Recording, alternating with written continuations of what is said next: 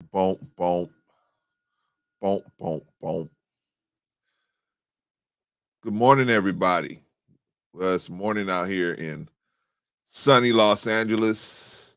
Wherever you at, hope everything is working out good. Um, Brother Chaotic Truth is supposed to be here now. I don't know where he's at, but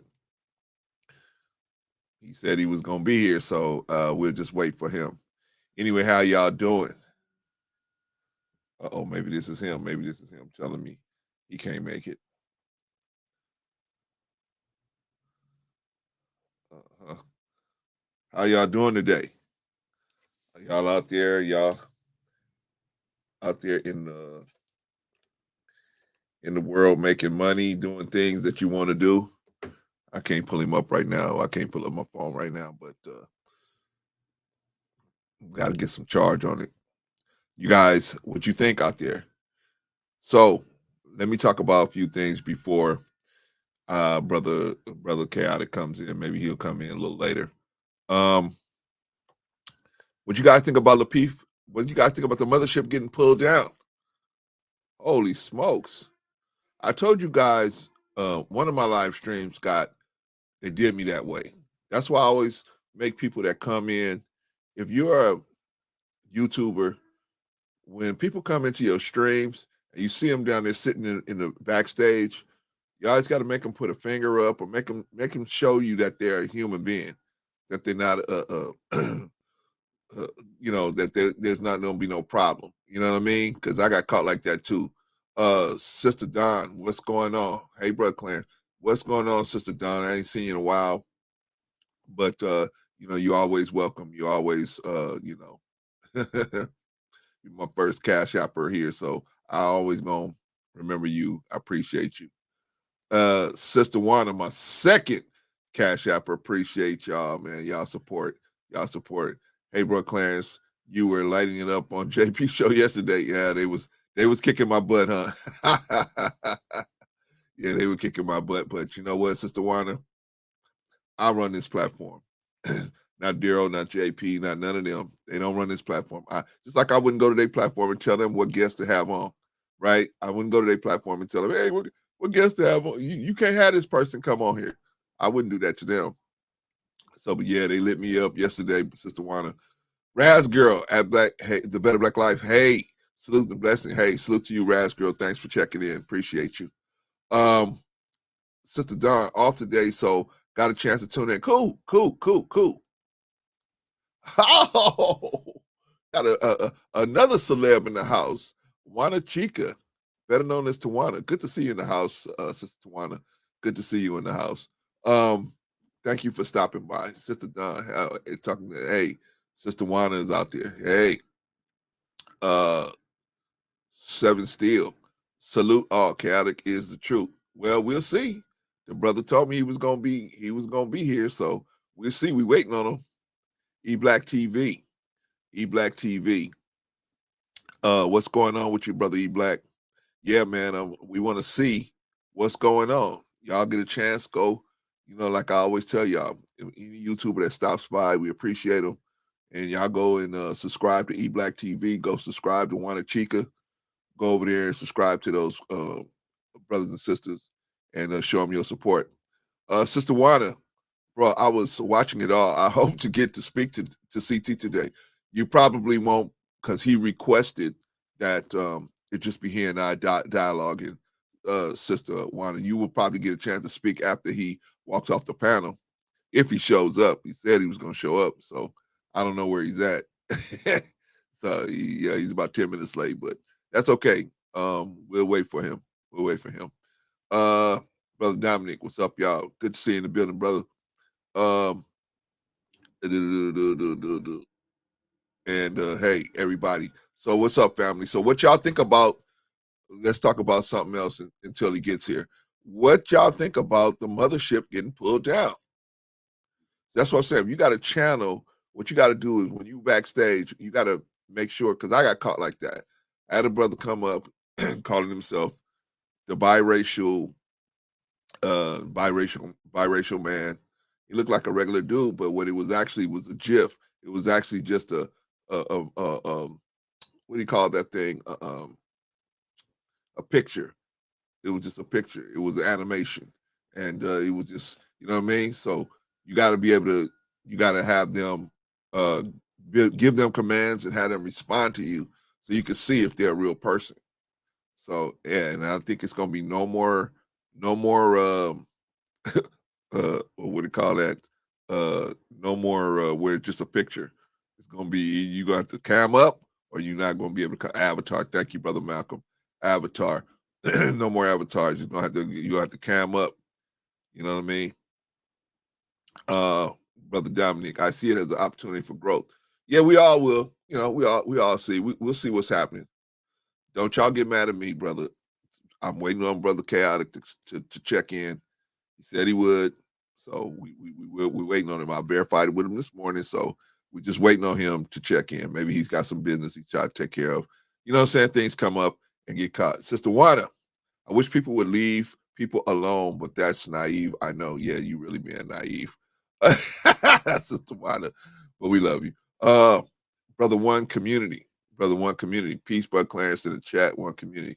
Yeah, Brother One Community. Peace. If you, he's another one. If you go out and you get a chance, go out and subscribe to One Community and go out and check out Brother One. He's a good brother. Uh, Brother One P. Peace to you, Brother One P. Good to have you in the building. Yeah, man. So that's what I'm saying. So now I just made a video this morning about Lapeef, the mothership, right? Where they say, hey, you know, uh, it's the victim Olympics when we as black people ask other people to the government to right some of these wrongs that got done with us, that got us in the kind of helped us get in the condition we in, right? That's wrong. Oh, that's the victim Olympics. But when they come out yesterday and say, hey, everybody go to YouTube and let them know and go tell them that this is wrong and they need to fix it. That's not the victim Olympics. I don't know, man. Somebody please explain that one to me, because how is it? It's okay for you to go when something happens to you and you got to go to this august body and ask for help. You got to go to the public and get the public to help jump in and help you. Then that's the issue. Now, when but you know what I'm saying, but when we ask the government, we do the exact same thing. We just switch out YouTube with the government and switch out JR and Anton with most of the black people. How is that different? I don't know. Maybe they can explain that. Please explain that. Sister Natalie, peace, Brother Clarence in the chat. Peace to you, Sister Natalie. Thank you for stopping by. Like I said, we waiting on Brother Chaotic. He said he would be here right now. I don't know what's going on. Sister Wana, I cannot drop the link until he shows up if he asks me for the link, but I sent him the link already days ago, so he's got the link. I can't drop the link because the brother asked me specifically not to. He asked me not to. Okay, so that's him there. He said he'd be here in a second. Yeah, brother asked me specifically to just only communicate with the communication would only be with just he and I. So, but Sister Wana, if you want to talk to him, he's got a channel called Chaotic Truth Live. You can go over to his channel and listen to him live. He's always got interesting conversations going on over there. Okay, so y'all see. Give me a second, Brother Clarence. I'll be there soon. Okay, so it ain't me, right? Right? It ain't me. Roz girl, Brooke Clarence, he said he's coming. I know, Sister Roz. He already he just told us. So I just don't want y'all trying to get at me and say, hey, but Clarence, you keeping him in the back, you talking, you try to do like TLA and have him sit back there for 2 hours. I ain't doing that. I ain't doing that. The brother hasn't even checked in yet, so we gonna bring him up, and all we gonna do is talk. He and I discussed it. All we gonna do is talk about his viewpoints, and you know, and of course I'm gonna question him about some of his stances, but other than that, you know, it's not gonna be no ugly situation. So, but yeah, man, I'm glad I see in my chat so much love, man. I appreciate that, man. I appreciate all of y'all, man. I appreciate all that love, man. You know what I'm saying? A lot of chat you go into, man. People are people are at each other, right? I'm like, man, damn, you know what I mean? Why can't we just, we gonna disagree, right? Man, this sister right here, you looking at Sister Wanda, we disagree all the time, but hey, man, ain't nothing but love between us, right, Sister Wanda? Well, I just want to ask you, are you saying Lapeef was dropped because of racism? No, I'm not saying it was dropped because of racism. Let me clear that up. I'm not saying it was dropped because of racism.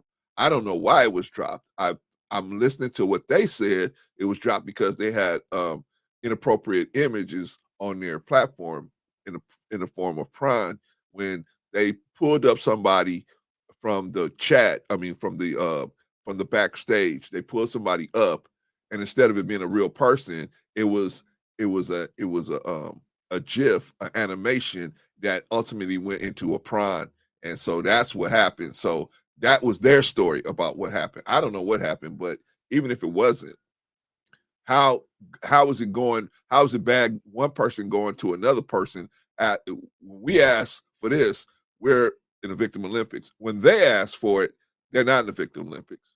I don't know. I don't know. Maybe that's crazy. Juana Chica, no, it's you, bro, Clarence. Oh man, Sister Tawana, come on now, come on now. uh, Sister Wanda, we love you, bro, Clarence. No matter what, I know I love y'all too. I appreciate you. I appreciate you. Man, I've got another celeb, Mr. O, in the house. What's going on, Mr. O? Top of it, right on, brother. Good to see you in the building, man. Good to see you in the building. Don Frank, my sister. Oh no, there's no room for that grown folk stuff. Yeah, we trying, Sister Don. You know I don't play, man. I don't play. I won't bring you up if I think it's gonna be a problem. I won't bring you up. I don't play that, man. We gonna have. We all big kids here, right? We all big kids, so we gonna talk like big kids, man. We gonna show respect, even though we don't agree with each other. We gonna show each other respect. Um, Wanachika, they got a new channel very quickly. Oh yeah, I knew they would. I knew they would. It's not like it cost them $200,000 to start another channel. I knew they would start another one real quick, so it'd be okay. Good for them. It's just, you know what, Sister Juana, I don't have a problem with them personally because I don't know them. You knew them a little more intimately than me. I didn't know them, so I don't know them. You know what I mean? And when I say intimately, please don't take that the wrong way. I'm not saying anything other than you talked to them kind of face to face before. I didn't. I have never. The only one I talked to over there is Anton directly, right? So I don't know what the situation is over there. But good for them. I have no hate for them. I just disagree with them on a couple of different things, on a bunch of things actually. Just like I disagree with this brother here. I'm gonna bring him up in just a second. Sister Don, people disagree all the time, but that's what allows us to grow and learn. Yeah, you never know. You might learn something. You might learn something. Uh, Sister Juan, Sister Tawana, clearly I didn't know them either. Yeah. It turned into a really ugly situation. But the thing about it is now you got another channel out there that's kind of turning into the same thing. And I thought that's why the whole point of why we all left the mothership, right? Because we didn't want to see that kind of situation. But now you got another channel that's turning into the same situation. And it's like, damn. But anyway, y'all didn't come here to listen to me talk all day. Y'all came here to listen to a brother talk that, is very controversial, very intelligent, and saying he has his own views of thinking. You know what I mean? So I want him to express himself. He is in the building now. He's checked in. So now let's bring him up. Brother Chaotic Truth, how are you doing, man? I'm doing uh I'm doing awesome as usual. Right on, Yeah, right awesome on. as usual. Right on, right on, Yeah. right on. Okay, man. So I've been getting it for a while, man. But what I wanted to do is we started off talking yesterday about yesterday, the last time you were on, we started off talking about how the situation was going on with you and on Courtney's show. So I'd like to finish that dialogue. Then we're gonna move into some of the different viewpoints that you have, if you don't mind. Let's have at it. Okay, so let me go over here and pick up where we left off on Courtney's channel. Oh, okay. Um, yeah. Okay. All And right. what science fiction has showed us is that there's a possibility of humanity. And in particularly, now I know I'm gonna lose you guys, but just try to follow me. In Star Trek. I've been watching Star Trek since I was a little kid. Now, Star Trek isn't real, but a lot of the technological stuff that you see now came from Star Trek. The iPad, and now we have the metaverse. The holodeck was that in Star Trek. Now, you guys probably, if you don't watch Star Trek, don't know what the hell I'm talking about. But there's a race on Star Trek called the Vulcans. The Vulcans, and this goes along with somebody. Brother, can you see everybody's looks on their faces when you're talking? Yeah. All right, so the reason why I'm saying that, reason why I'm bringing that up, brother, is I wanted you to explain, were you aware that they were kind of like trying to figure out what was going on? So, here goes the thing, Clarence.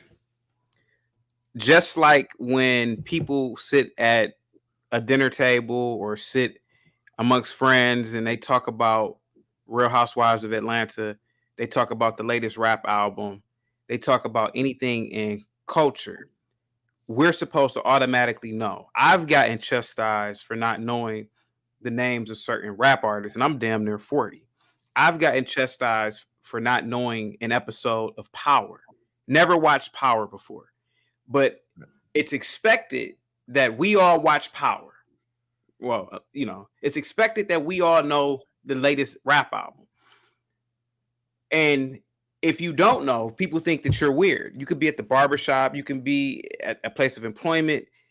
And when you say that I don't know who is I don't know the guy from Power, but they always talk about him, Ghost. When people say, "Well, you don't watch Ghost, you don't watch Power," I'm like, "No, I never even heard of it." They look at you like you're crazy. But as soon as you mention something that is of substance, like for example with Star Trek, right? People think that you're crazy. But if you just look at both arenas of shows, this show has actually contributed to humanity. This one has not. Just like with a lot of other shows on TV. I'm not trying to just knock Power. I can name you 1,000 other ones. But I was trying to give an example from the perspective of science fiction that our daily lives are based around science fiction. The reason why me and you can talk to each other is because somebody 100 years ago in a story or in a book wrote that one day we're going to be able to talk to each other on light boxes. Those light boxes turned into TVs, and those TVs turned into computers, and they turned into what we're doing now, streaming. There's nothing from Power that is beneficial, but people expect you to watch Power and know Power, and they give you analogies from Power. So yeah, they were looking at me like I was weird. That's fine, but I was just trying to give an example of as to why and I was trying to use an example of a civilization in Star Trek that embraces logic and reasoning. That's all I was trying to do. I wasn't trying to sit there and trying to have a conversation about an episode. I was just trying to have a conversation about, hey, look, maybe we should embrace logical thinking and reasoning like this race in Star Trek. Yes, it's fake, but this race has embraced logic. That's Okay, all I'm so saying. I get you. I get you. My point wasn't to make you think that my point wasn't to get you to Sure. What's the word I'm looking for? Wasn't to bash you about that. My Right, I point know. was You were trying to say, you were basically trying to say, look at how they looked, and I understand. right. Right. And Oh no, I get that. so Yeah, let me go into that. Sure. So what I'm saying is, because it happens to me too. Sure. Sometimes you can come in at the middle of a live stream. The mood is one way. You flying by on YouTube and you just checking out who's on live. You see, oh, these people are live, and you see a little conversation going on. You don't know exactly what was going on 10 or 15 or a half hour before that set the mood, set the tone for the situation. That's what I felt that happened with you, because I don't think you had realized how sensitive the situation where Courtney was crying earlier and all. I don't think you realize that situation. So I think that's why. So I'm saying for all of us, when you go on these live streams, got to make sure you can kind of, don't worry, Sister Wanda. I'm gonna ask them about Harriet Tubman. Don't worry about that. We're gonna get to all that later.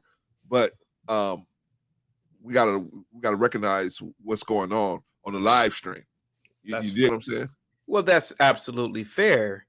And I totally agree with you. You do want to be able to read the room. But I guess my argument could also be if they did not like what I was talking about, or if they really felt uncomfortable, all you have to do is just end the live or get me off the live stream, drop me off. They allowed me to. I mean, yeah, they allowed me to stay up there. So I felt like on a public platform, it's public. Why not keep? I get what you're saying. Trust me, and I agree with you. Okay, that's why the cop was trying to sweep you off, because he felt like Courtney wasn't going to do it. Courtney was too nice. She's not going to say, "All right, get off my platform." Right. So that's why he was stepping in. But we're gonna get to that. Absolutely. Let's go on down the line here. Let's finish up here. Sure. Chat who said the same thing that I was thinking of. There's a race called the Vulcans, like Spock. I don't know if you guys ever seen Spock before, right? Mm-hmm. His race embraces intellectualism. His race embraces logic.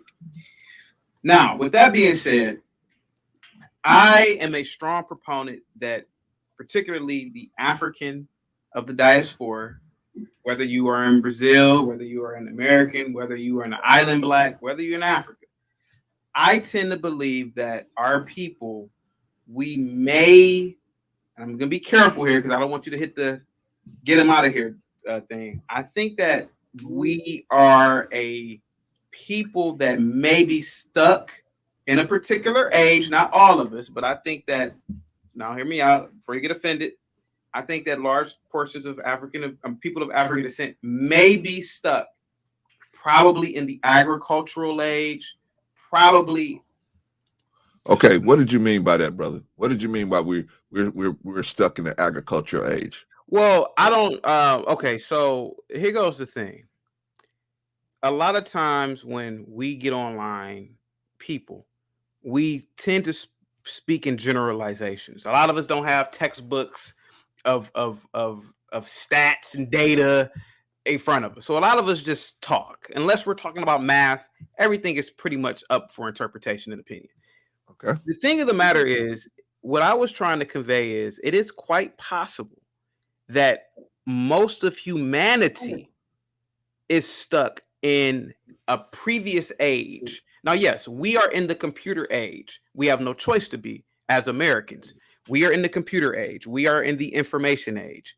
But mentally speaking, it is quite possible that some groups of people are stuck in a particular age. Culture. Can you be specific? I'll be very specific. I'll use Europe. Okay. Why is Eastern Europe less developed than Western Europe? Why is it that these countries, Russia, Kosovo, Bosnia, why are they less developed than Germany? Could it be that the Germans possibly culturally are at a more advanced age in cultural development? Could it be that things in their past catapulted them to be a power? I'm not saying that your average German is just better than your average Bosnian. I'm not saying that at all. But you do have to ask these questions. Why is Bosnia less developed? Why is Bosnia a poorer country? Why is Bosnia a country that does not look like Germany? Can I give you some? Can I throw some stuff out there to you? Absolutely. Absolutely. Okay. Now, typically, sure. Places where there's natural resources, they're going to be developed a little more. Where there's places where there's natural resources, the people of this world, the financiers, the bankers, and the investors of this world will go there and jump on it and try to typically develop areas where there are not that much natural resources. Used to get left behind. So that's just something I wanted to throw out there, brother. And Clarence, you could be right, but England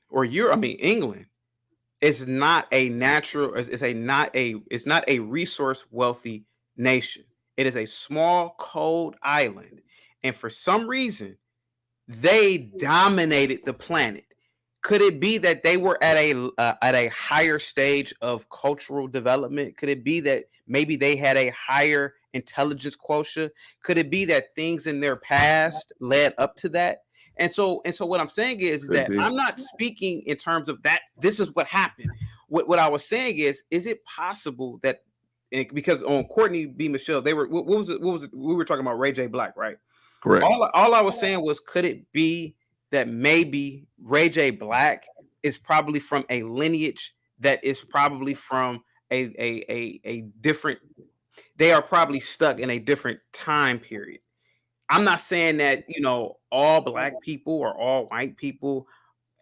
Could it be that certain family lines still have genetic information that is still stuck in a previous age?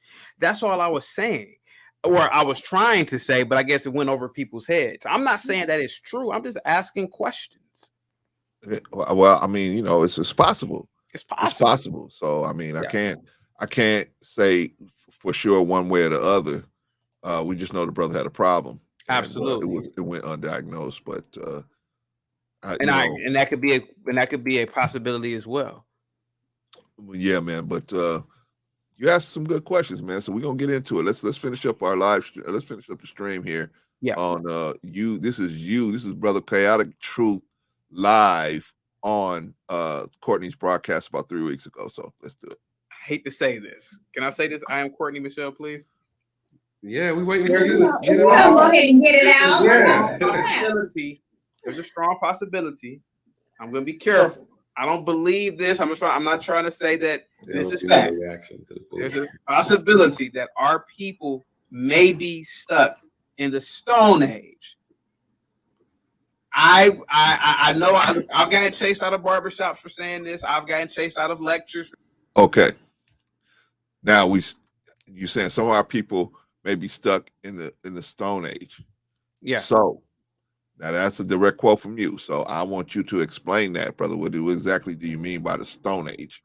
Well, considering the fact that most people do not know how computers work, most people do not know how electricity works, most people do not know how to fix a car. Some people don't even know how to do simple tasks like roofing. Some people don't know how to do tasks. I mean, even like carpentry. There are people who don't even know how to work with their hands. Could it be that some people are just existing in this current time period, but the information, their brain chemistry is still structured in a previous past or a previous timeline? Could it be that the reason why most people don't know how electrical wiring works, maybe it's because they are not first of all, they don't care to learn. They may not have the cognitive faculties to even understand it. And I'm not trying to say that this is relegated to a specific racial group or whatever, but there is a reason why some people just can't grasp these concepts. A lot of these concepts are abstract. And so a person from the Stone Age may not understand it because they don't have abstract thinking in the Stone Age. I was trying to basically convey a message of that. I was trying to basically say there's a reason why certain parts of the Middle East, it looks like they are in the year 1000 and some parts don't. Some parts of Europe are like that. Some parts of Africa are like that. Maybe some people are just lagging behind because of a cognitive reason or a cultural reason. I'm not trying to downplay anybody. I'm just trying to open up a possibility of maybe the reason why some people commit acts of violence like that is because their rage is from a different age. Like, for example, Caveman. go ahead. That's all I was Said saying. that caveman. Yeah, it's possible that Ray J. Black, even though he lived in this age, maybe cognitively his brain or something was operating on a previous age. Maybe it was just all DNA is information passed down from your parents. Could it be that maybe they did not reach a certain level of cognitive development? I don't know. It's just that the brain is so intricate and we don't know how it operates. So the fact of the matter is that all I was doing was introducing questions. I'm not saying that it's true, because truth be told, everything that you guys are saying could be 100% right. All I'm saying is that these are questions that need to be asked. People can freely, we're talking about this whole mental health situation now. Okay, fine. That's the current paradigm. Everybody wants to blame everything on mental health. Fine. But why not introduce another element or 5 different elements or 20 elements as to why something happened? That's all I was saying. I hear you, brother, but I think to make it a cognitive issue, I don't think that makes sense, because he was a very high-powered nurse, and you have to have a lot of but he goes to be able to do that, to do that type of condition. but brother Clarence, let's be completely honest. They've also taught gorillas how to sign language 200 and 300 different words. So what I'm saying is that because because he was a nurse, yes, that's fine. But what I'm saying is that he reacted in a very primitive, primal way. And so what I'm saying is that if we are supposedly the apex predator on this planet, if we're supposedly the best creature on this planet, you would think that we can control our emotions. But why? But you have to ask the question, why can't we control our emotions in a lot of these cases? Whether they are in America, whether they're in Europe, Asia, it doesn't matter. You have to ask yourself these questions. Like in Japan, there are a lot of stabbing deaths. Well, there are not a lot of deaths in Japan, but you do have to ask yourself these questions. Why do certain Japanese people just snap? Japan is one of the most peaceful places on the planet. My brother has lived there. I have friends who currently live there now, and they say the Japanese are very evolved people culturally, but you always have those few in the bunch who snap. Could it be that those are the last remnants of an ancient past, that DNA, and maybe that's what it is, and maybe they're reacting to a condition, this artificial condition that's not conducive to how their brain really works? So yeah, the same thing with Ray J. Black. He was a nurse. He was a nurse who dealt with anesthesiology. That's fine. But again, would you agree that would take a lot of cognitive ability to be able to do? Of course it does. Of course it does. It takes a lot of cognitive ability to the point where, listen, let's be honest. If you study hard and you remain focused, you can pretty much become anything that you want to be. I even believe you can become a brain surgeon. But what I'm also saying is that there is a higher level of development that our species is trying to obtain. We are more advanced than our ancient ancestors. Let's be completely honest. People talk about the past, like, oh, the past. Well, you live in the best era in human history now. And so the thing is that we are more developed. We are more intelligent than our ancestors were 200 years ago. We are more intelligent than our grandparents were. We have more access to information and knowledge. It's possible that we are going to a different level of intellect, a different level of understanding our environment. And what I'm saying is that people who commit certain acts of violence, people who are social deviants, maybe it's because they have remnants of the past that are just not conducive to what's here now. That's all I was saying.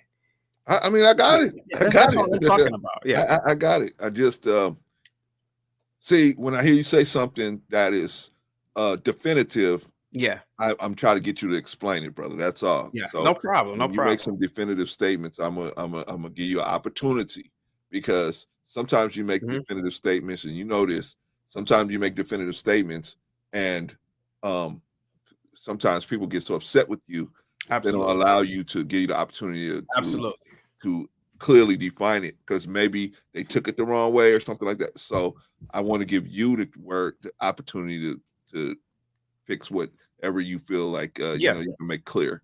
Okay, so let's finish up here on Courtney's program. For saying this, I am a Pan-Africanist, but I believe that there is something that hasn't been bred out of us, and I think it goes back tens of thousands, if not 100,000 years. And I think that this dude Ray J, it was in him, and I think that we should look at ourselves as the animals that we. Okay, I'm being careful here. Look at ourselves as the animals that we are, and understand our animal nature. You know, understand why people do the things that they do.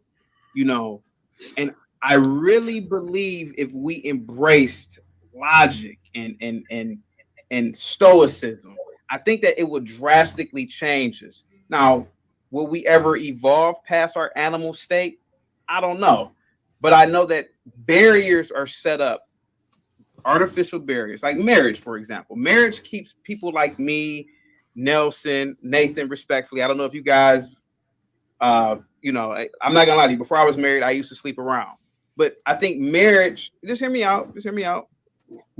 There are artificial barriers that keep us in check. It separates us from the animal kingdom.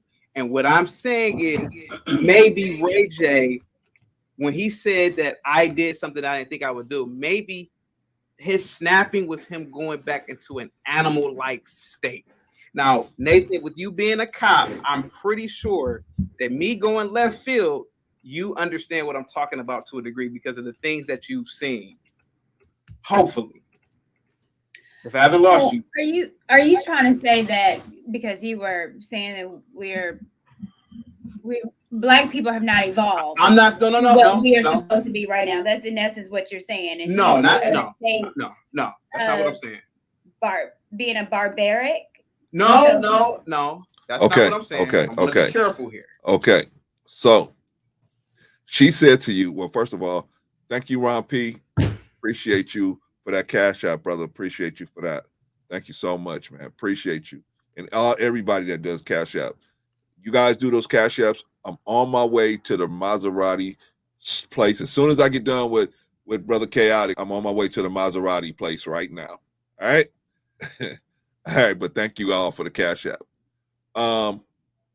Okay, so now you were making this case that we have this primal, some of us have this primal desire or primal urges that we cannot control, or something is in our DNA that makes us get violent or have these type of off-brand type of thinking processes, right?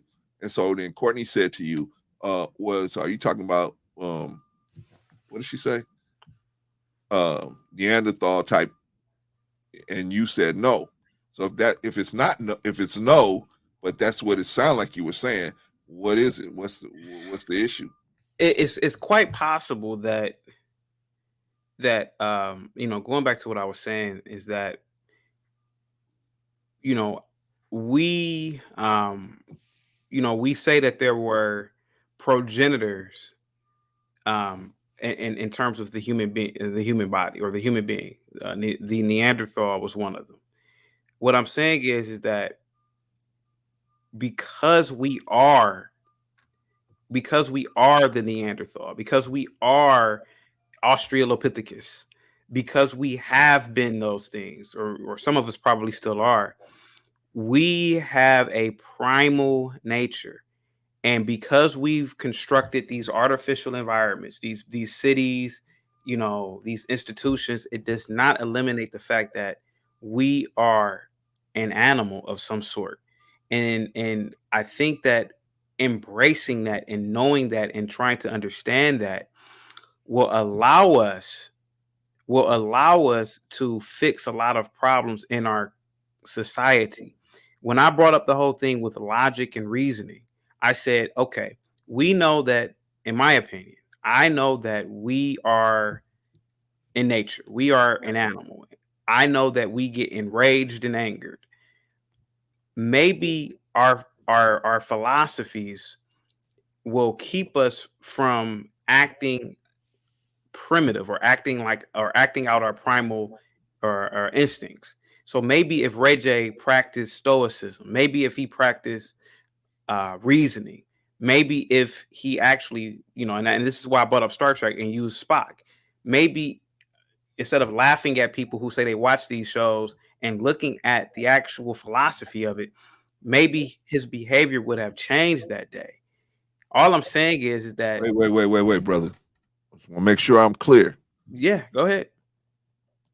You're saying if he would have watched more Star Trek, that may If he not have would have happened to him. no, if he would no, if he would have okay, if he would have taken the philosophy Okay.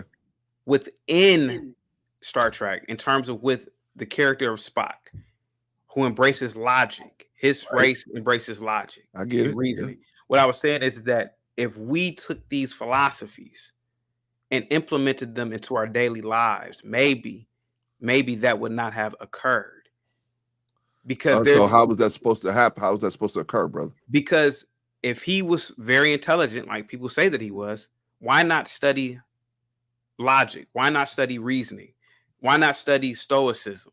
Which people in Courtney's chat, they were actually saying that before I had even got on the panel. Somebody literally said, "Damn, if only he was stoic." And what I'm saying is that the gorilla can't learn Stoicism. The lion can't learn Stoicism. The beauty of the human being is, for some reason, we're able to understand Stoicism. We can understand logic and reasoning.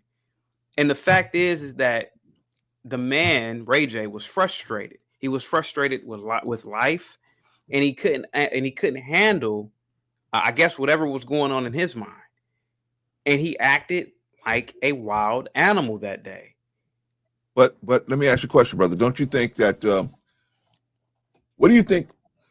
Okay, let's do a little logical walk. Absolutely. What do you think put him in the position to do something like that?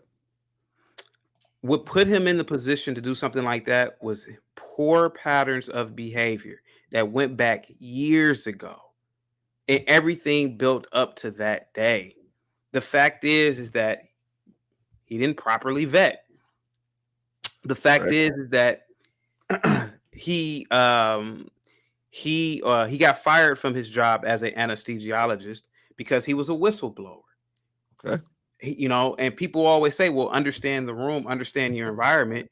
He was telling on doctors while he was a nurse. Well, I mean, yeah, whether the doctors were taking drugs in the locker room or not, you have to realize that these are doctors. You're just a nurse.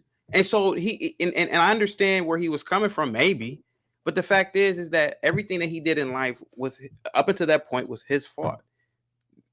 But because he does not understand, because he's not using logic and reasoning, he's going to now blame it on everybody else. He's going to blame it on the world. He could have went into McDonald's and got the wrong order and shot up the McDonald's and blamed it on the employees. Everything in my life is messed up because of these employees. And people do things like that. But here's what I'm saying, brother. Sure. I did a live broadcast about this a while ago. I'm a thinker. I used to have a job where I worked a lot of hours by myself. So I used to think a lot. Okay, so one of the things is depression. I define depression as, in a mathematical sense, as the difference between a person's reality and a person's desire. That difference is going to be their level of depression, right? So when you have depression, the only way to get out of depression is by first being frustrated. Frustration has the fuel in it to get you out of depression. You see your room is nasty, you get frustrated, you get depressed that it's nasty because you don't want to be in a nasty room. Then after a while, you get frustrated by being in that nasty room. The frustration has the fuel in it to drive you to make a change. Yeah. So then you get up and clean the room. Likewise, if you're making $20,000 a year, you get frustrated because you have no money. You can't do anything, you can't experience life like you want to. So you have that frustration would drive you to sign up for some classes, go take, learn how to be a plumber, electrician, whatever, invest in stocks or whatever, right? So that you can improve your income, right? But the frustration comes after the depression. Now, most people, there's two roads you can take out of frustration. There's a road where you got to work hard, right? We talked about how you got to go clean up your room. That's hard work. Can't snap your fingers, abracadabra, and it's done. You got to work hard. But Absolutely. there's another road for people that are in serious pain. See, the depression gives you pain. The frustration is to give you the fuel to get out of the pain. So sometimes it's you in serious pain. So some of our people will choose another road out of it: drugs, alcohol, sex, whatever. And some of them may choose to extinguish that pain that they feeling in their head by doing some violent act. I want this woman. I want this woman, but the woman don't want me. The woman doesn't want me. I want her. Well, if I can't have her, nobody's going to have her, because I can't. The pain of me thinking about her being with somebody else is so great in my own head. If I kill her, at least she's dead, and the pain, it will relieve me of the pain. That's how crazy they get.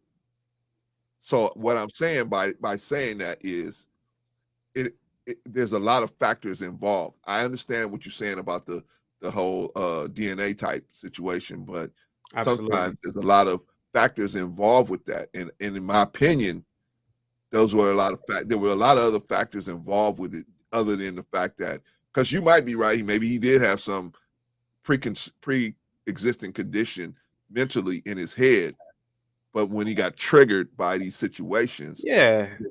had he wanted to alleviate the pain. That's what people do. They're taking drugs. They're doing all this stuff to alleviate the pain they have in the head, instead of being able to say, okay, I'm going to work on it, and I'll knock off the pain little by little by little by little. Yeah. Some people can't do it like that. Do you see where I'm saying, or where I'm going with that? Of course I do. Of course I do. Everybody has a perspective, and your perspective could be absolutely right. Mine could be absolutely wrong. The only thing in this universe that is factual is mathematics. You could absolutely be right. But I just take the strong position that I believe that there are things about the human being that are not explored and that are completely unknown. And I think that, in my opinion, a lot of human beings are walking around with a stone age brain. I really believe that. That can be anybody. That can be anybody on any continent, any culture. I Right. think that, again, and you could be right, but it is a possibility that our neurology is just as profound and infinite as the stars. And so, yeah, it's possible that this man had preconceived violent tendencies. I mean, not preconceived, what's the word? Existing. Predisposition or Yeah. pre-existing notions of violence that come from an ancient past. He probably had that already written in his DNA. That's all I'm saying. Yeah. I hear you. I hear you. Like Jeffrey Dahmer, for example. Maybe Jeffrey Dahmer, if you would have put him in on any continent and any culture, I think that it was just written in his DNA for him to be a serial killer. And let's not pretend like serial killers are just something that just sprouted up. There were serial killers 1,000 years Oh, ago. no, they're definitely made. Yeah. They're definitely made. Okay, so Sister Wana, I keep telling you that my agreement with Brother Chaotic was that we were just going to discuss this stuff. I'm just going to discuss this stuff with him. And then after you guys hear everything that's going on, when Brother Chaotic decides that his time is up and he decides to leave, you guys can come on and talk about some of the things he might have said, or some of the things you want to address. And if you want to address him personally, you can go to his channel. So, but anyway, so that's why I'm not dropping a link. No disrespect to you, Sister Wanda. You know I love you, but I already made an agreement with the brother, and I'm trying to keep my word. All right. So anyway, let's finish up with Courtney, and let's see where it goes from there. What I am saying. Well, we are talking about mental health, and you really supporting the claim right now. What I am talking about is that not every black is like. Is this a long story? No, hear me out for a minute. Now I said it. Now wait a minute. Respectfully, Shout out to listen TJ. to everybody. I'm not saying what I'm saying is true, but what I am saying is it is a possibility that maybe we need to actually cover the reality of the situation and understand that maybe we have a is something that is genetically in us that brings out this behavior. You talking to me? There you Oh, all I'm saying is that I'm trying to be careful here. Yeah.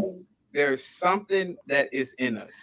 And And what you're I'm too careful because I don't think I understand what you're saying. Yeah, you need to just you gotta just say it. Say it. Yeah, okay, just say because I'm it. trying to be careful because I normally get kicked off I'm camera. being careful because Okay, I'll just come out and say it. Ray J was a fucking animal. Right, you hit him right between the eyes. And what I'm saying is that there may exist, and I'm gonna use this term. It's probably a Tyrone gene in most people. There we go. That's what I wanted to get to. Okay, and I think that it hasn't. That's what I wanted to get to. Okay, you said that last time you were here, the Tyrone gene. Can you please explain the Tyrone gene to us, brother? Well, just like any name for any other ailment or mental illness, they, scientists give names to any other ailment. They give names for people with, if you go to a doctor and say, I have delusional thinking and disordered thinking, they'll say that you're schizophrenic. They have given, even for diseases that affect your body, like ailments outside of mental health, like Lou Hodgkin's diseases. They've named diseases after people. So my thing is that we all know that the stereotypical dangerous black man is the Tyrone. Not all Tyrones are dangerous, but black people of all groups of people have given that person, there's a stereotype, the Tyrone. I'm not saying all Tyrones are bad, but what I was trying to say is that maybe there is a gene in African Americans, possibly. Okay. And maybe there's an actual gene that can be scientifically studied or studied on a scientific scale. Now what is this gene? What is this gene? What specifically is this gene supposed to do that separates us from white people, Asians, and everything? Well, What is that? I think that the Tyrone gene is in Asians, is in whites as well. There is a gene that is a self-destructive gene, a gene that for some reason allows self-destructive tendencies. It could possibly be. Again, I'm not a geneticist. I'm not a scientist. I'm just a person with a lot of opinions and a lot of questions. We have to ask the question, why are some people, it could be any culture, any race, why are some people incapable of order? Why are some people incapable of constructivity or being constructive? We have to seriously ask those questions. And that's all I was saying. Okay. And again, me and you aren't perfect, but at least acknowledging that these things are a possibility will help us understand what we are and why certain things happen. I saw a car accident, Clarence, literally about 4 or 5 years ago. Uh-huh. It involved a black person, an African American. He was speeding and ran the red light. He hit a car that was going that had the right of way. He hit the car. You know what he did when he got out of his car? He ran over to the car that he hit, opened up the door, and punched the individual or the occupant in the car. And I'm looking and I'm like, I was just dumbfounded at the logic behind that. And what I'm saying is that this person, they are cognitively either delayed or there's why did that person do that? And you do have to ask these kind of questions because these things happen in many different communities and cultures. That's what I'm saying. So that's why when you espouse it as it is something in us in particular as black people, then it becomes a question for me, because I would say the same thing. Why would a group of men throw hoods on their heads and light a cross in front of another man's house with his family and his children in there? Why would they do that? You know what I'm saying? Like, what would you gain out of doing something like that? But that, like you said, so you're hitting it on the nail. So there are certain things that listen. But I see it across the board. There are some white people. There are a lot of white people who are absolutely benign. Yeah, There I are mean, a lot all of cultures, most all whites I've met in my cultures. life are benign. They're generally nice people. But you do have, you hold on for a second. I gotta put this charger in my laptop. Damn. Give me 1 second, okay? All right, Sorry about that. it's all right. What do y'all think? Y'all think is chaotic truth? So Bringing this, yeah, so just like what you mentioned about the KKK, is it yes, possible that they have a Tyrone Gene too? Why would you dress up in a costume and go on somebody's lawn and burn a cross? That is absolutely crazy to me. but that's my point, brother. I'm Exactly. saying it's across the board, Of course, and I black, agree. white, Asian, whatever. I'm saying, I think part of the statements that you were making, if I'm looking at it right, was particularly addressing us as black people. So if you can clear that up, or if I make a mistake somewhere, please clear that up for us. Exactly. Yeah. I'm asking you because you made the comment. Wait, let me set you up again. Sure. You made the comment on Courtney's channel as pertain to us, in particular as black people. Well, why not? I mean, yeah. Wait a minute, brother. Wait a minute. Let me finish. Let me finish, Sure. and then you can answer. Sure. So you made it set it up to where it was particularly just us as black people. What I'm saying is it's across the board. And I'm not saying it's a Tyrone Gene, but what I'm saying is that type of behavior is across the board. There's all type of different people that will behave that way under certain circumstances. Clarence. But okay. Here goes my thing. Okay. You are in Los Angeles, if I'm not mistaken. I am. So you grew up with you grew up watching the Lakers, right? Magic Johnson, etc., AC Green, and everybody, right? You wanted them to win, right? Absolutely. Okay. When they messed up, you didn't sit around and analyze other teams like well, there's other teams that do this. You wanted your team to win. Everybody in every cultural group wants their team to win. Yes, I was specifically talking about African Americans that day. That's because I generally want African Americans to win. Just like Jewish Americans want Jews to win, just like Asian Americans want Asians to win. Now, am I saying that we should be dominant over them and subjugate them? Absolutely not. The planet is so full of resources, you don't even have to do that. But what I'm saying is that when I see certain things in myself and with other people of my complexion who I identify as African Americans, I say, we need to fix this, or I need to fix this with myself, because I can't sit up here and pretend like I'm perfect. So I need to fix this within myself. I'm not worried about somebody from Kosovo.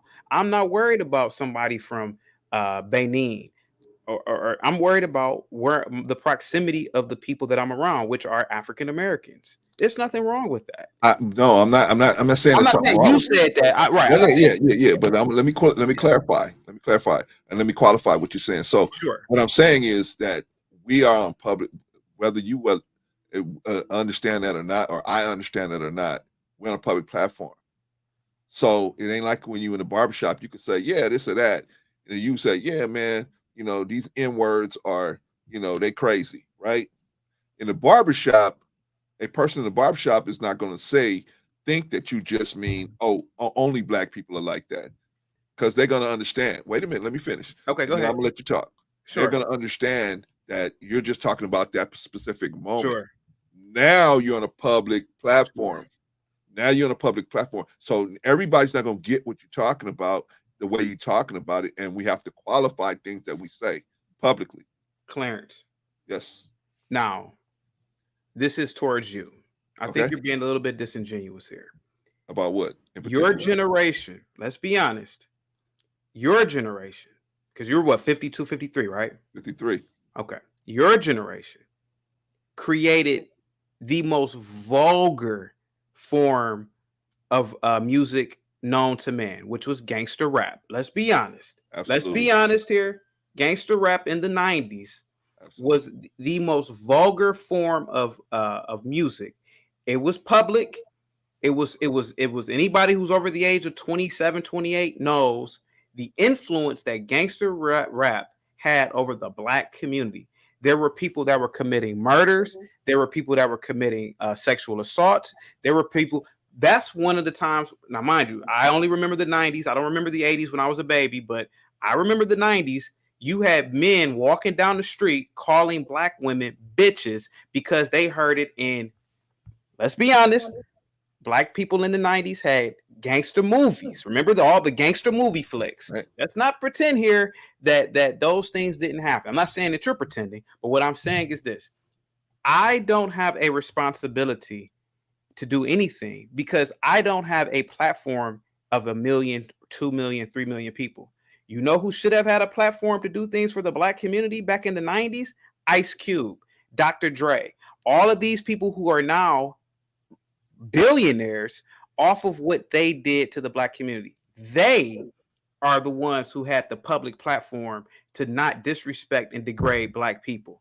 Now, the thing of the matter is that all I do is I critique black culture and I ask critical questions.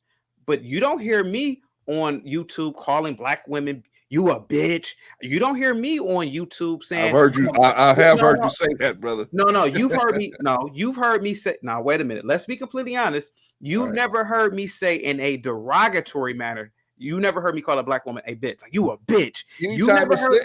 Brother, wait a anytime minute. it's said, it's derogatory. Clarence, you never heard me say that I would murder another black man. You never heard me say I would rob another black man, etc. If anything, I always uplift black people.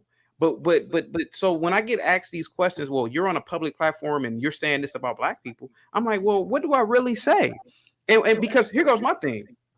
What about power? What about 50 cents? What about all these? What about all these rich, wealthy black people who make millions of dollars off of degrading black people? So I have videos about those things, but I agree. So Clarence, to be completely honest with you, if anybody were to ask me this question, we're all a part of the same hypocrisy here. So let's just be completely honest about it. Well, what I'm saying, brother, is I'm just your little brother. I'm trying to see. When you talking publicly, now other people can misinterpret what you say, or you might say something, and it's not just the people in the barbershop that kind of on the same page with you. It's other people out there. So you're going to have to expect that you're going to have some kickback or pushback because everybody doesn't see it the way you see it. And if you don't qualify the things that you say, and which we will get into in a little while, you don't qualify certain things that you say, then people are going to say, well, he feels this way about women, or he feels this way about black people, or he feels this way about white people, or whatever. You have to qualify the things that you say when you're talking publicly, in my opinion.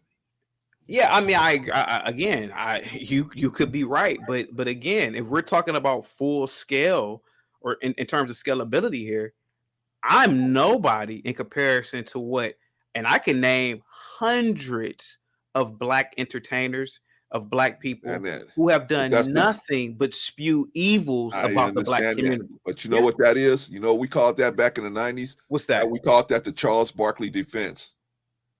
I'm not a role model. Don't expect me to talk. Don't expect me to try to be something for your children. That's the Charles Barkley defense, right? That's what he said all throughout the 90s. But I am being a role model because here goes the thing. Here goes the thing now.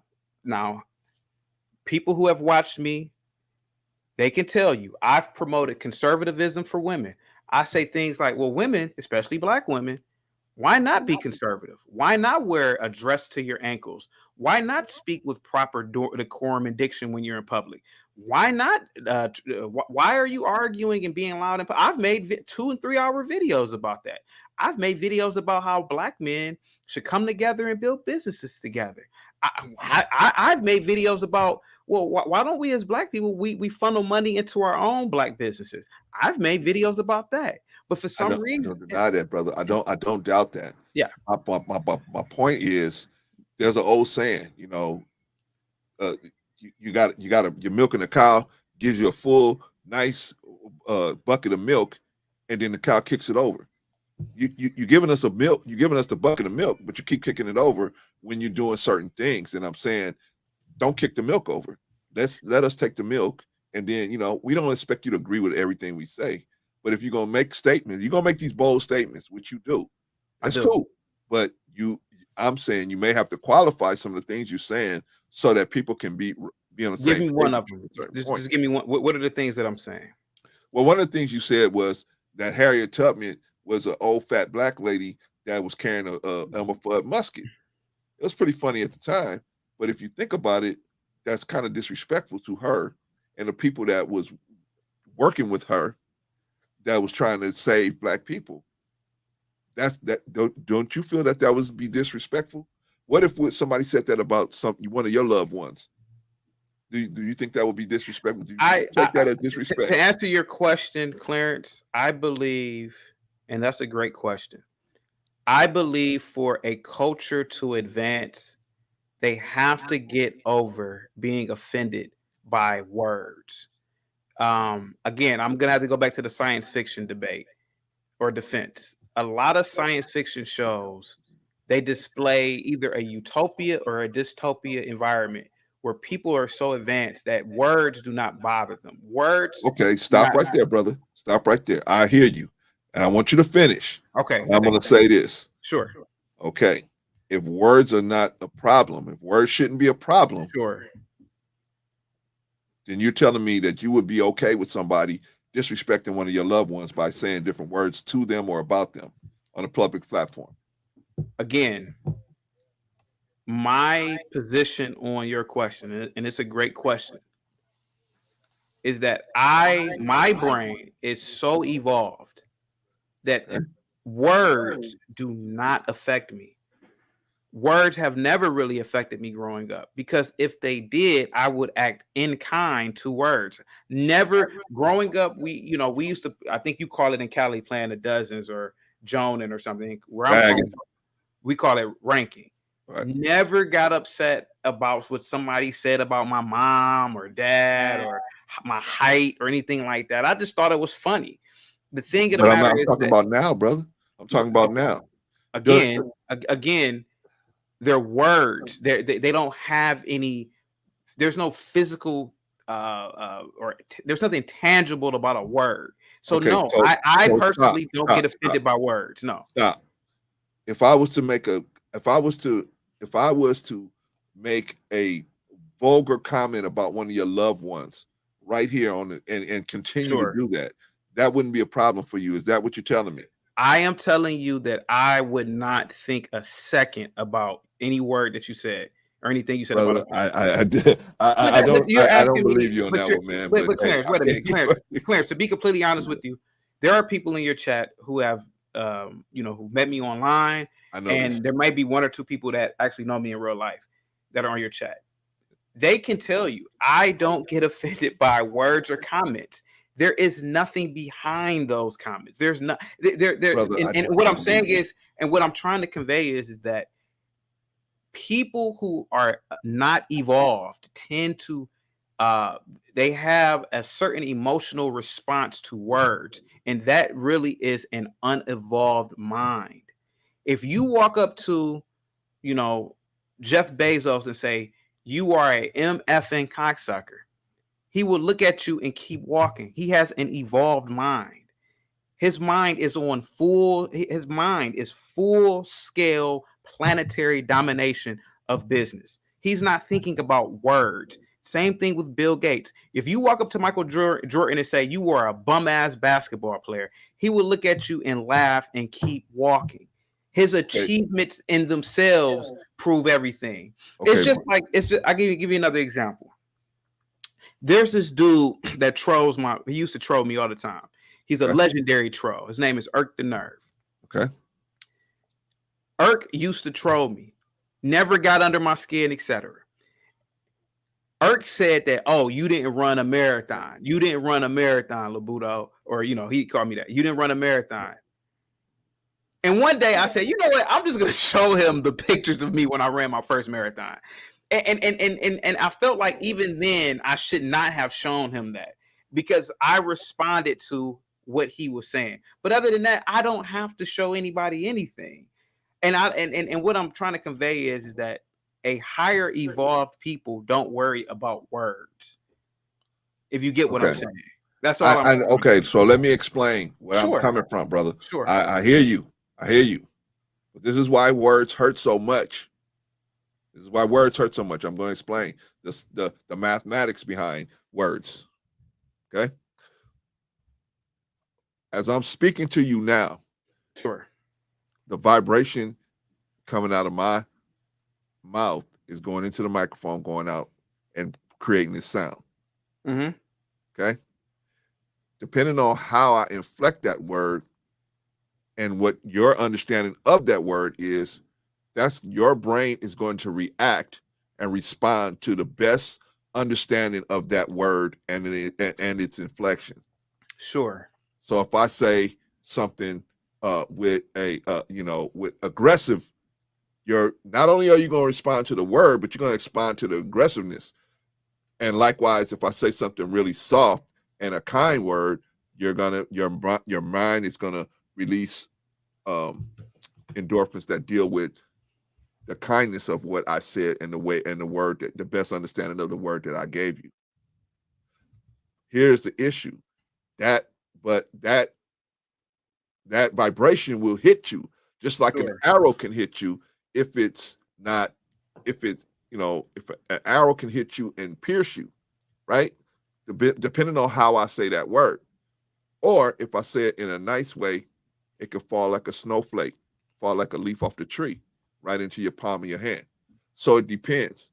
So what I'm saying to you is, brother, see, I want you to clear this up because I am not encouraging, and I don't encourage anybody to go out there and say anything publicly about Catholic Truth or any of his loved ones. I am not encouraging that. Even though he's saying that he wouldn't have a problem with it, I am not encouraging that. Y'all know how I don't get down like that. I do not get down like that. So, but what I want him to clear this up, because what he's effectively saying is, y'all can talk about my family, y'all can talk about me, y'all can talk about whatever y'all want to say. You can say whatever you want to say, and I would have no problem with it. So I don't want you to say something like that, brother, because I want you to clear that up. Clarence, no, it's not that I don't have a problem with it. It's just that I have a higher evolved intelligence. I have and I'm going to be completely honest with you. I have a superior intelligence. I have a high intelligence quotient. Words are meaningless. What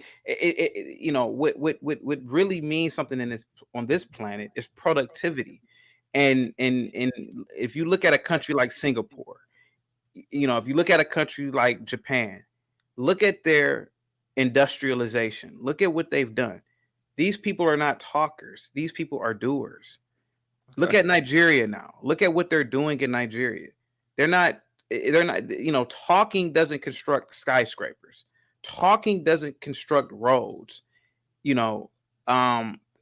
all about doing. And I just have a superior intellect. And the thing is that words just don't affect me. They just don't. And I think that to overcome any inadequacies in you as a human being, you have to overcome being afraid of words and what people say. You have to ignore that. And I feel like a lot of people, they don't, and they sit around and they just think about what somebody said the entire day, entire week, entire year. And what I'm saying is that is counterproductive if anybody does that. Okay. That's all I'm saying. All right, so let me put this Harriet Tubman thing to bed. Sure. So you don't feel that it's disrespectful for you to disrespect Sister Harriet Tubman by saying she was a short, fat black woman running around with an Elmer Fudd musket. And no. Okay, I'm listening. Go ahead. Okay, so you don't feel like that's disrespectful. And likewise, you don't feel, you wouldn't be, because of your high intellect, you wouldn't feel disrespected if somebody said something about you or one of your loved ones. I am so highly evolved mentally that I refuse to accept that there existed an ancestor that was a woman that saved me. I don't have any facts of that substantiate this. You don't have any facts about Harriet Tubman? there's no. That's what I'm talking about. There's no evidence. I don't know anybody that she saved. And what I'm saying, I'm answering your question for a minute. And what I'm saying is that I don't believe that I insulted or disrespected anyone. And to be completely honest with you, you would not have known about this woman if it was not told to you in your public school indoctrination center. You would not have know about known anybody. you, I wouldn't know about George and Washington. that's true. And so the thing is that is it possible that maybe a lot of things that we are taught are either lies or over exaggerations, or maybe they're not at full scale. A lot of things we've been taught. Yeah. So it's like, okay, so if I say that dinosaurs didn't exist, what does it matter? We're not anthropologists. We're not paleontologists. We don't know if that's real or not. And the same thing with any other thing in history. We don't know what happened 200 years ago. We don't know if things happen at the scale in which they are taught. I will keep that position. Go ahead. I understand, brother. I understand. Go ahead. But just like we have U.S. veterans, like Brother Rico out there, we got U.S. veterans that went out there and put their lives on the line for us, Mr. O. Other veterans that went out there and put their lives out there on the line for us. Is it, should we disrespect them, or should it be okay for us to disrespect them? And I don't think it should. So I understand where you're coming from, brother. I just wanted you to have an opportunity to express yourself on that topic. That's not really where I want to be right now, but sure. I mean, since it came up in the conversation, I just wanted to be able to express it, because I feel like, I'm gonna just tell you my opinion, man, but I feel like it's very disrespectful to talk about the sister in that manner.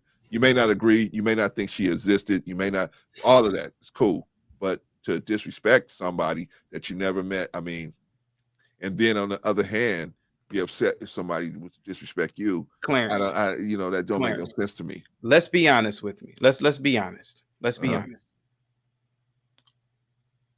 Now I'm going to bring it to you for a minute. Okay. You have not spent your entire life listening to Berlioz. No, don't even know who that is. Berlioz is one of the most famous composers in classical music. You have not spent your entire lifetime listening to Beethoven. No. You have not spent your entire life listening to Nat King Cole. No. You have listened to Spice One. Because you're from the West Coast. So I gotta pick with you on this one. You've listened to Spice One. You've listened to black men for 30, 40 years say some of the most derogatory things about the black culture known to man. We have to stop pretending that what I'm saying is right and what you're saying is wrong. We're both a part of the same hypocrisy. The thing of the matter is that, wait a minute, okay. That's all we're talking about, brother. Whether or not what I said about Harriet Tubman was disrespectful or not, that's your opinion. That's my opinion, correct. What I can always argue is that where was your, and I'm talking to you, Clarence, where was your morality? Where was your respect when you, and I'm pretty sure you still listen to rap, when you listen to rap and a black man is saying, I'm going to murder another black man, I'm going to do this to a black woman, where's your morality there? Where's the morality in the chat? Because I know people in the chat, you ain't sitting around listening to Steely Dan all day. Where's your morality then when you have black men who are saying, I'm gonna kill this, I'm gonna do that? So this is the hypocrisy. Can I respond to you with the question you asked me? Yeah, go ahead. Okay. Sure. Yes, when I was young, when I was in, the early 90s, we listened to Dr. Dre, NWA, you still listen to it now? You still listen to it now? Keep it real. Of course not. No, of course not. You don't? Of course not. Because but you haven't had this experience because you don't have any children. But sometimes at a certain point, you'll be listening to that stuff in the car with your children in the back, and then you realize, oh my God, you finally start thinking about the lyrics that are being said, and you go, oh man, I can't. Wow, I didn't realize what was actually being said because you was bumping to the beat. You're bumping to it, and you didn't realize, man. So that started the process for me.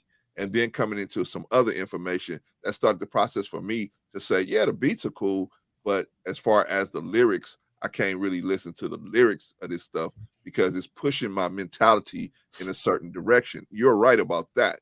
But at a certain point, we had to come into an understanding that was higher than that and say, okay, just because the beats sound good doesn't mean we should be rolling with it. Now, the rap music that's out there today, I don't listen to any of it. None of it. And the reason why is because, like you said, it promotes death and destruction to the Black community. So I don't, most of it, I'm not saying all of it, but most of it does. So that's why I don't have a thirst for it anymore. But that doesn't mean that because I did that in the 90s, I can't evolve into the place I'm at today where I can say, okay, I remember they used to say women ain't bees, nothing but bees and hoes. And I used to bump my head to it. Now I have evolved to a place where I see that is not correct. I would not promote that type of understanding anymore. So that doesn't mean just because I was there then, I have to stand on that now, right? Now I can stand on the information I have now, which is that's bad. So that's what, likewise, if I stand on that information, I can stand on the information that says, hey, if you don't believe that Harriet Tubman or any of the freedom fighters existed, that's cool. No problem. Yeah. But we always got to think about the people that we always got to think about the larger population, and they may think that, and they may accept that.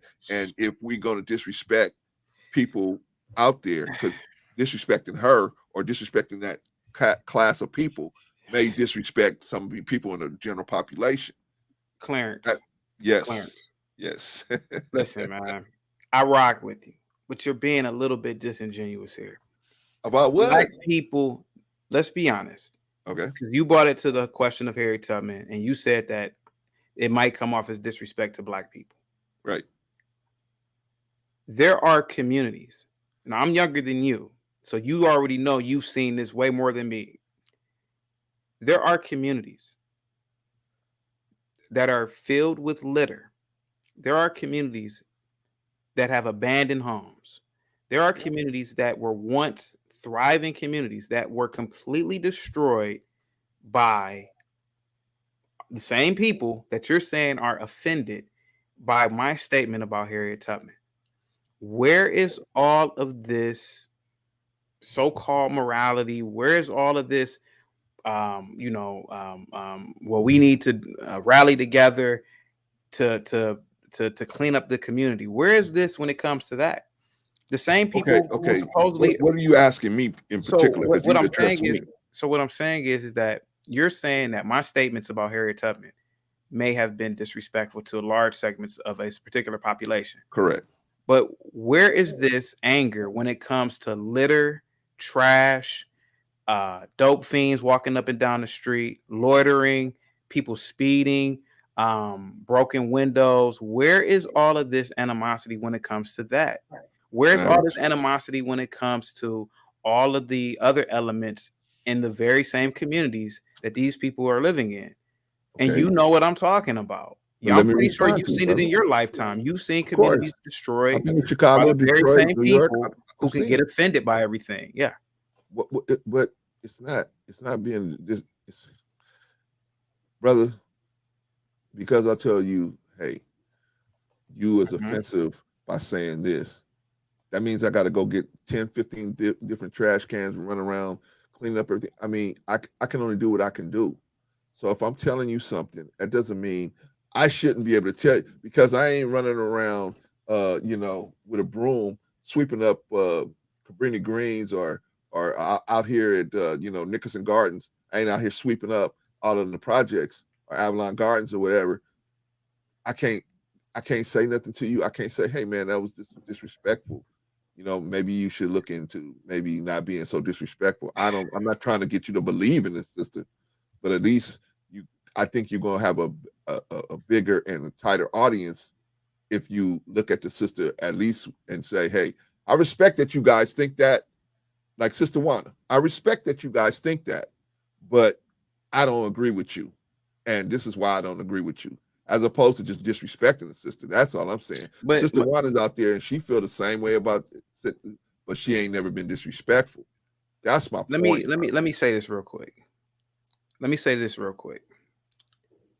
The Wayans brothers made a movie in the mid 90s called Don't Be a Menace to South Central while drinking your juice in the hood, right? Right. They disrespected the Nation of Islam multiple times in that movie. Now, the Nation of Islam, they created schools, they created farms. The Honorable Elijah Muhammad lent out money to a lot of the people, a lot of the members to start businesses. Right. Some of those schools, the University of Islam, still exists to this day. A lot of their property still exists to this day. Mosque Mariam is in Chicago right now to this day. Yes, sir. I could look at the Wayans brothers and say, hey, man, don't you ever in your life disrespect the Honorable Elijah Muhammad nor Minister Farrakhan. But here goes the thing. You never heard anybody say anything about that. You never heard anybody say anything about what they did. But the fact that wait a minute, let me get this. Wait. No, now you're talking to somebody who was there. Okay, go ahead. Talking to somebody who was there. Sure, yeah, go ahead. And they came to us and told us that they were going to do that. So it wasn't like, oh, well, we're going to go out here and say, no, they came to us and got permission to do something like that. So let me get this straight. You're saying that the community gave the Wayans brothers permission to disrespect. I'm saying the NOI. It was discussed already that this is going to come out. And do you have a problem with it? That was already discussed. Okay, here goes the thing. Whether what you're saying is true, and I don't know where the orders or where the permission came down from. The fact is that our community has disrespected Black men on countless times.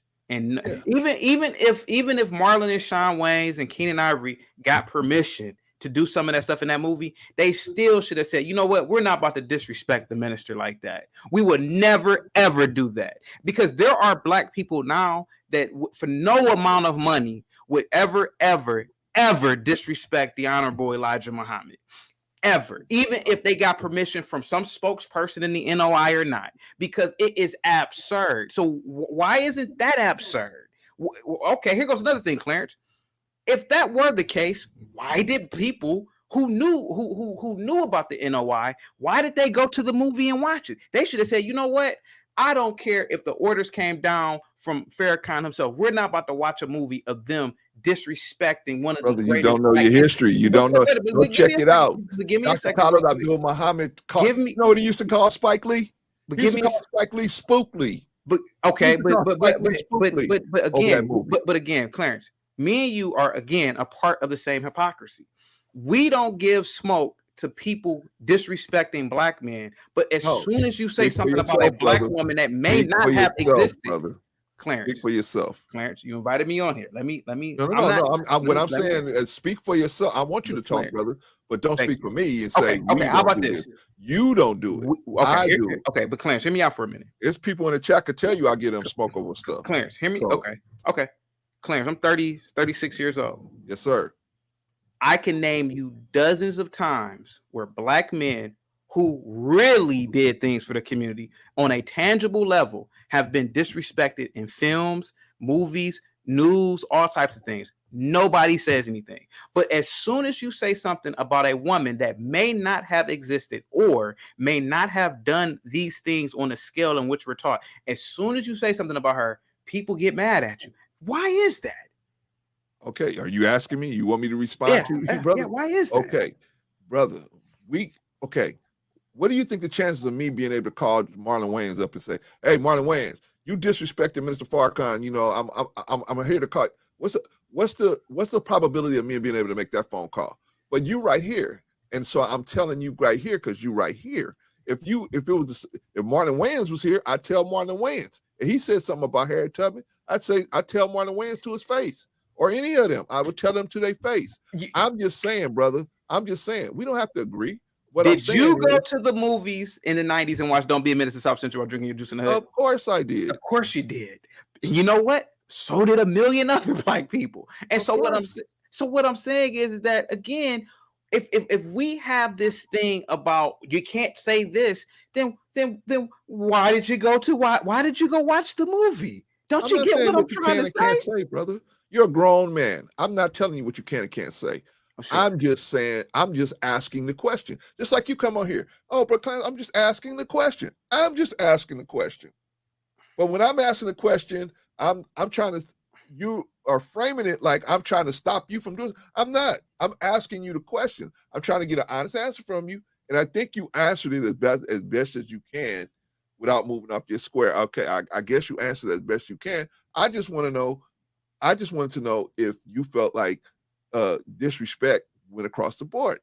And just because I'm telling you, hey, what you said about Harriet Tubman, and you bringing up the Wayne's brothers and all that stuff, I'm not talking to them. I'm talking to you.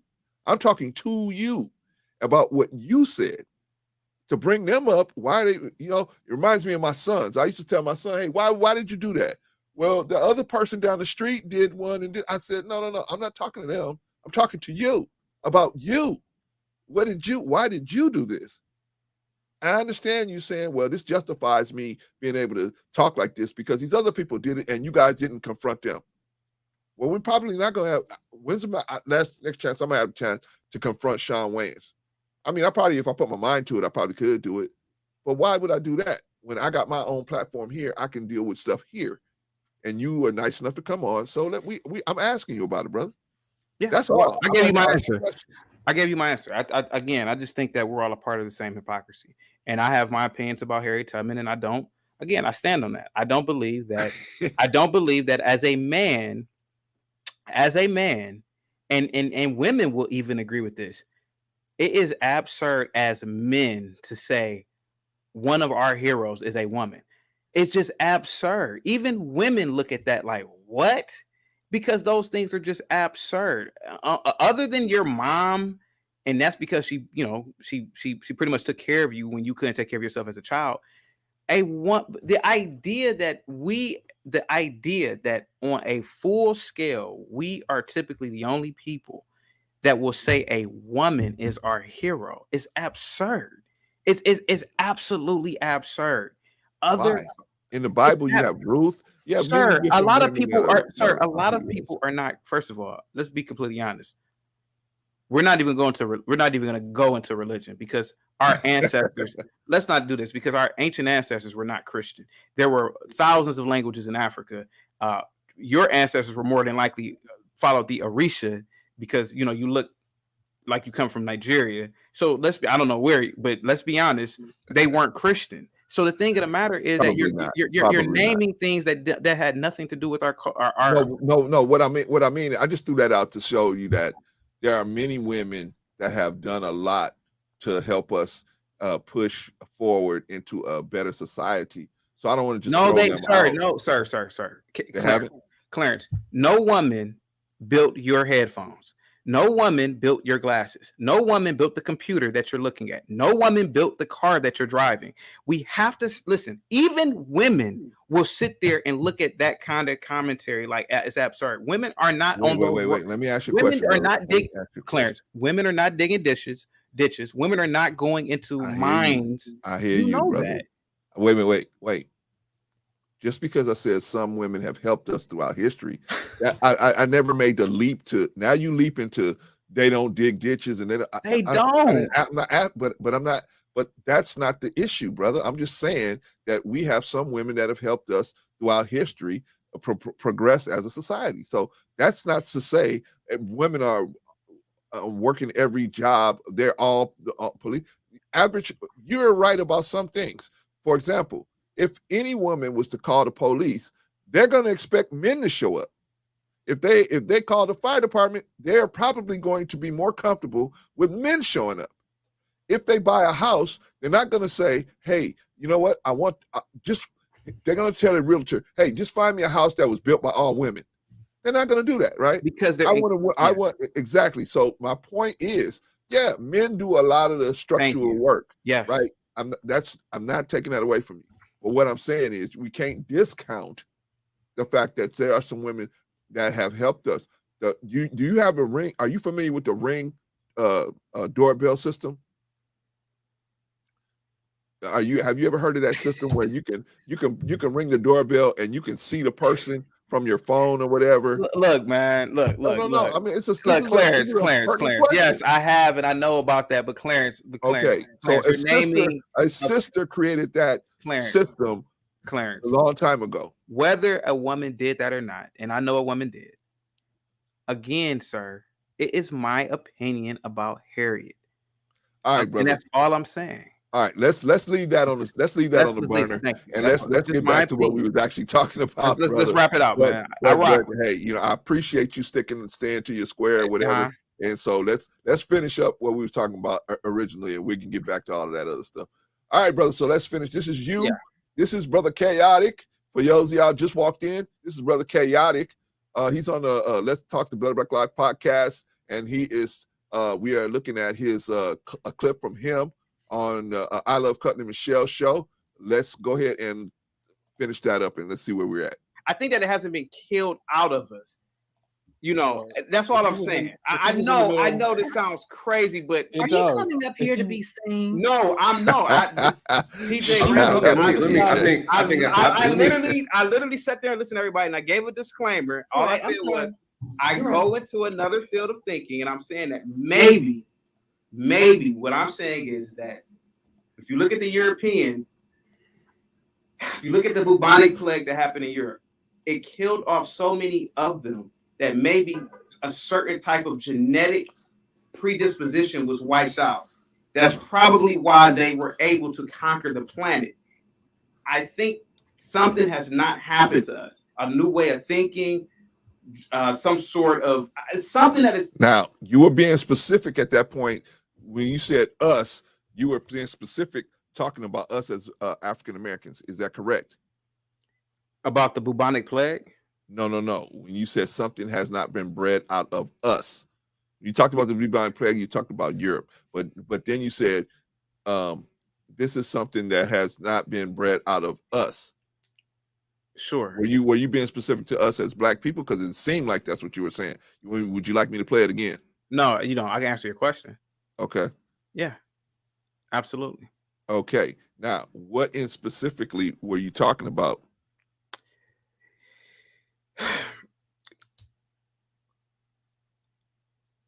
Clarence, to be completely honest with you, and I'm going to be completely honest with you.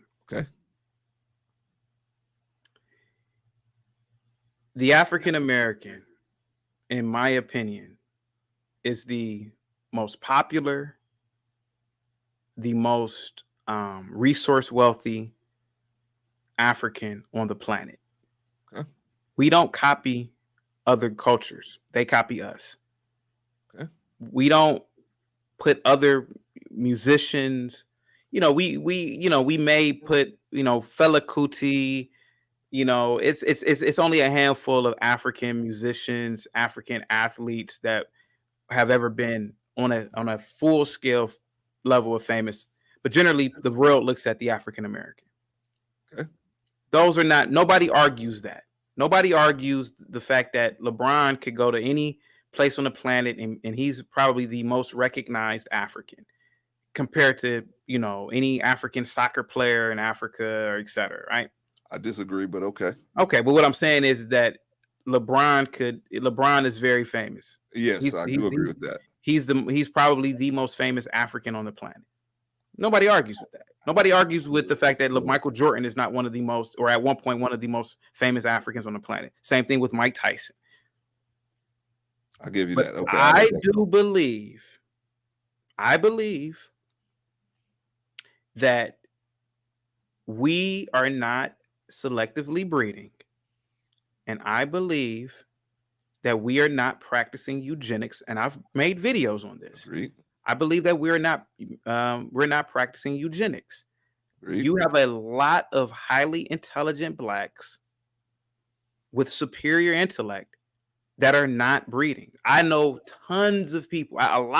Listen, I have friends who people think that I'm an elitist. People think that I'm intelligent. No, I have friends who are, I'm talking about cardiac surgeons.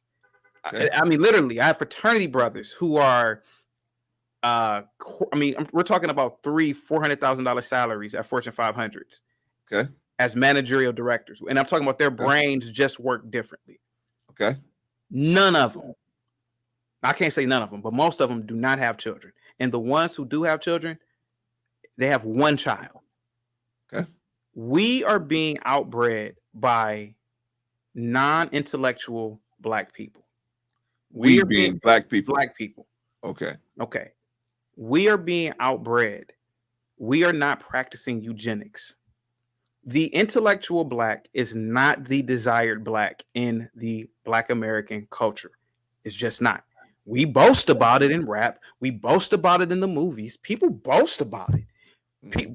You hear women boasting about the fact that they're dating a certain type of dude, and is not a Neil deGrasse Tyson. Right. This is not me. This is what you hear in common conversation. You hear women say he got a big. That's the only reason. You have a lot of men who are not academically educated. You have a lot of men who are not who are not on the high on the intelligence quotient. They have 7, 8, 9 kids.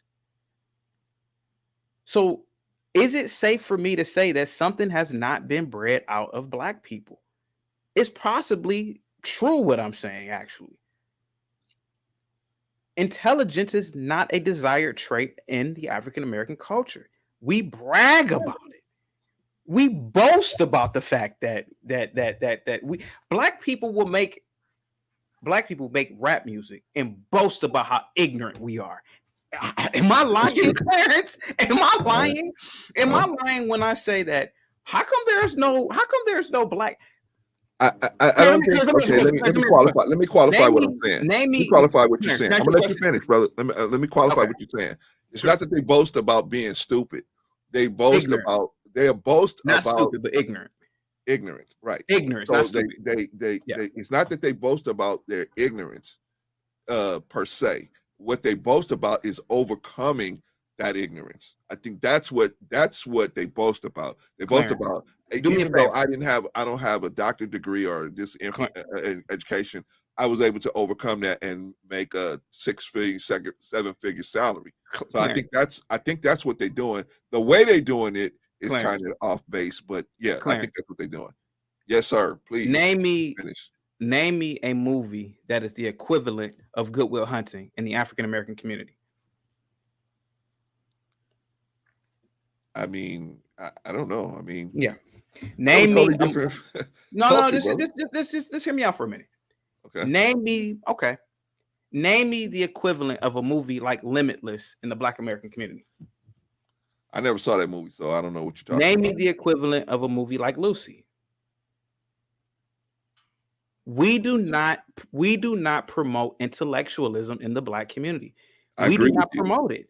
I agree with you. Neil deGrasse Tyson is probably one of the most smartest people on the planet.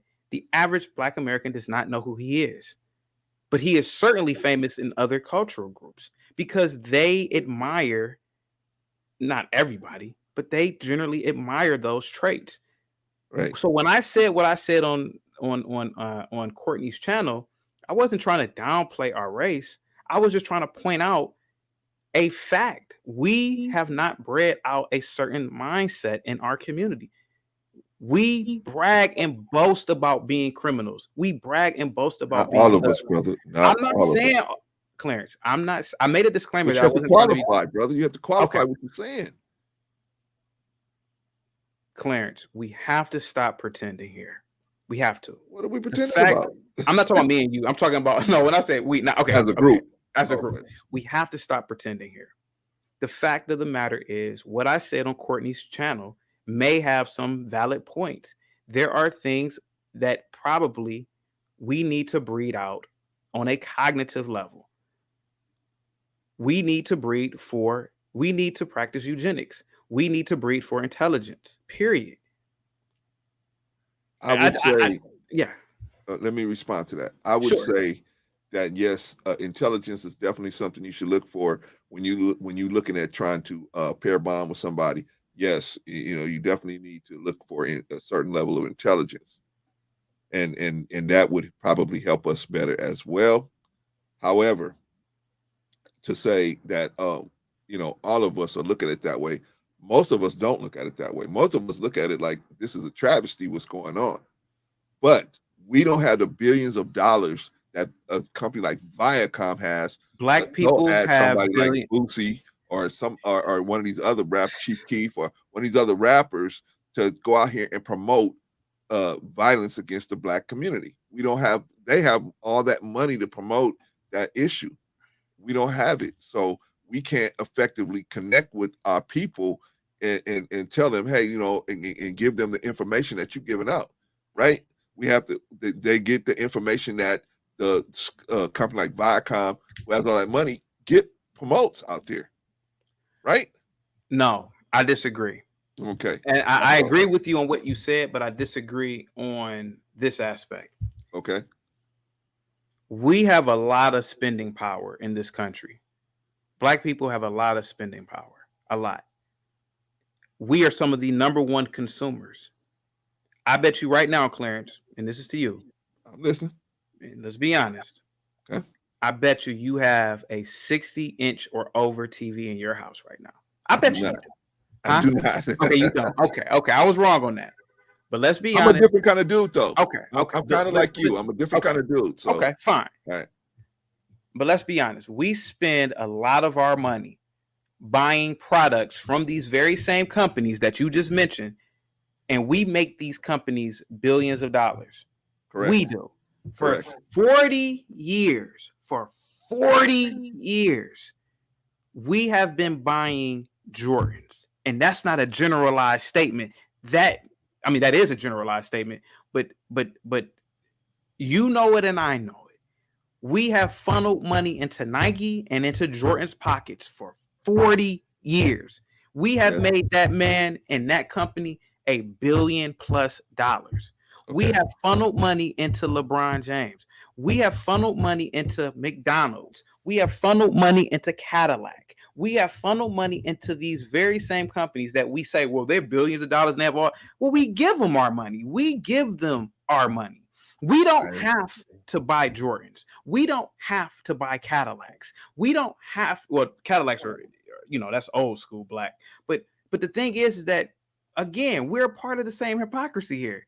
You're giving the company the money, then saying, "Oh, they're $1 billion company." Of course they are, because we gave them the damn money. No. That's not what I'm saying. What I'm saying is, there's some of us that try not to subscribe to that mentality. So just because on the surface you see people and that's what they do, and they're out there buying Jordans. I haven't had a pair of Jordans since I worked at Foot Locker, so I haven't. I mean, not because I couldn't afford them, but because I had 3 boys that I had to deal with. I had to put shoes on them. I had to put clothes on them. So as you get older and as your responsibilities change, you'll see the world in a different light, right? And so what I'm saying is about Viacom, they have money, but they push these images. It is a proven situation that especially Black people, all people really, but especially Black people are image-driven people. We're image-driven. If you put certain images in front of us, we're going to just go down the line, i.e. Dr. Dre, i.e. Ice Cube, i.e. All these rappers that you got out now, where they are literally promoting the death and destruction of Black people, right? But you can't find that on YouTube in the white community. You can't find that in the Jewish community. They will not allow those things to be put onto YouTube. YouTube will not even allow that stuff to go on. We shouldn't allow it in our community. This is my point. Right. Okay, so my point is that, but how do we're David and they're Goliath. Like you are David. No, I'm sorry. You're David. And that's the mindset that I say. I'm not David, sir. I don't believe that these people are Goliath. Let me explain what I mean by that. I mean in terms of dollars to promote my own program. I don't have dollars to promote my own program to millions of people every day. Okay, Viacom does. Where did Viacom get the money from? They get the money from all over the country, all over the world, because they put on media. They get money from ad sales because they sell programs mostly to Caucasian people. But Clarence, mostly. Clarence, Yes. McDonald's would shut down if Black Americans said, you know what, we're going to stop going here. I can almost I believe guarantee probably half of them would. Yes. I can guarantee you all those franchisees would shut down. All I'm saying is that we have a lot more power than we think we don't. And and the thing of the matter is that when I get up here and say these things, people like Rico in the chat and other people who are, I hate to say this. Okay, brother. Let me stop you real quick. I'm gonna let you finish. Okay. Please don't address anybody in the chat because you asked me not to bring them up here to defend themselves. Oh, I thought I could address them if they were addressing me, but okay. No. I'm not putting them on. I'm not bringing them up here to address you. Okay. So I don't want you to address them in specifically. Okay. Because you know what I'm saying? Sure. I would do the same. I got the logic. Respect. I would do the same for you. Okay. Got it. All right. Finish, please, what you were saying. Okay.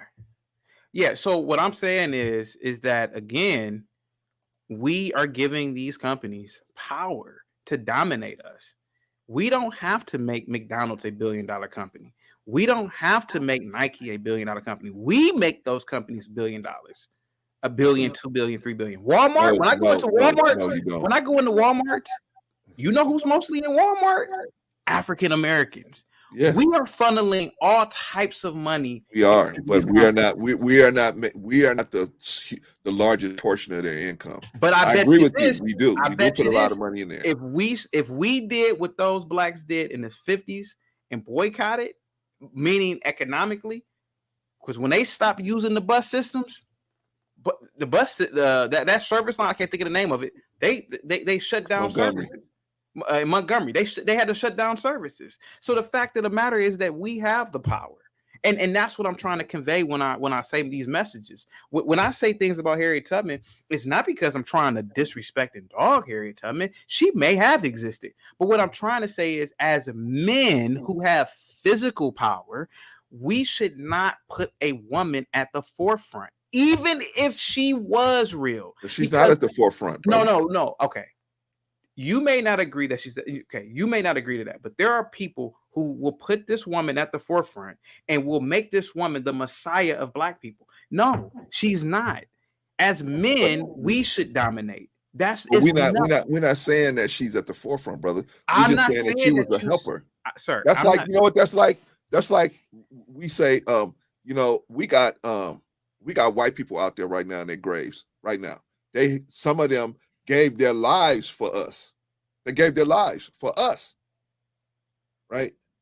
So what are we going to do? We're going to spit on their graves because, the white person you met today, they didn't like you. But now we're going to go back and spit on those people's graves that gave their lives for us. Half of us wouldn't even give our lives for us today. And we got white people, Latino people, Asians even, that gave their lives for us, sir. So that's what I'm saying, brother. We gotta. I'm not saying you gotta. What I'm saying is we should look at. I'm not saying that Harriet Tubman was the spearhead of everything. She wasn't. But what I'm saying is we got to learn how can you say to us, we got the power to do all this stuff, and we don't even have the power to not disrespect people that fought and died for us. Clarence, can I ask you a question? Yes, sir. Now, be honest with me. You went to the Unified School. It was Unified when you went there, right? Los Angeles Unified School District. Okay. Yes, sir. You went to Unified growing up. Yeah. Go Pilots. And I want you to be completely honest with me, Clarence. Yeah. Think about every textbook you had. Did they ever mention the Honorable Elijah Muhammad? No. Wow. I wonder why they never did. Why wouldn't they mention a man who created an institution that at one point had over 1 million followers who were productive, who created businesses, restaurants, radio stations, schools, farms? Why didn't they put him in the history book, but they put Harriet Tubman in every history book? Why do you think that the school system did that? I can explain that to you. Sure. Brother. Okay, just like whenever there is a person that is garnering change for the people, that person will be hated and hunted down and vilified in their own time. after a certain amount of time goes by, the government will try to make the people think that they were with that person. Oh, we was with this person. Just like they say, we were with Malcolm X. We were with Martin Luther King. They called Martin Luther King a communist. They called Martin Luther King a communist. They were trying to deport him. They were trying to get him out of the country. Not deport him, excuse me. Get him out of the country. They were against all of these guys. But 20, 30 years later, they can say, oh yeah, we gave you this whole page about Martin Luther King, and let us tell you the story. Don't listen to the black people that was there telling you the story. Listen to us tell the story, right? As the same, likewise with Martin Luther King, with Elijah Muhammad. Can I? He was pushed out because of what he was trying to do for black people, So, morally and spiritually. Okay, hear me out for a minute. Okay. You ever heard of Thomas Sankara? Sankara? I don't Okay. know. I don't think so. Thomas Sankara. He's probably the most famous African politician on the west coast of Africa. He was the president of Burkina Faso between 1983 and 1987. Unfortunately, he was assassinated by members of his own government through France. The French, at one point, that was a French colony, right. And they wanted to depose of him and run the country via somebody that they puppet ruler. Yeah. So it was ran for almost 35 years by a man named Blaise Compaoré, who was at one point Thomas Sankara's best friend, who actually assisted in the assassination. Now, hear me out for a minute.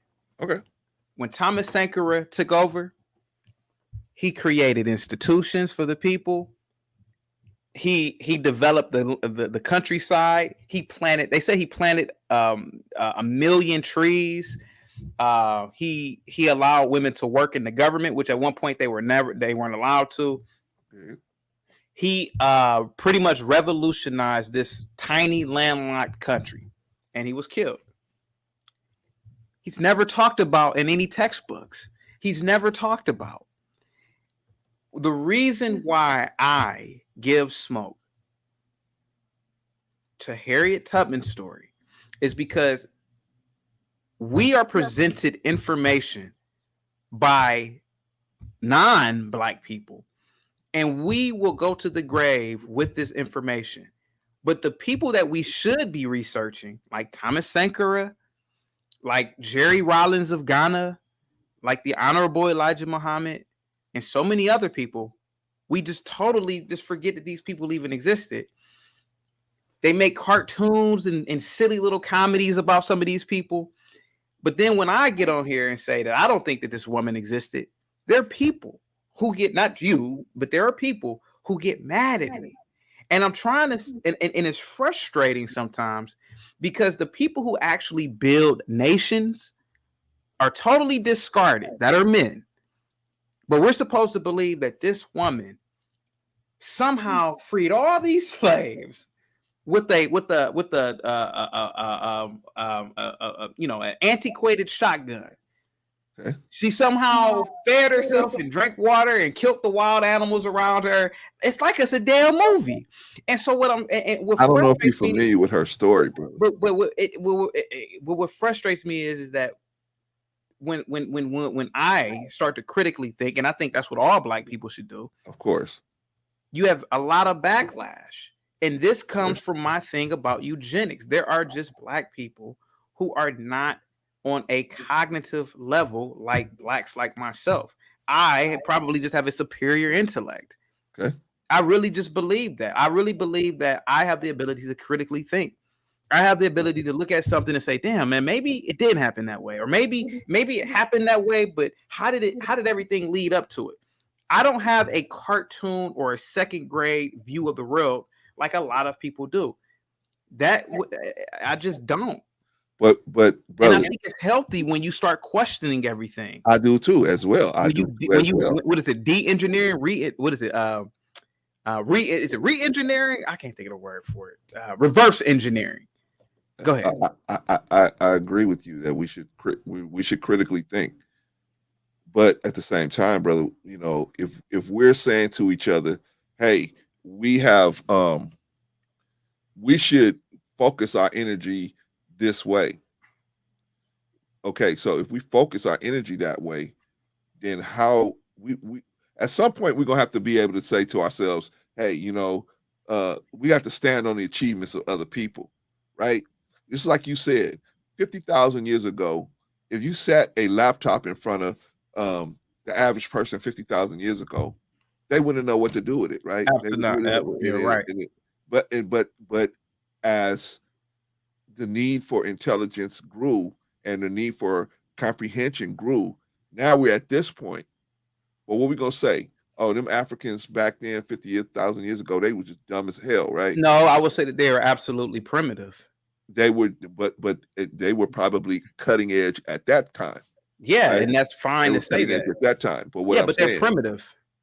they're primitive, comparing them to us. Yes, comparing and this our time. descendants hopefully will look at me and you talking and say, "Wow, Chaotic and Clarence, they were some blithering, drooling idiots." And I hope that they will have a superior view of themselves. And every generation is supposed to be better. I hope different, brother. I hope they look at us and say, Clarence, society is based on progression. You would, I course. don't have any children. I would want my grandchildren to look at me like, damn, Chaotic, man, that's my grandfather, man, but he was backwards thinking. He was primitive. We are supposed to want our descendants to think that about us. We're supposed to. You're supposed to. No. They were blithering. Our I ancient. They were want them blithering. to think they're more advanced, brother. But when They you were start primitive. labeling people, see labels. When you start labeling people, that's when that's where the disrespect comes in. Clarence, it's not disrespectful to say that our ancient ancestors, black, white, Asian, or whatever, 50,000 years ago, were primitive. They were hunters and gatherers. They were primitive. No. Well, you could say they're primitive today. You could say by today's standard. Okay, so why not qualify what you're saying? Why not qualify what you're saying by saying by today's standards? Okay, they were primitive by today's standards. Are you happy? To me? Yes, I am. Thank you very much, my brother. Yeah. Listen to me. I like the live stream, by the way, man. Huh? I like the stream, by the way. Go ahead. Thank you, brother. I appreciate you, and I appreciate you for coming by, and thank you. You're making it very interesting, man. Yeah. So back then, 50,000 years ago, if you could hunt, you could skin a animal. You were the top of the line. You were a top of the line person. You were top line person. Now, a person that can go out into the woods and kill an animal and skin it, yeah, maybe you're all right, but we got supermarkets that'll do that for you. That skill is not as necessary. So to say is somebody is we just more advanced. You know what I'm saying? At that time, that was cutting edge technology to be able to kill an animal and skin it and eat it, or have be able to grow crops and eat them, Clarence, or fish and eat them. That was you brought me on the show to answer so I could talk, right? So let me talk. Let you talk. Let me talk here for a minute. All right, Clarence, let's cut the bullshit. Let's cut. Okay, me and you are not communicating with pigeons. I'm not writing a message and putting it in a pigeon's mouth, hoping that it gets to you. Me and you are talking on a device that allows us to talk on a national level. If I was in Japan, an international level. We are superior to our ancestors. Listen. Those are just facts. I'm not saying they're not facts. I'm saying that but we're not superior because we just came out superior. It was building. No. Listen, it was building on all that. Listen, if somebody, if your family hadn't come through in Africa and been able to overcome and be able to feed itself, clothe itself, which was top of the line technology back then. If your family hadn't been able to do that, you wouldn't have survived and gotten to the point you're at now. Clarence, what do you disagree with that? Okay, I agree with you, but what you're saying is a scalability question. The only reasons why our ancestors were able to feed themselves is because they lived in small communal communal communities. There may have only been 75 to 100 people, but they would not have known. They would not have known how to feed tens of thousands of people back then. Living the way that they did to feed that amount of people, you need supply chain management. You need a high level understanding of logistics, and for us to just have this view of them like they were just, oh well, you know, they did that, and they live basic simple lives. People all over the planet did, brother. They lived in small little villages and little huts all over the planet. There's an old saying: necessity is the mother of invention. The mother of invention. Why would they need to have supply chains when it's only 100 people in the village? Exactly. So that's what I'm saying. So they wouldn't even be pressed to create something like that. But why don't we live like that now? The number one goal they would have, the number one goal they would all have is survival. Survival would push them to do it. And so those, who you think is going to survive? The person that can hunt and can skin and can cook, or the person that can't? The person that can defend themselves, or the person that can't? The people that can defend themselves are going to. Can I address? They're gonna advance their generation. And the people that can survive better in this time, they're gonna advance their generation, and so on and so forth, until you come to you today. That's all I'm saying, brother. It's not that we just so much better people. We have better circumstances, but it's built on these other people. It's built on them. Can I say something real quick? I'm not gonna say the name, but can I address a comment? Okay, address it. Building a pile of stones is not an achievement. It may have been an achievement for the early ancient Egyptians, but it's a pile of stone. We have to stop saying the ancient Egyptians built the pyramids. Okay, what if they did build the pyramids?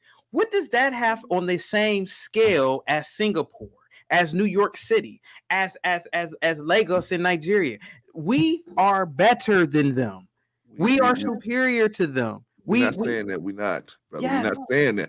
We're not saying we're not more advanced, brother. I was addressing somebody in the chat. I wasn't talking about you. I understand. I'm addressing what you just said.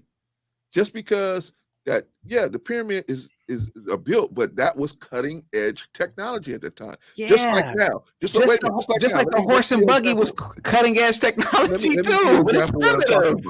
In 1942, the atom bomb was the cutting technology back then. Now anybody can throw an atom bomb together. Well, I don't know about anybody, but I'm just saying. I understand what you're saying. If you have access to the materials, and the know-how, you can put it together. I'm small scaling it, but basically, if you have a country that has the people that have the training and the know-how, and you have the materials, you can put it together. I mean, we're not talking about sanctions and all of that and restrictions and all of that. We're just talking about know-how and having the opportunity to be able to put something like that together. Now, Clarence, can I ask you a question? I'm sorry. Hold on. In the 40s, that was cutting-edge technology. Now, it's not cutting-edge technology. Because we've advanced more than that. We've advanced beyond that. Okay, so Clarence, so what are we saying here? Are we saying that we should automatically have some respect for the past, or what are we saying here? Yes, we should. What we should say is, what I'm saying to you is, yes, everything is built on the things that happened in the past. So we shouldn't just look at it as we're going to just discard them and say they were just dumb bozos. I never said that they. We shouldn't do that. We should say. I never said understand where we are now. I literally just sat here and named you so many men. Elijah Muhammad was born almost 100 years ago. I named so many men from the past. I understand that, brother. I understand that, but you picking and choosing who you have regard for, and I'm saying I have regard for Elijah Muhammad because he had production. Harriet Tubman did not have production. Well, you were saying that, brother. You don't know. Just like you come out here and say, wait, hold on. Just like you come out here and say, I don't believe slavery is at the scale, even though we have all this information that the white man gave you to read. Okay, we have all this information that Caucasians have. Why would they put that in their history? Because they want you to believe that you were a slave. That's why. Because it's easy to conquer. What do they have to gain by that? I'll tell you exactly what they have to gain for it. Okay. You, like most black people, work for the white man. It's easy to have you believe that you are a slave by making up stories saying that your great grandfather was this. He was It's easy to conquer people by having them believe that they were all damn slaves. Maybe you weren't all slaves.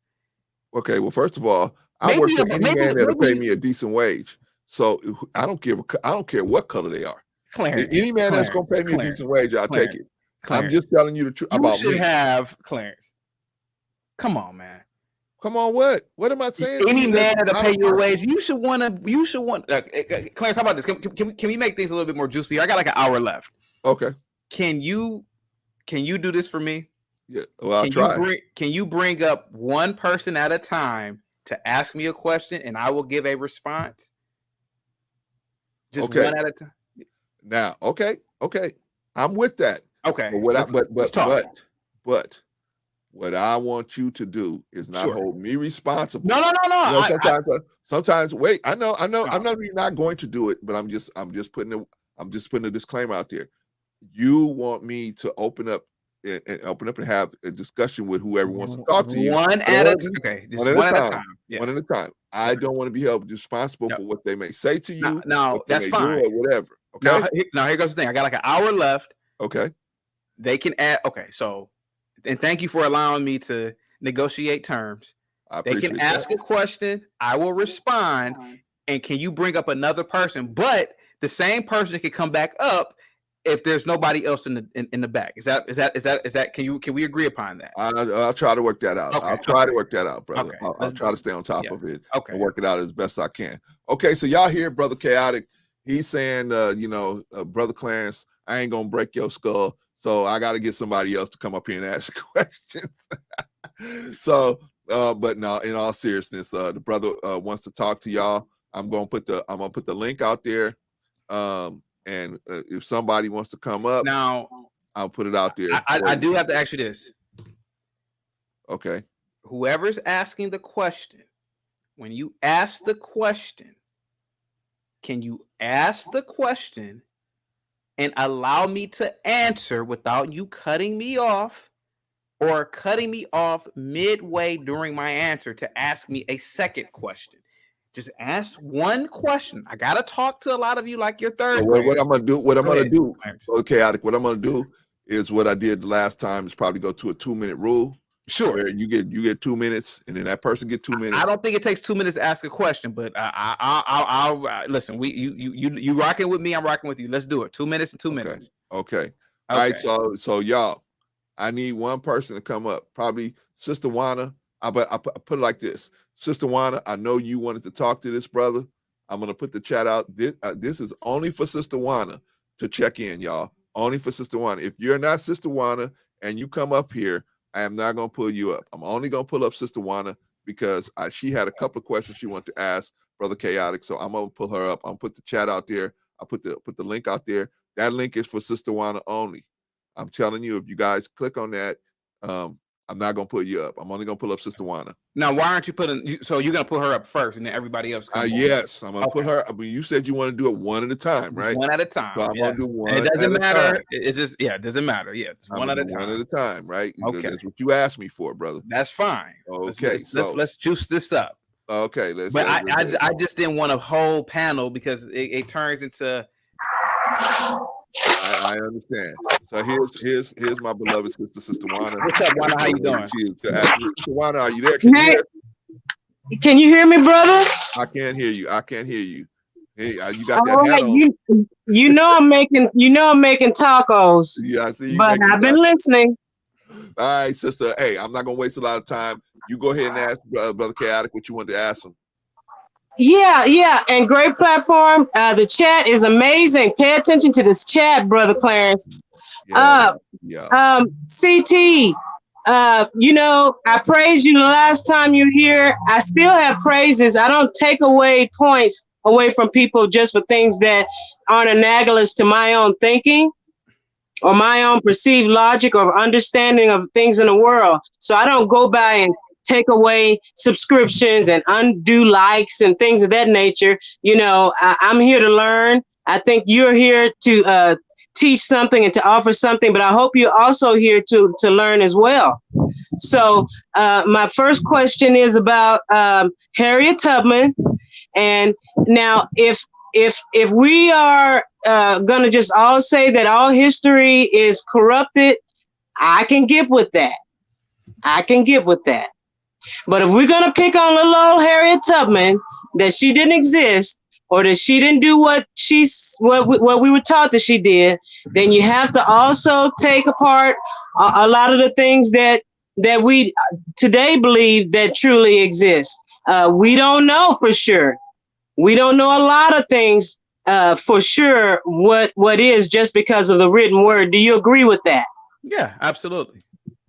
Okay, so if Harriet Tubman didn't exist, it's possible that John F. Kennedy didn't exist. Well, I mean, again, Well, well, let me ask you a question. there are people who claim to have shaken Harriet Tubman's hand. There's people who claim to have shaken the late president's hand.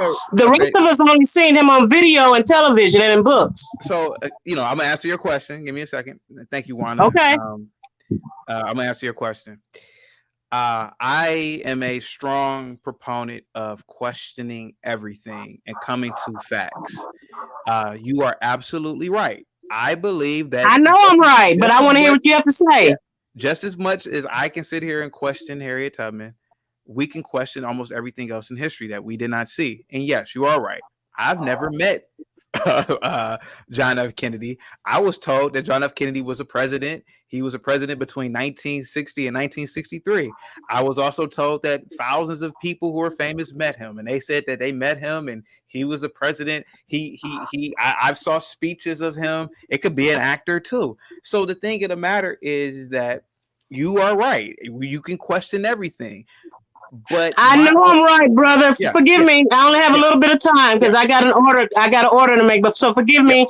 Give me some grace. God bless you. I believe in about 90% of the things that you speak about. But on these, just a couple of points for our audience and for Brother Clarence, because I'm so proud of how his channel is growing. Why is it growing? Not because this is a freaking echo chamber. It's freaking growing because he is inciting and encouraging multiple different beliefs of thoughts to come together on his platform, where he is the most fair content creator that I've ever experienced. So I want to say this for all the people. There's a lot of things that may not be true. You don't know. We don't know if it wasn't there. But for the conversation, if we're going to have it, let's acknowledge there's a lot of things that may not be true. And let's lay all the dominoes on the table. Okay? Right. Let's put all the cards on the table. Yeah. While we're doing that, brother CT, are you trying to say that you do not know who Daryl Long is, as you did on the last interview? I do not know because I heard you say that. Yes, I do not know who Daryl Long is. You have to understand, Wanda, that hundreds of people throughout my YouTube experience have made videos about me, etc. And I have a PR team that informs me of certain people. And what I do is I get up and I do an upload on certain people. I do uploads all the time.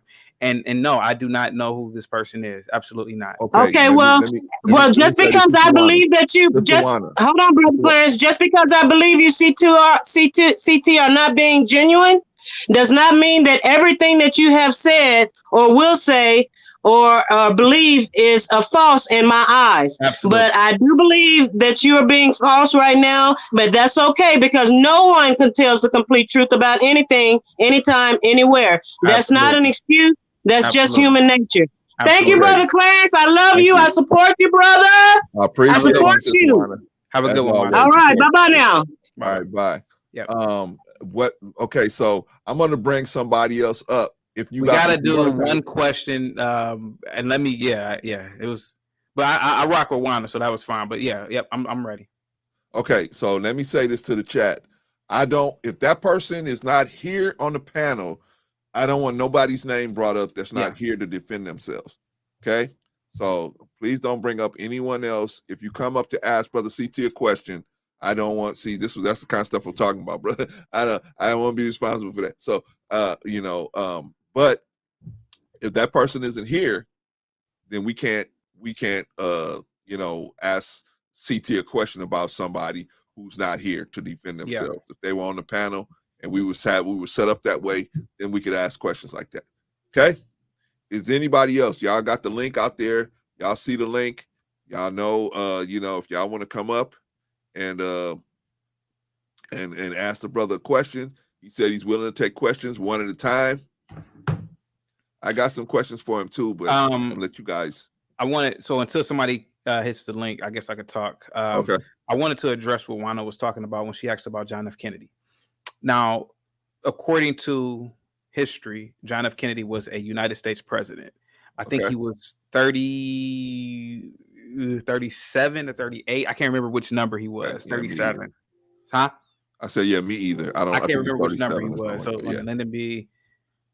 Okay. Well, nevertheless, so according to history, this man existed. According to history, he was the commander-in-chief of the military. According to history, he, presided over a government that introduced the space program, initiated the full-scale efforts to get man on the moon, etc. Now, Wanda is right. You could sit there and question if he existed. The problem that I have, again, is that when people tell me that certain people existed and that I should have an automatic reverence for that person, that's my argument about Harriet Tubman. Again, you could be right, but nobody in history has ever told me that John F. Kennedy should be revered and that should be my hero. That's the difference. So you're absolutely right. I was born in 84. Brother, let me tell you something, man. Let me tell you something. Absolutely. If you go into the East Coast and you go like state like Maine or Vermont, or Virginia, and you go into a group of white people and start talking about JFK, brother, you might not make it out alive. I'm saying that I never talked. Again, I didn't. No. I'm not saying you I did, didn't brother. say that JFK didn't exist. No. I'm not saying you did. I'm just saying that if you were, they revere their hero. They revere their cultural heroes, just like we revere our supposed cultural heroes. Whether you can prove that, you can prove that Harriet Tubman existed and operated the way she did or not, that is pretty much irrelevant to the fact that it's pretty much irrelevant to the fact that we should. How are we gonna? It's like you asking for something on one hand and then you taking it away on the other hand. It's like you're saying we should have this fervor to go out and clean up our communities, but we ain't even got the discipline to respect people that did do that in the past. There are people of European descent that even white people do not acknowledge, and they probably did exist. Of course. I bet if you walked up to the average white man and said, what's the guy that played in Full House? John Stamos, right? You know who John Stamos is? He played Uncle Jesse. Uncle Jesse's from Greece. He's from Greece. Okay. I bet if you walked up to him and said, tell me your thoughts on Alexander the Great, he will look at you like you're probably a nut. Now, they're both Greek. That was a member of his racial group. But the thing is that some people just don't have a reverence for certain people. I'm not saying that John Stamos would do that, but the thing is, because I'm black, I don't have to revere certain black people. No. I'm not saying. What I'm saying, brother, is that if you're asking us, you're making your point is we should stand up for the ills in the black community, and then on the other hand, you're showing us how that you don't have no reverence for the people that actually did what you're saying we should be doing now. They did in their time what you asking us to do in this time, but you're not reverencing them. And I gave reverence to. I'm gonna let you ask the question in a minute, Rico. I gave reverence to the Honorable Elijah Muhammad. Yes. Because I come from a background where I studied under him. I'm not under him, but I come from a background where I went to. A lot of my friends growing up went to some of the schools that were owned and operated by the Nation of Islam. Yes. My father introduced me to Farrakhan when I was a very young man. Yes. I've gone to a lot of, even though I'm not religious, I've gone to a lot of mosques. I've befriended a lot of temple leaders, mosque, the representatives of certain mosques that speak on behalf of the Honorable Elijah Muhammad. So this is an institution that I revere because I see the physical, tangible asset. These people still have schools. They still have restaurants that I go to. They still have real estate. I don't know this woman, Harriet Tubman. She may have existed, but I don't know her. So what I'm saying is that there's nothing wrong with what I believe. This is what I believe. I'm not telling you guys to believe anything. Let me ask you a question, brother. You ask me 1,000 questions, Clarence. I'm rocking. And then I'm gonna let Rico ask his question because I want you to think about mine. Yeah, go ahead. I want you to think about mine, and I'm gonna let Rico ask his question after this. Okay. Should you revere your mother? Absolutely. Now, wait a minute. And my father too. Absolutely. Okay. Why should you revere her when she has no tangible assets? I mean, I agree with you. My mother has tangible assets that I have benefited off of. I lived in my mom and dad's house all of my life. We were raised very good. It was food on the damn table. My mom and dad, when I worked, they picked me up from work. When I needed to go to work, they drove me to work when I didn't have my car at 13 and 14. They bought me cars. They paid for my college tuition. You got black people that lived, that got out of slavery. That could. So what? I'm talking about myself. I don't know those people. Clarence, I don't know those people. You asked me a question about myself. I don't know. All right. You answered it, brother. Yeah. But I know Rico has a question for you. So okay. Clarence. Yes. I need to know, can Rico just ask me one question and just one, and then let me answer, and then he can come back and somebody else can answer. Okay. Just one question. Let's just go ahead, sir. Yes, I can abide by. I only had one question to ask you. Okay. I'm not a diva. I'm just trying to have order. I had one question to ask you, and then I have nothing else to say, sir. All right. I'm clear on the rules. I will say I did just make a statement before I had a question.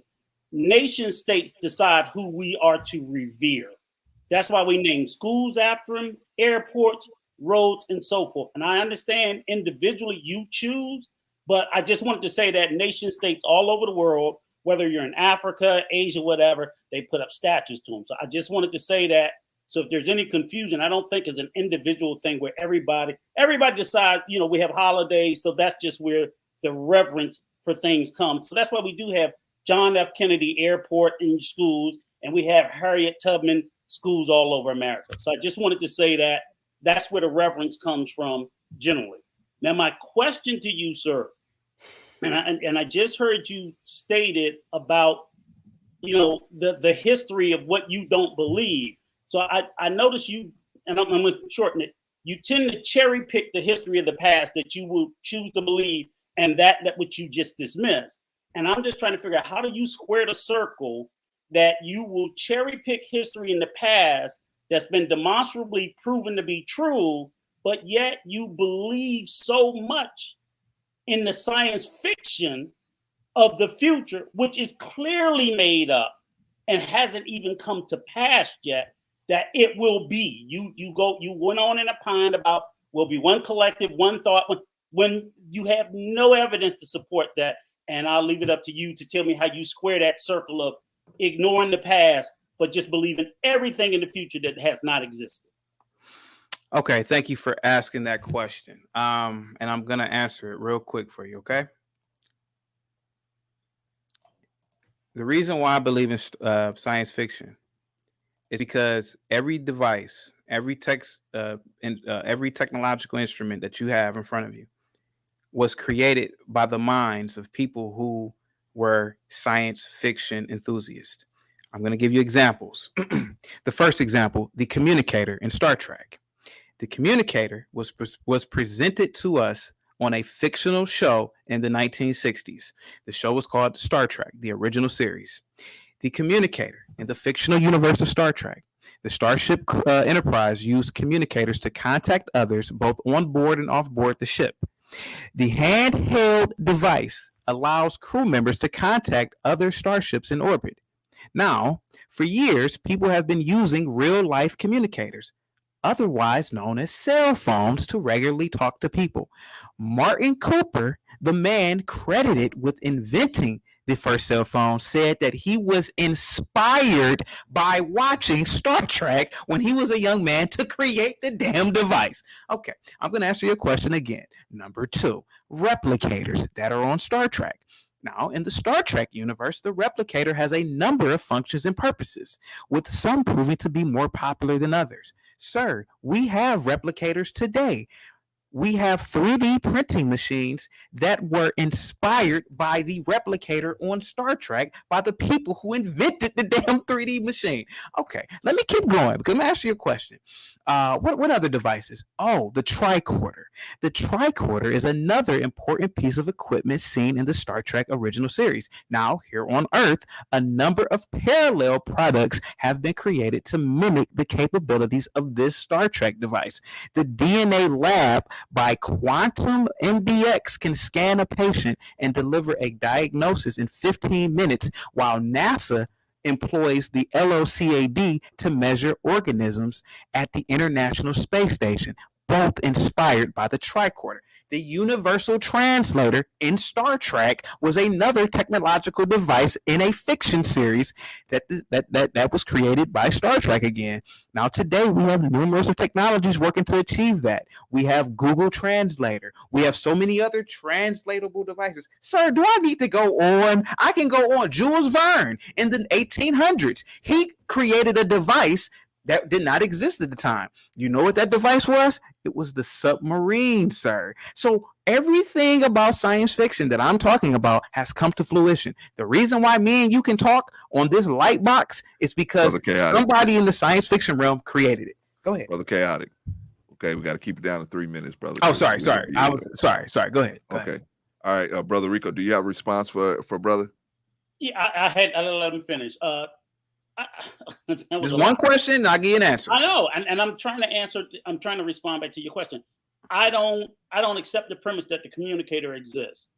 You said it, and because you conflate it to a telephone. The telephone, the modern day telephone, is just still, sir. What cell phone speaks to the stars? What cell phone from Earth?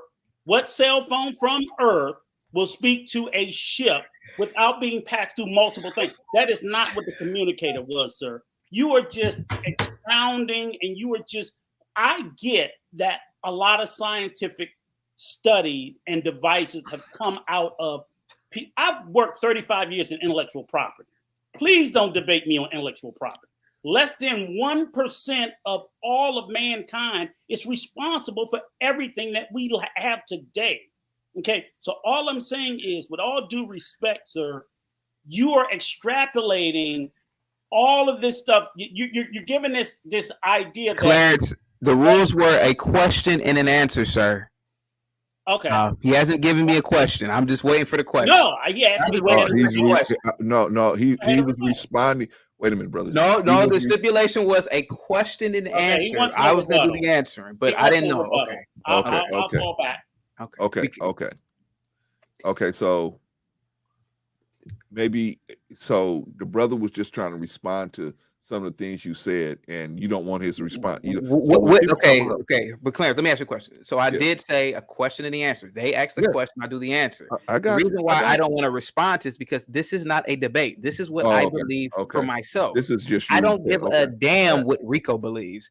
Okay. I don't want Rico to believe anything that I'm saying, etc. This is what I believe. This is what I saw. Again, the you've never been into space, Rico. Neither have I. Neither have Clarence. You don't know how cell phones work. Now, how they do work is through satellites. Satellites are in Earth's lower atmosphere. So unless you have a question, just ask me a question, because you don't know what you're talking about. Cell phones work just like how the communicator works. If you were on the space station, you could contact Earth. You would have to use the satellite. That's how it works. Rico. It may not work on the level that it did in Star Trek from the ship, but it works that way, sir. Oh no, y'all don't know. Y'all can't see Rico in the private chat. So Rico, do you have another question, sir? Can you use that superior intellect that you supposedly have because you worked in intellectual property? Listen, I know all about intellectual property law. I've dated plenty of lawyers. So if you supposedly know about it, me and you are speaking the same language. But sir, let's be honest here, sir. You are getting emotional about my opinions. My opinions should not make you that emotional. Brother, wait, brother. I don't think he was getting emotional. He was just telling you his opinion like you were telling his. You were telling him yours. I was just answering the question. I know, and you were just saying your opinion. And I think is there anybody else, sir? Does Rico want to ask me another question instead of talking my head off? Brother Rico, you want to ask another question? Yeah, let's ask a question, man. Okay, Rico said you want to ask you another I'll question. ask another question. Okay, Thank you, sir. So we'll forget about that. So again, so I mean, I don't understand. I mean, you just say so many things. So Do you have a question, sir? You're gonna waste my time. Wait a minute. Chaotic. I'm sorry. Chaotic. Wait a minute. Hold on, man. Hold on. Now, I'm being respectful. wait, gentlemen. Chaotic. Sure. Now, you asked for this to happen. I know, but I asked for him to ask a question. Wait a minute, brother. Okay. I'm not bringing people up here for you to disrespect them. Okay, I apologize. I'm bringing people up there to ask you a question like you asked me to. Clarence, I apologize. Let's move forward. Okay, thank you. Thank you, sir. Okay, brother Reed, you go ahead, man. So just simply put, would it be a fair statement for someone? Clarence, can you highlight what Candy said, please? I'm sorry, Rico. Go ahead. Okay. Would it be unreasonable for someone who's a consumer of your content to think that some of your statements are, as I asked you before, just meant for provocative value, just as a shock value? Because historically, we have known, whether it's been politicians, radio hosts, they say things to get traction that maybe they truly don't believe. So how does your consumer know, okay, this is what he's being serious about, what he really believes, and this is where he's just putting a whole bunch of unnecessary punch, sir, to be provocative? I make it an effort to give a disclaimer stating that the only thing in the universe that is factual is mathematics. It is up for you as an adult, not particularly you, but you as in people, to decipher information as a critical thinking human being. I don't come on here saying facts. I came on here saying that maybe Harriet Tubman did not exist on the scale in which we are presented. I come on here to say that maybe slavery didn't. I come on here to say maybe eugenics are a good thing. I don't come on here to say you need to do this, you need to do that. I never have done that. So when you come to my platform, the whole idea is to like, damn, the whole idea is to listen to me and say, I never thought about that before. But if you are 30 something years old, 40 something years old, you should have enough intellect to say, you know what, I'm going to go research that. I'm going to go. Chaotic said that, and I don't know if that's necessarily true, but I'm going to see if I can follow up on that. And that's a great question, Rico. Thank you. All right, we'll pull you down for a second, Rico. Rico, right, come back too. Yeah. Huh? I was telling Rico to come back too. Oh yeah. If you got, and I didn't like that. I didn't like what Candy wrote. She said, "What about the comb that you use to comb your nappy hair? What's wrong with my hair being nappy? I'm African. What's wrong with that? I have beautiful nappy hair. What's wrong with that? I love my hair being nappy. I think what you just said. Hey, Candy World, can you cam up? Yeah, Candy, can you come up and ask brother about his quote unquote nappy hair? Yeah, right. I like my nappy hair. Yeah, man. I'm proud of the fact that I'm almost 90 years old and I still have a hair full of hair. Hey, man. I'm not 90, but you know what I mean. Hey. You know what I'm saying? I don't have nothing against nobody. Push your program. Yeah. But don't step on my shoes doing it. That's the only thing I got to say. Is there any more questions? You know, I got some time to kick it, man. You know? Okay. Are there any more questions in the chat? If not, if y'all don't got any more questions, we're gonna go back to our because I still haven't finished with him. Let's smoke, explaining his situation on Courtney's program. Anybody have any questions they want to come up? Candy said he's a narcissist. Okay. So Candy says she's Daniel says eugenics is literally genocide. I don't think that's what you actually mean. No, eugenics is not genocide. Okay. I think you should really study what eugenics are, Daniels, before you make astronomical comments like that. Eugenics is the selecting of desirable traits, and many people practice eugenics. To be completely honest, Daniels, I wish you would cam up because I would definitely prove you wrong. You practice eugenics, Daniels. I bet you wouldn't marry a woman who is 3 feet tall. You practice eugenics. You are selecting your mate based on desirable traits. Let's be honest. And that's what everybody's practicing. You need to explain that, brother, because sometimes some of our people don't know that. Everybody practices eugenics. I was on a panel. I'm answering your question. I was on a panel, and there was a woman who clearly was about 5'11", 6 foot. I said, she was like, well, eugenics is bad, Chaotic. I said, that's funny. I almost can bet that your husband is 6'5". She said, how did you know that? I said, because you being a tall person, the way that you are, you're not going to date and marry a man generally who's 5 foot tall because you don't want your children to be short. She said, well, my son is 6'7". I said, yeah, he is, because you wanted a tall offspring. You selectively have bred. You bred for height. You bred for physical attributes. That is brother, eugenics. That's I wouldn't say that's eugenics. Look up the definition of eugenics. Look up the definition. That's all you got to do is look up the definition, sir. That's eugenics. No, I'm saying that's not something that you just be clearly to her saying I'm looking for a tall person. Now, if she agreed with you and said, yeah, that's what I was doing, agree with me. Different. But what I'm saying is it's deeper than that. That's hypergamy. What you actually that's not hypergamy. Hypergamy is if she wanted to date her husband. Well, I guess you could say that's a little bit aspect of hypergamy, but I would think that hypergamy would be more. But I think hypergamy would be more if her husband was an NBA player and she chose him because of resources. But you could be right on the height thing too. Hypergamy is a woman choosing based on the best option she got available out there. So if the man, every woman, if she's 6'7", she's gonna want a man taller than her. If she's 4'2", she's gonna want a man taller than her. That's just hypergamy, brother. Yeah. I don't think it necessarily that she was looking for a man to be that tall to say, oh, you know what, I want a son. You know, the only person I can ever see that ever admitted to that was LeVar Ball, where he said, I'm looking for a woman to have tall sons that are tall, right? Eugenics in itself. Okay, yeah. In that case, that's what he was doing. But I think most women would get a taller man just because they want a man to be taller than them. They want the man that they're in a relationship to be taller than them. The average woman does. But why though? Because of the hypergamy. The next thing that might come on the list, the first thing in any woman's mind is just being an animal is survival, brother. So stop. Okay, Claire, stop right there. You're absolutely right. Okay. So the woman will say, well, this man who's 5 foot tall, can he really protect me? And are my offspring going to be protected? There you go. That's an aspect of eugenics. They are breeding for us. That's hypergamous first. But it may be okay. I'm going to go with you. I'm going to go with you on that. It's hypergamous first. But you know that there's an aspect of eugenics. If a woman says, I would prefer my children to my male offspring to be a certain height because bigger men can protect themselves physically better than a man who's 5'2". That's an aspect of eugenics. Yeah, but no, but that is breeding for desirable traits. Wait a minute, but I was talking about the offspring.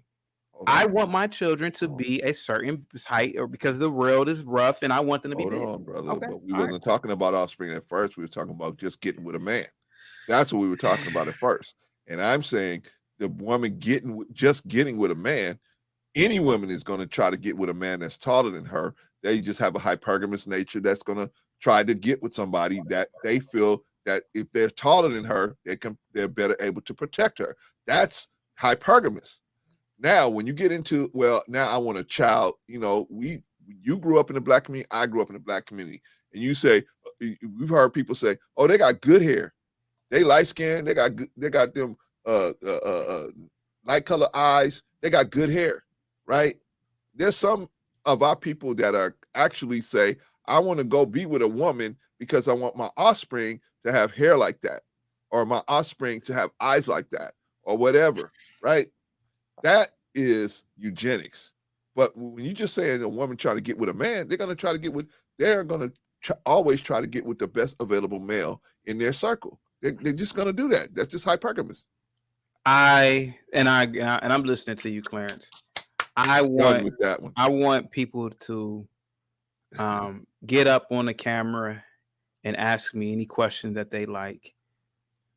I think, you know what? I think they're stunned. I think most of the people are stunned, and most of the people stunned because of, and I hate to say this, when a Black man such as myself with superior intellect gets up on a panel, they are frightened by that.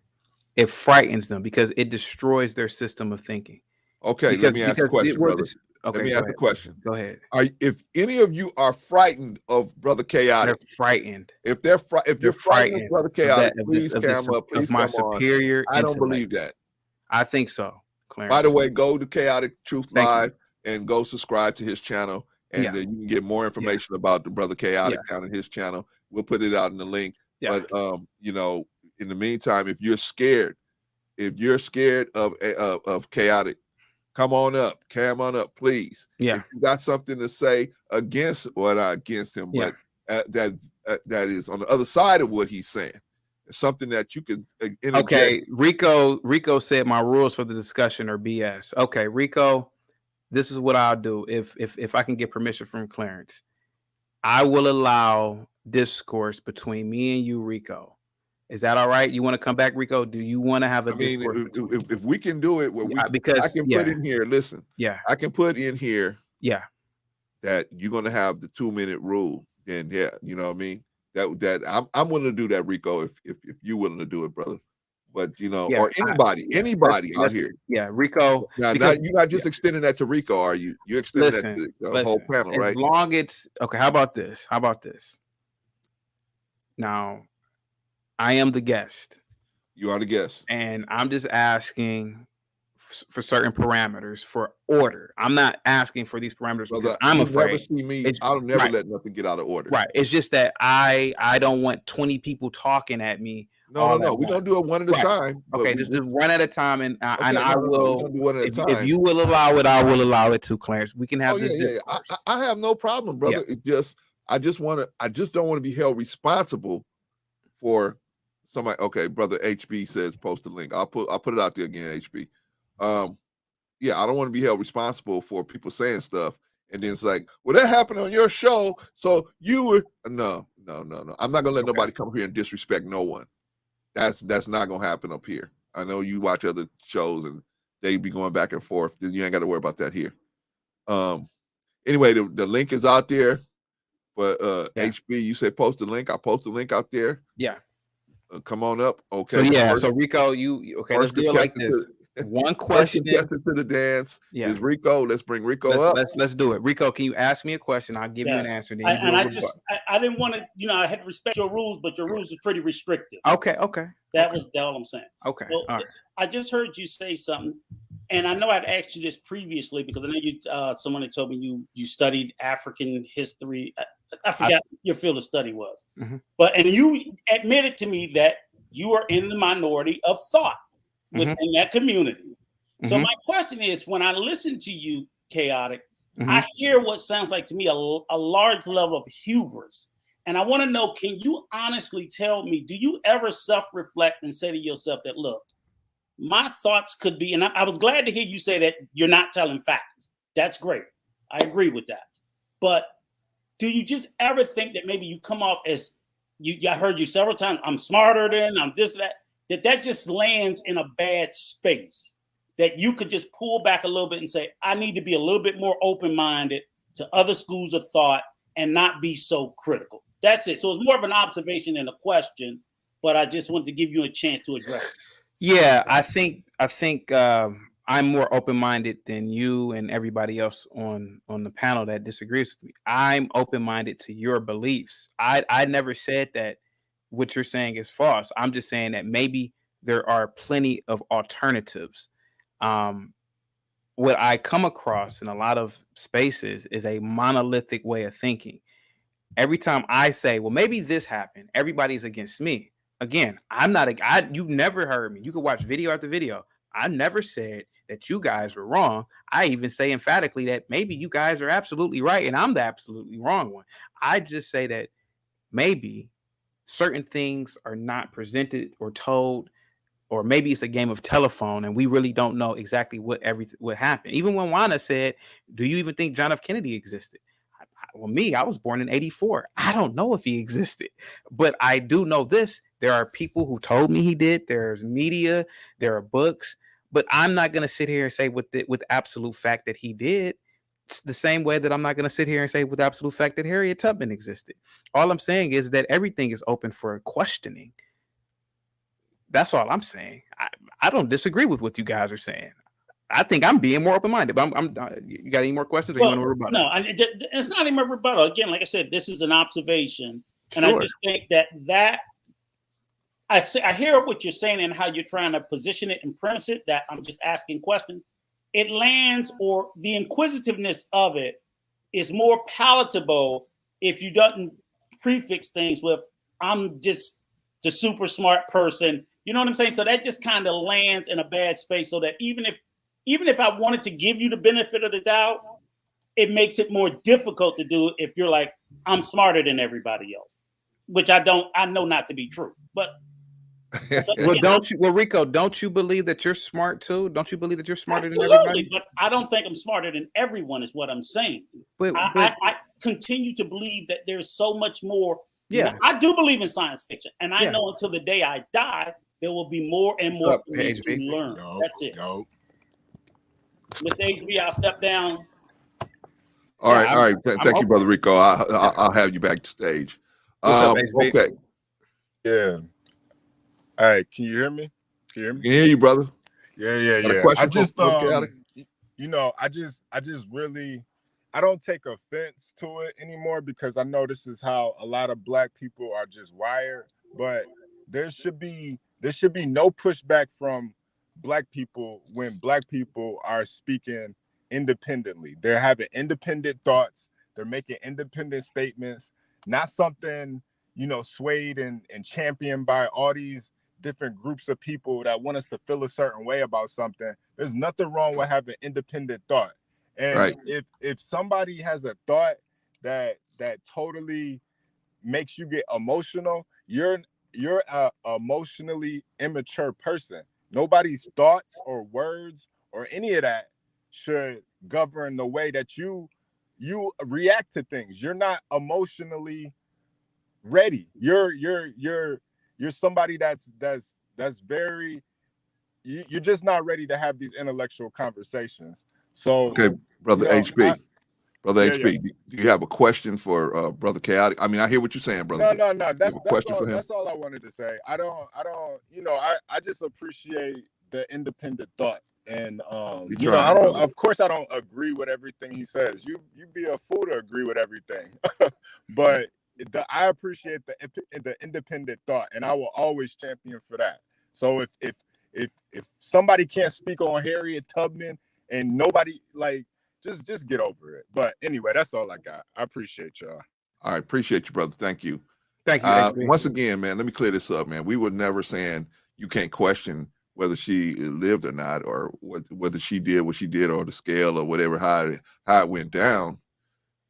We're just saying it's kind of a contradiction to say, I want these things. I want you're supposed to have this moral ground to do this and clean up the community here. And then people that actually did put the work in, or supposedly put the work in, we're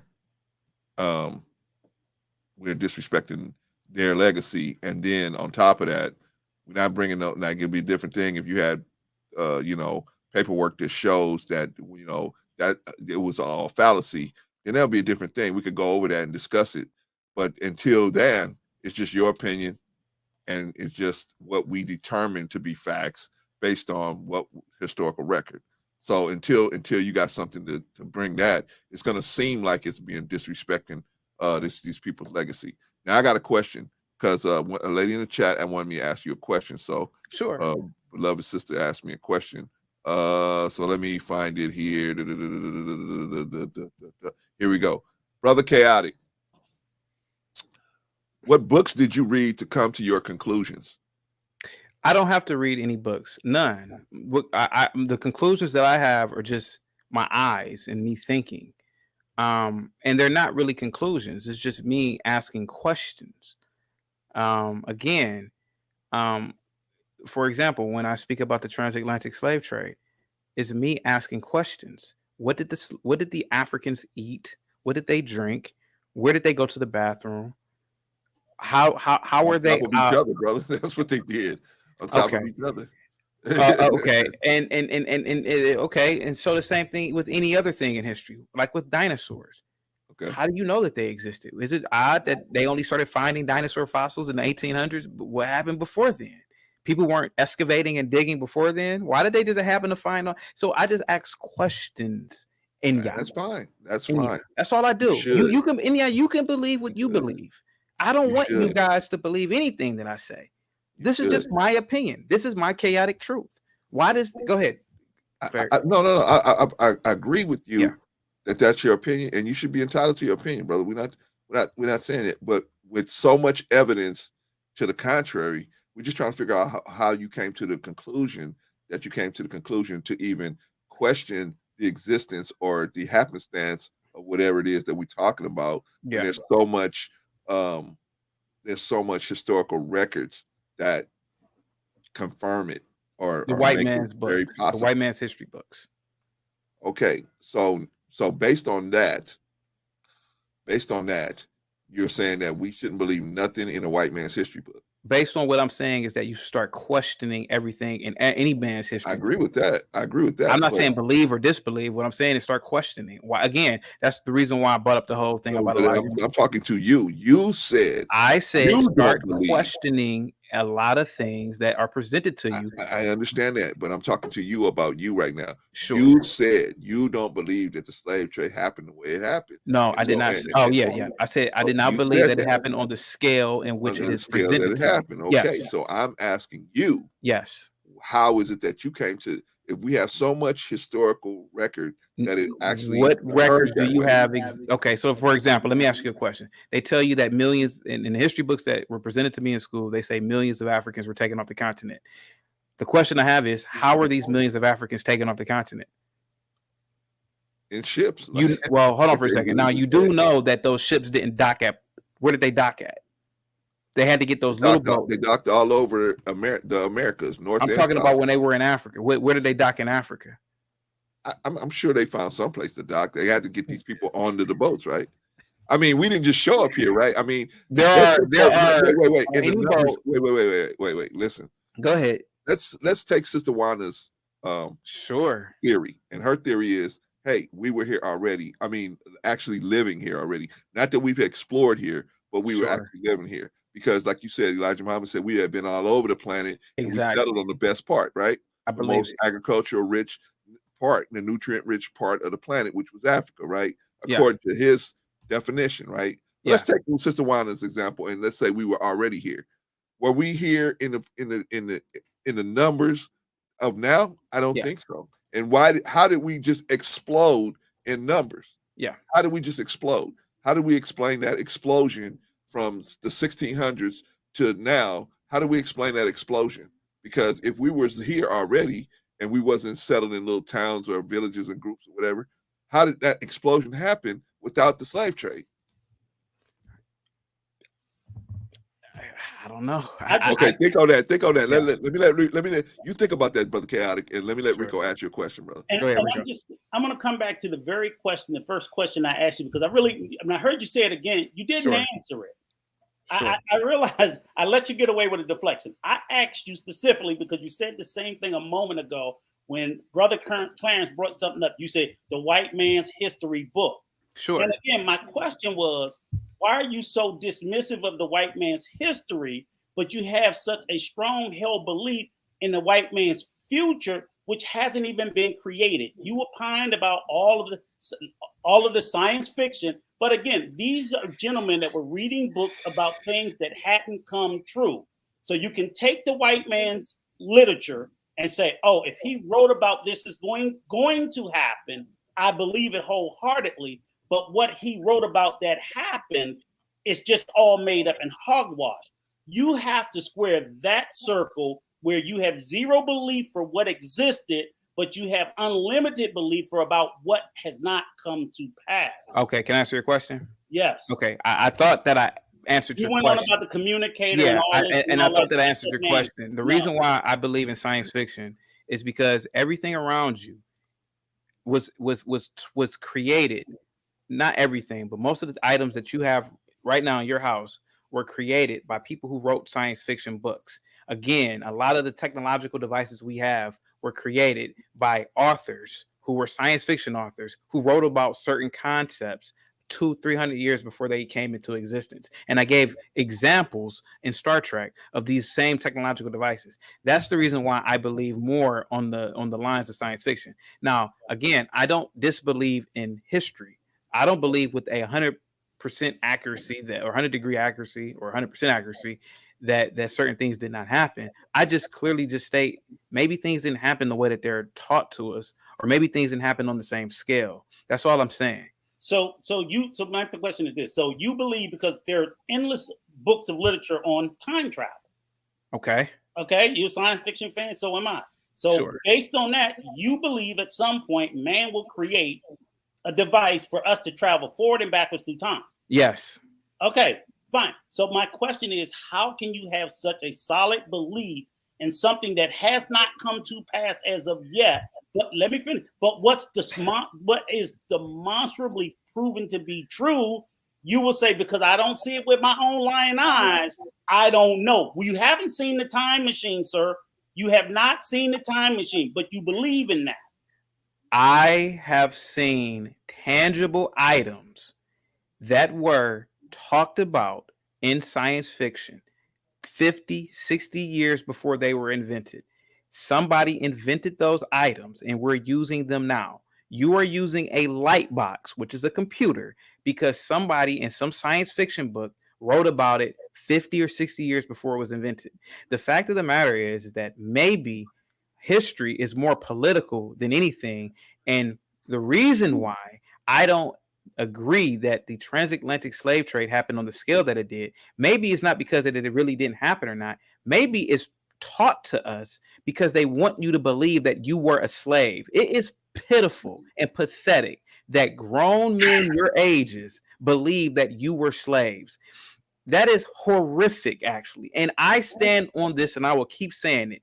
Your generation, that Generation X, I am so glad that you guys are getting up out of here, because with that type of thinking, it will always keep us back. I am so glad that these 19, 20, 21-year-old kids are so different from me, millennial, from you Xers, from baby boomers, because their mindset is about the future. Their mindset is about progression, about globalism. It's about making money. I am so glad that we're dying off. The millennials will eventually be up out of here, the boomers, the Xers, because what I keep on saying is that there coming up against 2 minutes, brother. Okay, I'll stop right there. Go ahead. And I'll just button it up. And thank you for not cutting me up. Right. No, I'm not going to do that. I see we're not getting anywhere. I just find it astonishing that, and you've said that you've done no field of study. So there's ample evidence out there that you create a query, which I'm all for having an inquisitive mind, but there's an endless amount of evidence out there that you could study to see if, in fact, the history was true. I can't study anything to see if a time machine will be created. I believe the same as you, that they will eventually at some point in time, long after we're gone, discover a time machine. But I can study history. You admit you haven't, but yet you won't believe in what you can study. You will create a query around it, but you believe wholeheartedly in what has not come to pass. And that's where I'm having trouble connecting that circle. And I just think it's very dishonest, the reasons you give for it. I get you addressing the future, but you continue to ignore, oh, that just didn't happen because I didn't see it with my lying eyes. That's a problem, sir. In all honesty. I mean, I got to do maybe 2 or more questions, either from Rico or somebody else. But I mean, again, Rico, you could have valid points, but again, you're never going to change the way I believe. This is what I wholeheartedly believe. People come to my channel and they listen to it.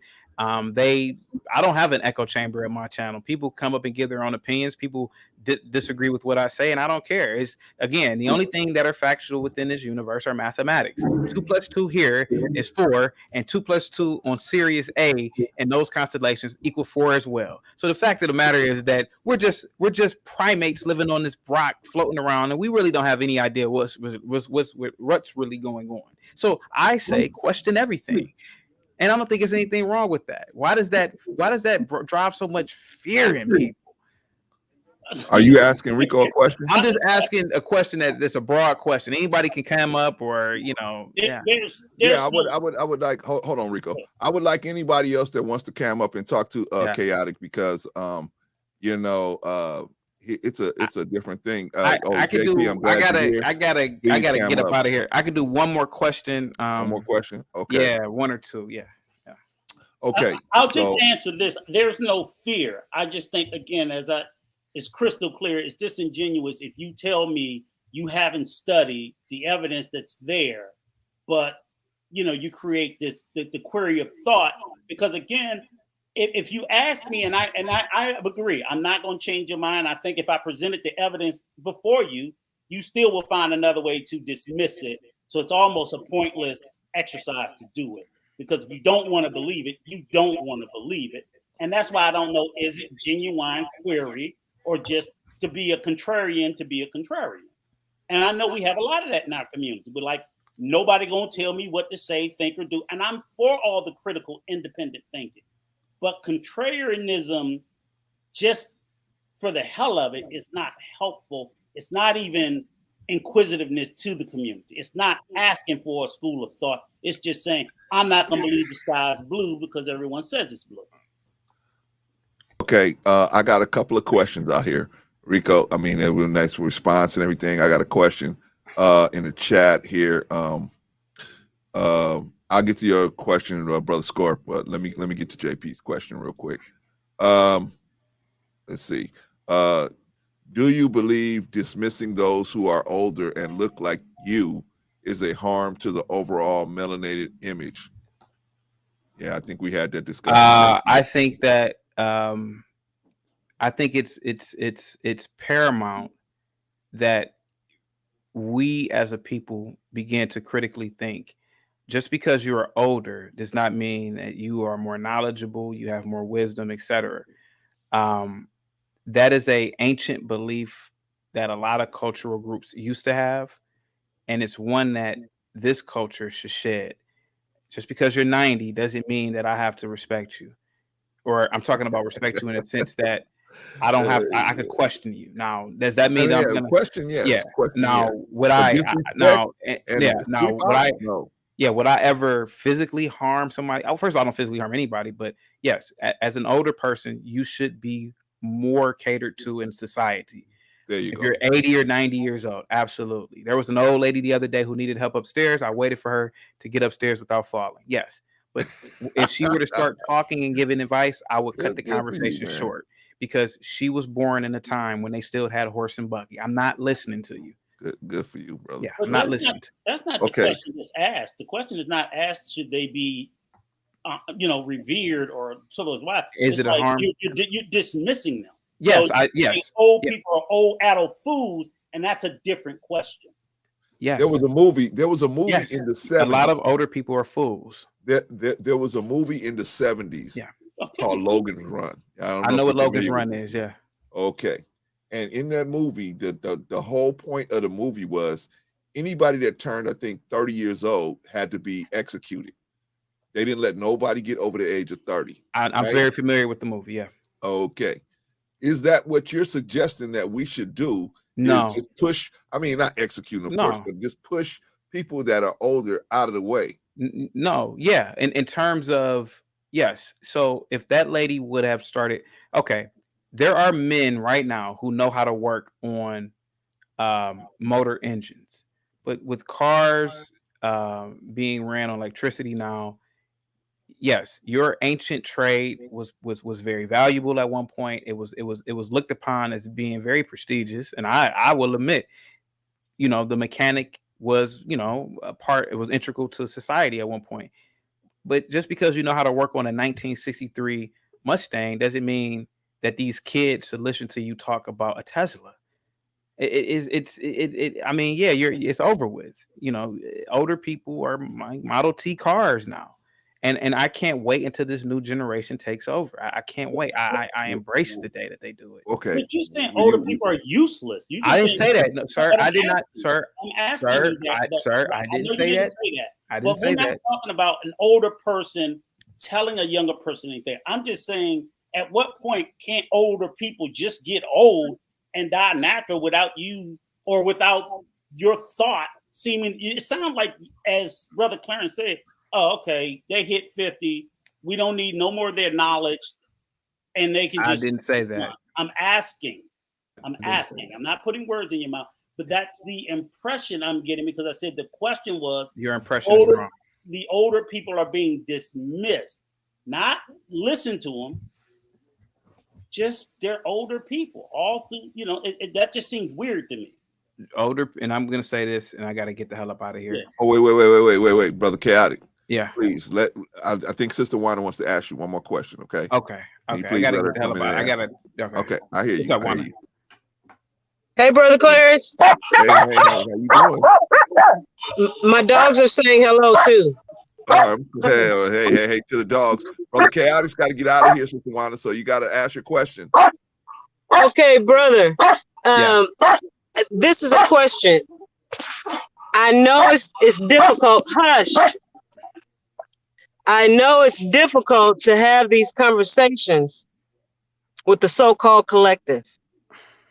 The statement that you had made last time about just paraphrasing, it'd be best when the older generation dies off, who still believes in certain anecdotic and antiquated ideas of the past and history. I would like to offer you an opportunity to squash a lot of the dissent about your feelings and your ideals. Hush. By making your own statement again. Do you feel that older Black people should just quickly die off? No. Okay. No, I don't mean. I agree. I don't mean I agree. die off. Yeah. I agree. I didn't take it that way. Yeah. But I think you and I both said that we so-called Black people are very, very emotional a group of people. I did not take it that way, but I wanted you to clarify and go into let them know that you're not saying that all the older Black people should just die off. My second point is just a statement. How many times have so-called Black people ever said that so-called older white people should just go ahead and die and leave the planet so we'd have a non-racist planet, so to speak? And I'll take my response off. They do it all the time. Whites will completely discard any older white that has not produced anything. They do it all the time. They do it all the time. They don't revere an older white just because they're white. No, they don't do that. But brother, let me ask you a question. I got it. Okay. All right. Just the last question. Yeah. Do you think that we should take the good from white society, leave the bad? Just like we should take the good from any society and leave the bad. Just because white people do something, that doesn't mean that they're the standard by which we gotta operate ourselves. We should It's not about race. It's not about race at this point. It's about. I mean, y'all brought that up. It's about right. It's about the stems. The stems are what is important now. Science, technology, engineering, and mathematics. That is the only thing that is important now. That is what is driving our future. That is the way we live our life in America based on technology. We wouldn't be on this platform without technology. You wouldn't be able to drive to the store without it. You wouldn't be able to order things without it. Your headphones, your computer, your apps on your phone, your way of life is based on the stems. So it's not about any race or culture or anything like that. It's about just knowing the stems. That's why these kids are going to be better, because they are better at cryptocurrency. They're better at stocks. They're better at finances. They are better at understanding. They may be softer. I'll admit that all day. But these kids are going to be, these 20, 21, 22-year-olds, they're going to usher in a society unlike any other in the past. And I wholeheartedly believe that. Okay, brother. I know Brother Chaotic has to run. I want to give him a couple of minutes to wrap up his comments, wrap up his position. But like I said, I'm not encouraging nobody to go over to his page and be malicious or do anything crazy over there. If you go over there with an open mind, try to listen to the brother. If he says something you can't dig with, you can't get with. That's fine. Yeah. But I'm not encouraging any violence or any malicious intent to go on over there. Yeah. And I would, and I don't have no problem bringing the brother back here. Thank you. So I'm just saying I'm open for the discussion. I might disagree with you, and I might try to tell you that I disagree with you, but I'm always open for the discussion. So let me give the brother a couple of minutes to wrap up his comments, and then we're gonna say goodbye to him. Thank you. Guys, to wrap it up with me, if you have any young children, please get them in the STEMs, and please get them into private schools. We have to, and I'm going to be general here. We got to disregard the public school system, and the best way to do it and the best way to have open thought is having your children in a school that allows for critical and open thinking. That's generally private schools. Get them out of public schools as soon as possible. I was a teacher for over 10 years. I taught various subjects, and I can tell you one of the reasons why there is no push for intellectualism is because the public school system does not push intellectualism and critical thinking. Most of what you know in history comes from the public schools. And as you can see, that's a problem in itself. Independent thought is where we should be headed as a people.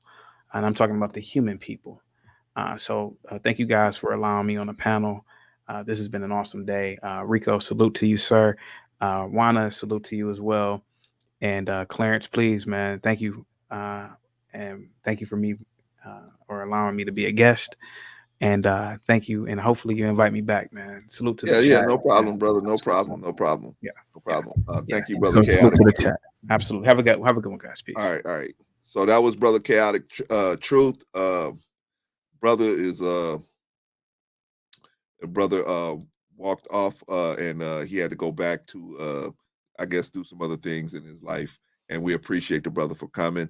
He came. I thought we were going to get to clear up a lot of stuff that happened on court. We still didn't finish that situation, but I'm glad he opened it up and he was able to see that I'm not going to let nothing crazy happen up here, man.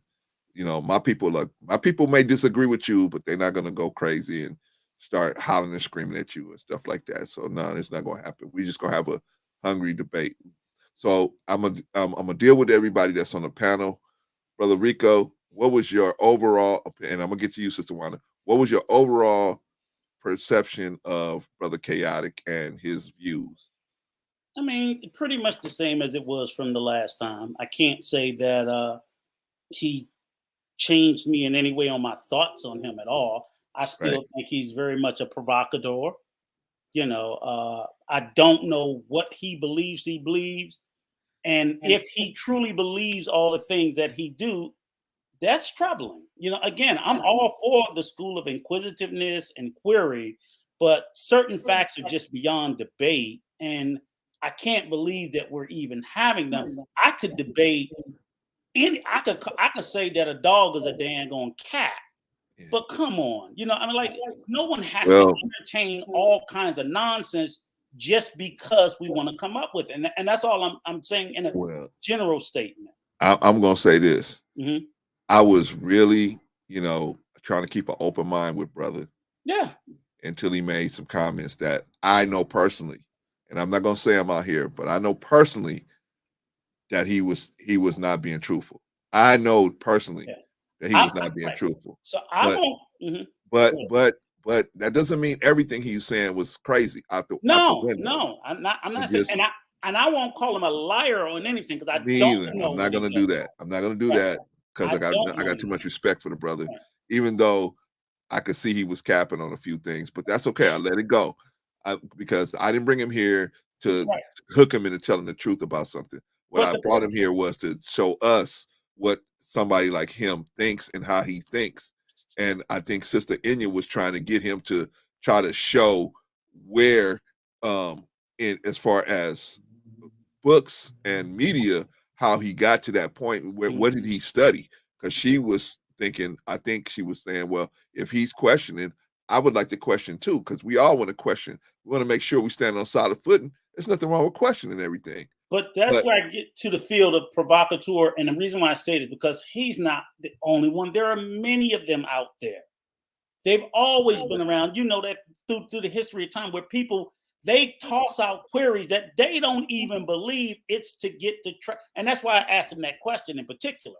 Because again, you would consistently say, oh, I can't believe the white man's history, but I believe the white man's future. I'm like, that's not lining up, sir. That's not lining up. Well, I think based on what he was saying, and Sister Wanda, you can jump in anytime if you want to. Based on what he was saying out of his own mouth, he said this is just his opinions. Right. He never verified it with Right. any books or any type of paperwork or anything. He didn't verify, which I told him, if you got any paperwork to verify what you're saying, I'm open. Bring it on over here. Let's look at it. You know what I mean?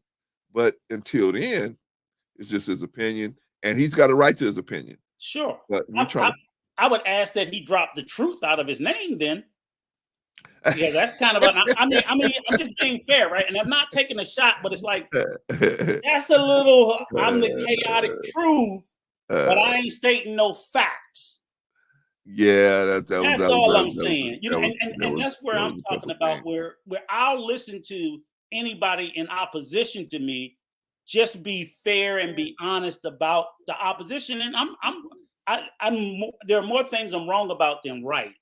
But I'm not gonna come and just blow smoke up your back. I'm not gonna, as they say, pee on your leg and tell you it's raining. You can tell he's caught a lot of smoke for his opinions. So you can tell by the way he talks, the way he lays the foundation out. He's caught a lot of smoke for it.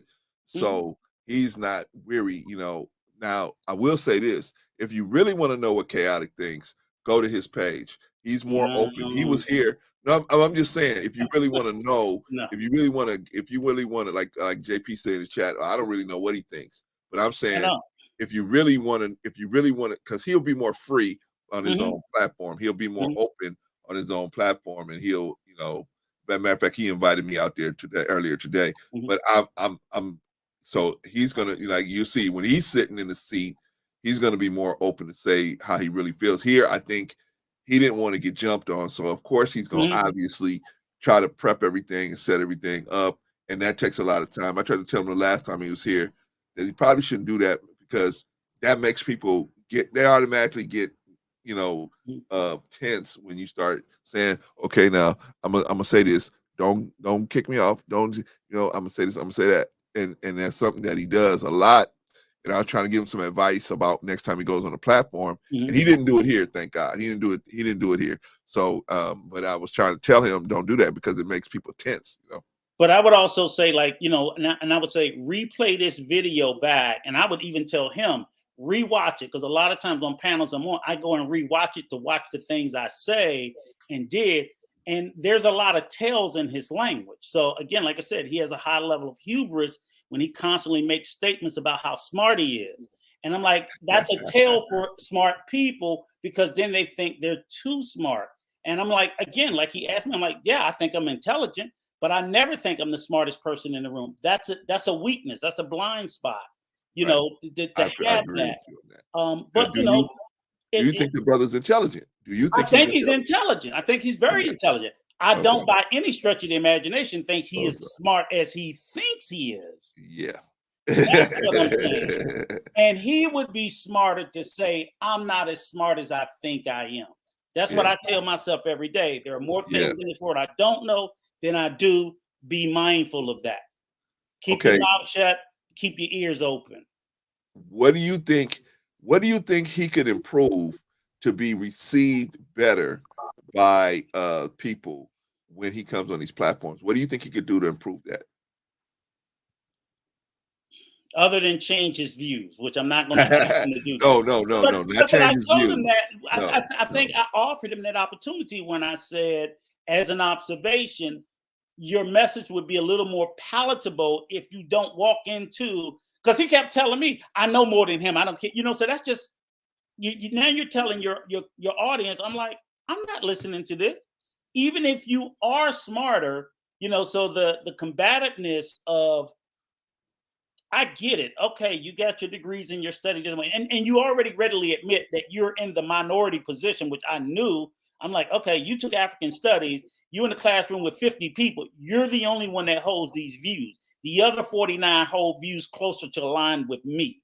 But yet you're screaming at me, oh, I got my degree, I know more than you. But you have a countervailing view of the very thing you were being taught, because you're resistant to it. And that's fine. You may be right, but you may be wrong. So if you, as in you were in that classroom, you didn't think you were the smartest person in the room. You just thought, can't nobody tell you nothing. I got a son like that, and his views on older people. I'm like, Older people can't tell you anything. Yeah. I'm not talking about, and I always go into the room. I learn more things from younger people than I can teach them. Yeah. But we, as you know, Brother Clarence, it's like, oh, we still got a few gems. Yeah. And I'm the same way with people older than me. I would never dismiss an older person because the one thing they have that I don't have yet is experience. They have a lived experience. If it's 20 more years on this earth, they got 20 more years on this earth. Yes. You can't dismiss that. And I think that was the question that JP was asking. I didn't think she was asking the question of, oh, you got to look up the older people that they're wiser. Because I tell young people, don't listen to old people. Like, you know what I'm saying? Take their advice with a grain of salt, but still treat them with dignity and respect because they may think of something that you ain't thought of that might can save your behind. And I think that's where. Brother, can I come in, please? Yeah, I told you to jump in anytime you got ready, Sister Wanda. Come on in. The brother, God bless him, he's so long-winded. I try to be as respectful as possible, but I want to ask you, Rico, do you think wait, Brother Rico? Sister Wanda, hold on, Sister Wanda. That's not fair. The only reason why he was talking because I asked you to jump in there at any time. So and you never said anything. You never said anything. Though that's why we were just continuing the conversation. Oh, so I appreciate that. Yeah, you know, I mean, the shot about being long-winded was like that's more than the first time you've done that, Sister Wanda. You've done that too many times, and I ignored it all the way up to this point. But Brother Rico, she didn't hear me, so she didn't know. No, I know, but I'm saying she's taking that shot of me being. You're still talking. You're still talking. I'm addressing your insult. That's what I'm doing. I'm saying you can't keep insulting me like that and think I won't respond in kind. Okay, we got that. We got that clear. Sister Wanda, do you have a question for Brother Rico? My question is, true or false, Brother Rico, do you think that you're a little long-winded? Maybe. Okay, thank you. I'm going to try to keep this short. I just want to know if ask a true or false question. To whom? To both of you and to the chat. Yes, who can hear.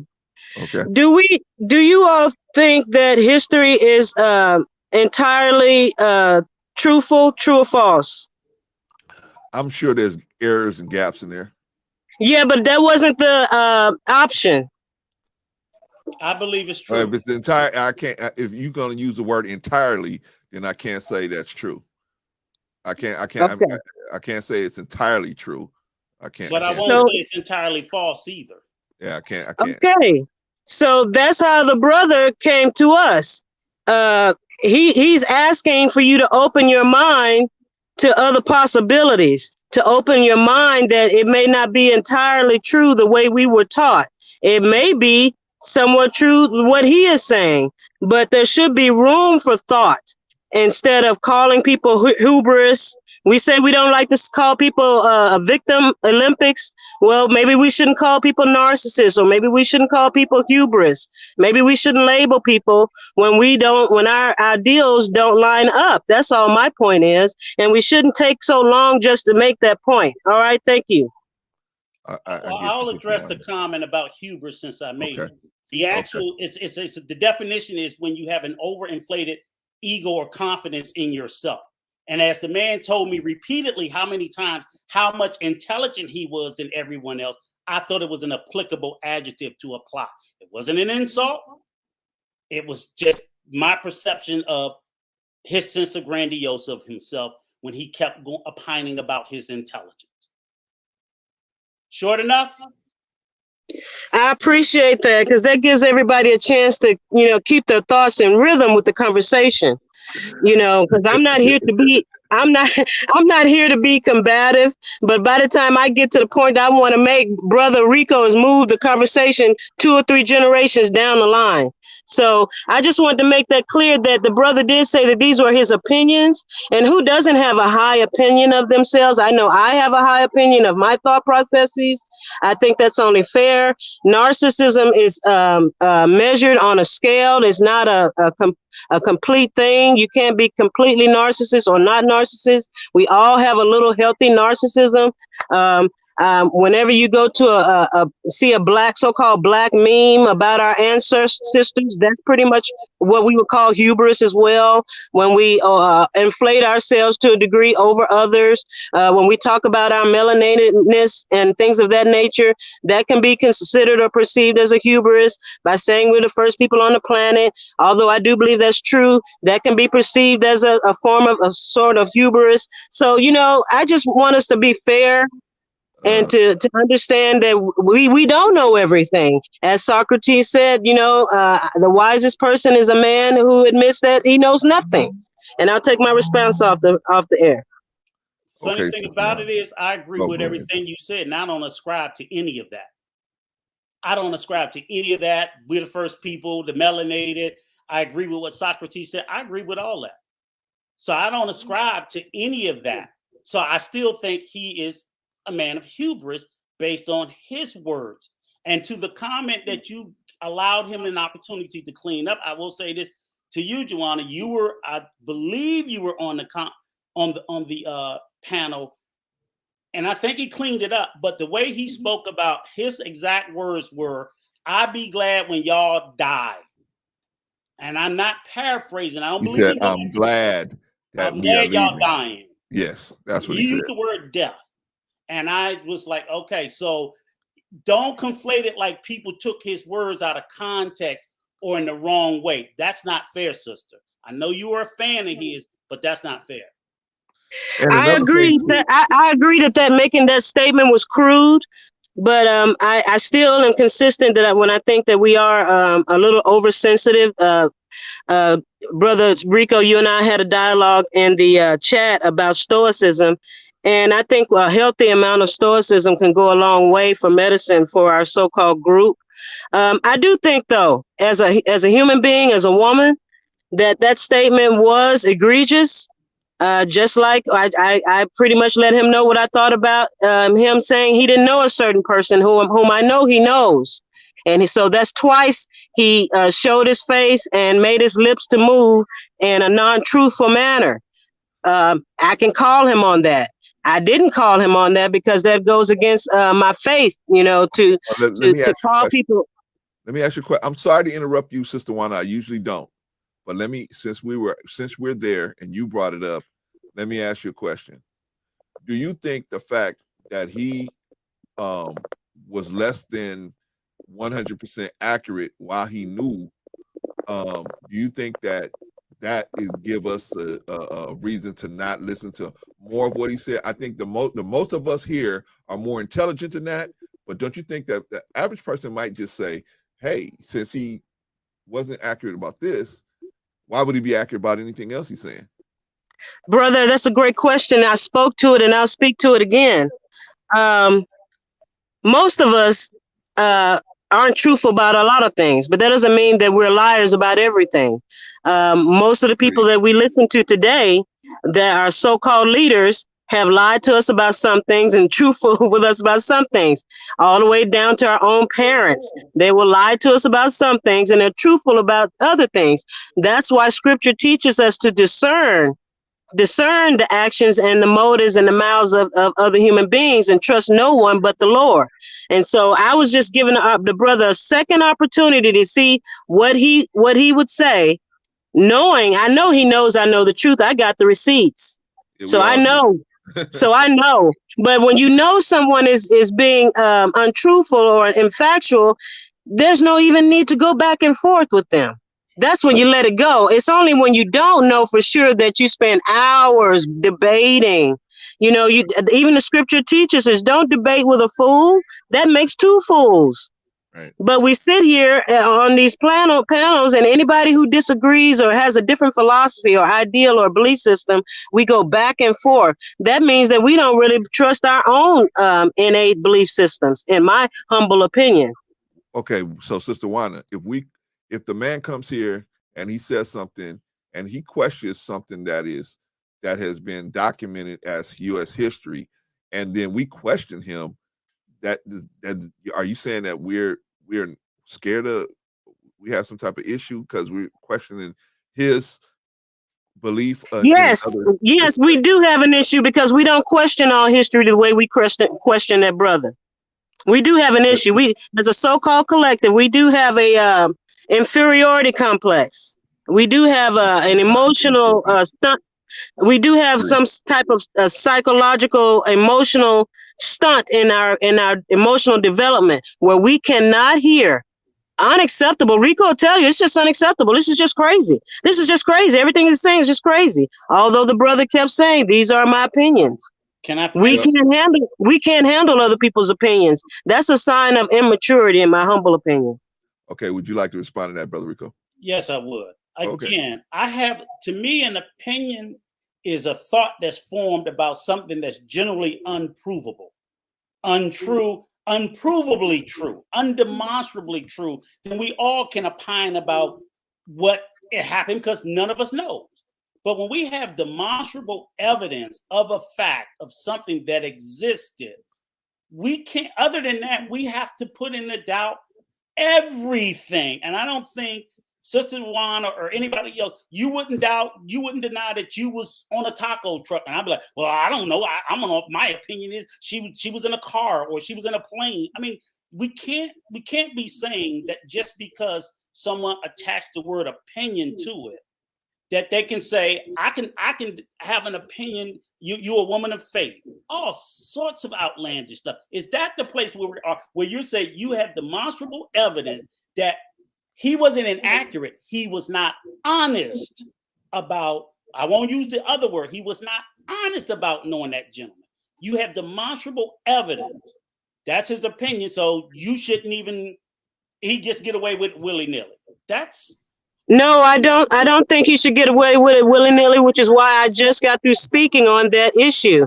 I know that the brother was not being factual on that instance, but I also proposed to the panel and to the audience listening, everyone who you ever engage with is going to tell some non-truths and some truths. Do we throw the whole person away? But my thing is, the same way you have factual evidence to support that he was not being true about what he stated, what me and Brother Clarence is saying, that there's demonstrable factual evidence of the existence of Harriet Tubman and all these other historical facts, features, times, and events that occur that he's just refusing to believe. So he's doing the exact same thing about history that he did about that other content creator, when we know he knows better. That's the point. Well, again, it's going round and round in circles because he never said factually about any of the history, brother. He said, I do not believe a 5'0" woman, 127 pounds with a Elmer Fudd musket rescue grown man. He said, I don't believe. He didn't say it wasn't a fact. You got in your emotions about whether it was a fact or not. He didn't say it was a fact, and that's what I'm trying to keep expressing. He said it was my opinion. My opinion, if you go to Brother Clarence, don't you have a laptop? Please look up the definition of opinion for us, please. It is a belief. Opinion simply means it's a belief. It doesn't mean it's a thought, it's a fact. And as long as someone says it's my opinion, yes, Brother Rico, respectfully, beloved, you have to take it with a grain of salt, unless you can verify it. Can I read it to you, the definition? Yes, sir, please do. Opinion, a view or judgment formed about something, not necessarily based on fact or knowledge. See, so we're arguing about his views. He already stated he doesn't know. He said, I heard him many times say, Brother Rico, I don't know. Brother Clarence, I don't know. But this is what I believe when I use my logic. And the whole world blew up. But Sister Juana, I never had a problem with him saying this was my opinion. My problem was with disrespecting that person's legacy without that's like, see, to me it was such of a contradiction because he was willing to revere his mom, right? But his mom doesn't have there's no factual evidence of her doing all these different things, but he was willing to revere her just because she put food on his table, right? And all the good things that she did do. But here's a person that we got historical information that would probably lead us to believe that. And I'm not saying you got to believe it, but why disrespect her legacy if you don't know for sure whether this information is accurate or not? That's all I was saying. If I don't know for sure, then why would I disrespect somebody's legacy if I don't know for sure? You just giving me your opinion, and I'm just giving you my opinion. Cool. But when you start disrespecting a person and trying to make them out to be a caricature, then that might be an issue. That's all I was trying to say. Do you disagree? If you need me to agree that the brother was crude in his description of our beloved sister Harriet Tubman, hey, I felt it too. But I'm raised by a single father, and I used to be in the military. And my grandmother was very a loving and abrasive woman who would curse us out on Christmas Day. So I have to have a tough skin. So yes, I felt that. But Sister Wanda, Sister Wanda. So I felt that. So I felt that too. I just want to make sure people don't think that I'm some callous crude over here. No. I felt that. Harriet Tubman has always been one of my. Harriet Tubman has always been one of my heroes. She rose. I want you to. But when other people say things to rile me up, I don't allow them to rile me up. Hold on, Sister Wanda, hold on 1 second. I want you to finish, but let me get it straight, because people will think that you're saying that I have, or me and Rico, I don't know. Well, Rico could speak for himself. I'm saying about me, I don't have an issue with him questioning anything. I don't have an issue with him questioning anything. My issue with him was totally disrespecting that a person that actually came to do what he said he thought we should be doing. That was my problem with that. I saw that as hypocrisy. So I questioned him about that. I don't have no problem with nobody questioning nothing. Go question it. How can you stand on the belief that you're scared that it's going to get shaken? You should be questioning your beliefs. That way it'll root you in it. I'm just talking about me. I never had no problem with him questioning anything. The problem. Well, I don't think the brother was afraid, or he wouldn't have come back twice to face us all. So I don't think he has a problem with his beliefs. I think I'm not saying he did. I'm not saying he had a problem. I'm saying I didn't have a problem with him not believing or not believing. It's a disrespecting. Okay, but you are aware that Brother Rico has a problem. You are aware that some people in your chat have a problem. Well, I know that Brother Rico. Wait, I have a problem with what, Joanna? Right, that way I say, please tell me what I have a problem with. I can speak for myself, but go ahead. You tell me. I'm saying you told us. You told us many. Just set it down, dear. Mm-hmm. You told us many times, Brother Rico, what you had a problem with. With CT? Yes, sir. Yes, sir. You told us. So what is that problem? Reiterate it to me, please, if you could. You said you had a problem with him being disrespectful. You said you had a problem. Okay. You said you had a problem with his hubris. Yes. You said you had a problem with things that were factually accounted for, and him going against that in front of this audience. Yeah, I didn't say I had a problem with it. I said, yeah, I did. That's okay. Well, let's rewind. We can all rewind it. That's a good framing of it. I conceded to you, man. That means I agree with what you said. Go ahead. I understand what concede means, and I appreciate that, Rico, because I know you're a reasonable man. Yes. My point is, if we can acknowledge the things that we have a problem with about other people at face value, just as that. I don't like a bunch of curse words on the internet, Brother Rico. But guess what? If I have an issue with it, I have an issue with it. I shouldn't make the world have an issue with it. It's my own personal thing based on how I was raised and my background and what I believe. It doesn't make me right. It doesn't make me perfect. It doesn't make me saintly. It's just how I feel. Just like your feelings, just like the things that how is my they're just feelings, brother. They're just feelings. They're okay to have, but they're just feelings. I was asked to come here to confront the man about his views. So how am I trying to push any? He opened I didn't ask to come up. He asked for people to come up. He asked for that. I didn't ask for it. I'm glad that you came, and I'm glad that he came. No one is disputing your motives. I'm just saying that you acknowledge that you have a problem with him. And my issue is, why have a problem with other people's opinions? Why have a problem with other people's behaviors? Why make that an issue? Why not ignore that person and bring to fact the things that we need to hear? Ma'am, I generally do ignore him. I didn't even know who he was until I seen him on a couple of the platforms that I follow. I'm not subscribed to him. Maybe you are.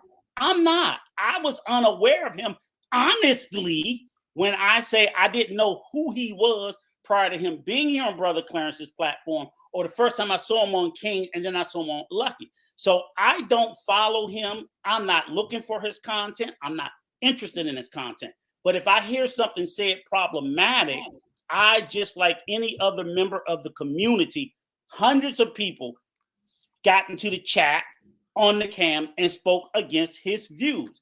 I'm just more willing to show my face and stand on it.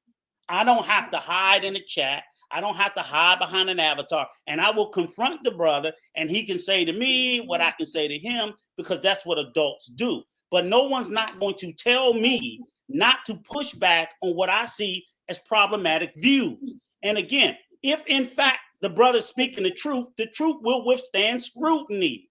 If I'm too long-winded with that, too bad. I don't care. But he made a definitive statement that he has all these questions about stuff that he refused to study or look at the evidence. To me, yes, I have a problem with that, because that's insanity. I have a question for you, Sister Juana. Look at the evidence. I refuse to look at it, and I'm just going to say it's wrong. I got a question for you, Sister Juana. Sister Juana, are you still there? Yes, sir. I'm here. I'm barely hanging on. I hear you. Chaotic was up here to give his opinion, and Rico's just up here giving his opinion, and so it might get a little testy at times, but it's all we all try to keep it really respectful. But I have a question for you, Sister Juana. His position is that, how do we know this stuff is true, right? That's his main position. So he questions everything, even the documented evidence, right? Okay. Now, using that theory, if someone had committed a crime, a murder, and murdered someone, and the people have the shoe prints, the fingerprints, everything there. They have all of this information. But you being on the jury, the person said, "Hey, it wasn't me."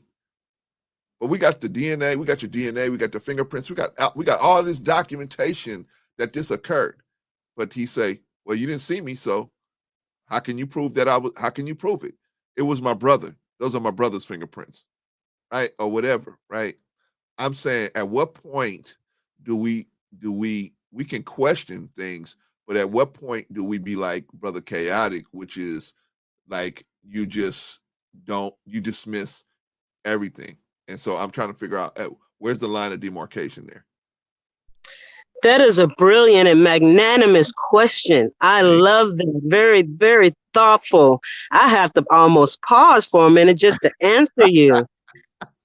Thank you, sister. I appreciate you. No, I'm not bigging you up. I'm not being facetious. I'm serious. That was a very layered, detailed, intelligent question. Where do we draw the line? Okay, let's use the premise that you gave. Okay. There's an accused murderer. We have some DNA evidence. We have some footprints and some fingerprints. Correct. Okay. But the person says, "I didn't do it." Yeah.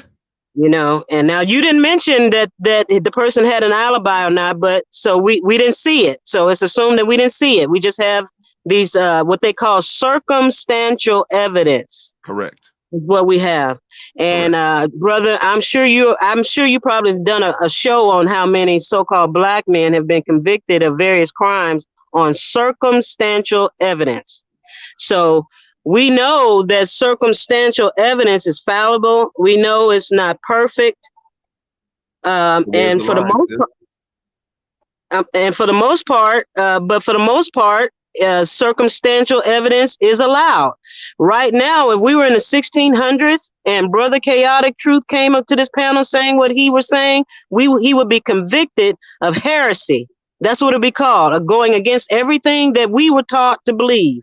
He would be convicted of heresy, and we would probably hang him, or like they did the witches in the Salem trial, we would force their heads underwater, and if they survived it, then we would say, if they died, then we would say they weren't a witch. Right. This is what we're doing right now. He is speaking against something that might be beyond our sphere of knowledge.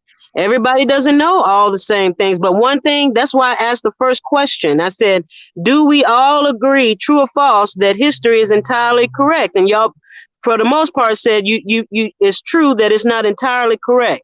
So if we know that it's not entirely correct, then we can't really argue anybody. When you say verifiable written knowledge, well, anyone can come to you, Brother Clarence, and say, I have verifiable written knowledge about this right here. That's the opposite. See, you see how that works? So the truth is relative. Have you ever heard that phrase? Truth is relative. For the brother who's being convicted, his truth ain't relative. To him, he's saying, I didn't do it. Right.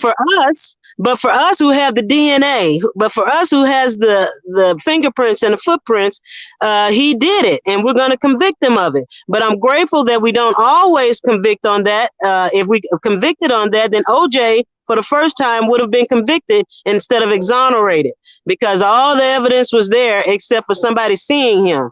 So, I respect your question. I hope I answered it for you by saying, I still love you, but you did not. No.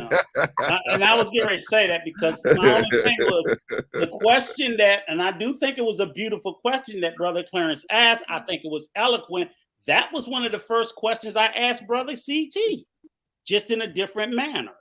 Why, being dismissive of demonstrable evidence? So again, you still didn't tell us, Wanda, what's the line of demarcation when we realize 90% of people that are in prison are for crimes that no one saw them do.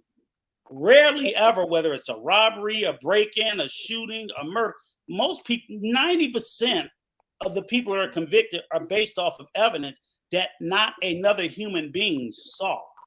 But we clearly recognize that evidence of something occurring, whether we saw it, was physically there or not, is credible evidence that that thing occurred.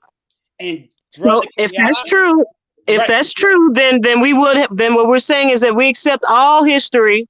All history is factual. That's a leap.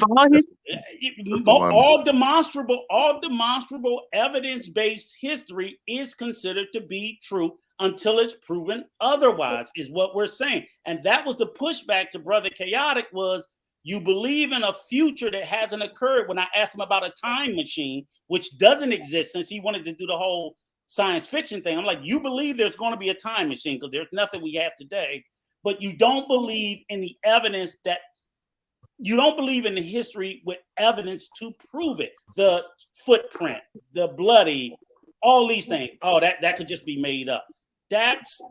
I'm sorry, I can't square that circle. And Sister Wanda, I'll be asking is, I'm gonna let you speak, Sister Wanda, because I interrupted you, and I apologize for that. But I'll be asking for is, where's the line? When is it where we can say, okay, we can believe this, but we can't believe that? Where's the line in that, so that we can understand, what we should take in and what we shouldn't take in? Because I think that we should question everything, like Rico said, until you get evidence. If you got evidence, facts of it, you question it, and once you can corroborate the facts, then. But that was the brother's point. We don't have factual evidence. We have books. We have things that are written, but we accept these things. And I believe in those books. I'm not on the other side of the argument. My whole personal persona is based on the things that I've learned and read. But your statement is you're making a contradiction in your own verbiage. Hold on, brother. Hold on. I'm gonna show it to you. I'm gonna show it to you. Give me a few moments. I promise I won't take too long. Yes, ma'am. But you're contradicting yourself when you say, you can't believe, in the book. Well, we got to believe in what's written, but what's written is by the conquerors. What's written is by the people who are the winners, and they're always gonna make the story adjusted to them. But we still believe it, don't we? What's wrong with saying, well, maybe that may not be true? Ma'am, he did not say absence of evidence. He said he just didn't believe it. He did not say that the evidence did not exist. He said he did not study the evidence. He did not read it. He just didn't believe it, is what he said. Now, if you could show me where he said there's no evidence to prove that Harriet Tubman exists, he never made that statement. He just said he chose not to believe it, irregardless. And what's wrong with that? What's wrong with that? Because we're discussing evidence, and as Brother Clarence said, most evidence that's presented, you don't see it. It's disingenuous. You're doing the same thing that he's done. You're doing what I'm doing is being a good lawyer. No, you're being a horrible lawyer. You're saying even though evidence exists, see, the truth doesn't matter in a court of law. Only evidence matters. Now, if you're counting written words, if you're counting written words as evidence, then you're right. That counts as evidence, ma'am. Okay, so again, that's the reason why millions of our brothers are incarcerated. There's no actual proof. There's just a bunch of what we call evidence. The written word is just one form of evidence. As Brother Clarence said, there's footprints, there's blood DNA, there's all sorts of evidence. So many brothers have been convicted on those things, and then 16 years later, a brother was just exonerated yesterday of being accused of graping a woman after 16 years, and had to be exonerated by that same DNA that said he did it. So, my point is for us to all be open-minded, dear Rico. But ma'am, I am open-minded. We do know about the anecdotal evidence of people being falsely convicted. No one's disputing that. That is nowhere near the vast majority. It is a very small percentage of people that are proven innocent every year in the grand scheme of things. So do you just suggest they just don't open the prison doors and let them all out? Of course not. I'm using that to diffuse. I'm using that statement to diffuse your argument about circumstantial evidence. Circumstantial evidence in the way of DNA or in the way of written words is not actually the truth. It can be what anybody presents it to be. All evidence is circumstantial. Literally, most of it is. Thank you. So if we know all evidence is circumstantial, then the brother has a right to say, I don't believe that. Well, when we're talking about the situation, what we're looking for, Sister Juana, is the line at which we decide, okay, we're going to believe this. The line is always going to be fuzzy, which is why I keep bringing this up. The line is always going to be fuzzy. That's why innocent people get convicted, because the line is so fuzzy. So the truth is based on perspective, beloved. Everybody, she's right. Now the truth is, people will impose their perspective as the truth. That means, and it's not about me being right. I appreciate you, Brother Clarence, but I don't enjoy that word at all. I'm just stating what we all understand. We all understand what perspectives means. We all understand we all understand that the history that we've been told is not entirely true. If we understand these, and we all understand the definition now of opinion, if we understand all these things, there should be no reason for us to be riled up over somebody who has a disagreeing of view. Let me restate what I said. It's not that you don't, if the word right doesn't hit you in the right way, how about what you said is factual? Yes. I just want us to have a level understanding. I feel comfortable with that. Because see, I'm not sitting here and saying I'm right. I'm just saying, can we have an open mind? I was talking about, in particular, that comment you made about how truth is perspective. That's what I was saying. But I hear what you're saying, Sister Wanda. So let me go into it just a little bit. Rico, I'll give you a chance to respond. Okay. But you know, when you being brother, I'm gonna have to let you go. Okay, I may catch back up with you, but I may not. But brother Rico, it's all in love. I just laid my case out All to you love. about things. All It's love, all sister. love. I All would love. never wish anything bad on you or your family or your life or your dreams. Okay. Wouldn't work All right. anyway. It wouldn't All right. work. God bless. I don't know God what the bless. point of that was. It wouldn't work. He Support the chat. Support brother Clarence. Peace to you all. Goodbye. All right, Sister Wanda, appreciate you. Whoo, man. And I'm trying. Lord knows man. I'm trying. And it's just ironic, you know. It's like, and I just wanted to ask you at the end, it's like, how can you tell us to have an open mind when the very thing we're talking about is an unwillingness to have an open mind to circumstantial evidence?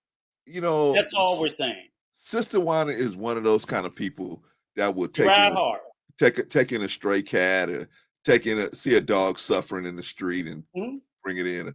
She's one of those type of. So she see this brother out here and he's you know, swinging in the wind, and she's just trying to help him out. Bless her heart. But the real question was, where do we go to the point where we have to? There got to be a line. If you ain't gonna believe this, what's the point? And when we can't believe what somebody's saying. See, that's what I was trying to say. Because if you go around saying one thing, but you saying, I don't believe this part of history to be true, but I believe this part of history to be true. Right. Where's the line, and how do you decide? How do you make that distinction between one and the other? And then I see it only happen now. This is what I believe about Sister Wanda. I believe she would look at the thing totally different if it was, God forbid, one of her relatives was caught up in a situation like I described earlier in that kind of a case, and they had everything. I think she would look at it different. And the guy was, if the guy was like, "Oh, I didn't do it," you know, I didn't do. You didn't see me do it, so you know, you know how many black men are in jail because they the wrong thing. You're right. Now let me get on this perspective thing, and I'm gonna let you come in, Rico. Hold on. So the perspective, truth is, the perspective of the 12 people that's actually sitting on the jury. That is the truth, right? Well, that is what is considered the truth. That is what is they operate their findings on what those 12 people think, right? It may not be the truth, but whatever they consider the truth, that's what they move from, right? So somebody could actually go and we have people that have had life sentences or been in a death penalty because of those 12 people said, we believe this happened, right? Okay, whether it's the truth or not, and find out later through DNA, that wasn't even the truth. But the police officers wanted to close the case because they was getting so much pressure from the community or whatever. So they just nab somebody and throw them in there, and they don't care because they're retired and gone by the time the truth comes out, right? Anyway, so we got to look at the truth as documented evidence. That's only thing we got to go by is documented. And then when we see something documented and it's backed up with something else that's documented, and it's backed up with something else that's documented, we have to come to a conclusion. A conclusion is that this is most likely what happened, right? Like Rico was saying, you in a court case, this is what's likely happened. No, we didn't see him commit the murder, but the knife was at his house. The pants with the lady's blood is in his house. The fingerprints is on the door. The fingerprints is all over the house, and he don't live there and never was asked to come there. Obviously, the footprints is outside the window. Obviously, he was there. His shoe prints match the footprints. I mean, when you corroborate all of that, you got to come to a conclusion that this is the person that did it.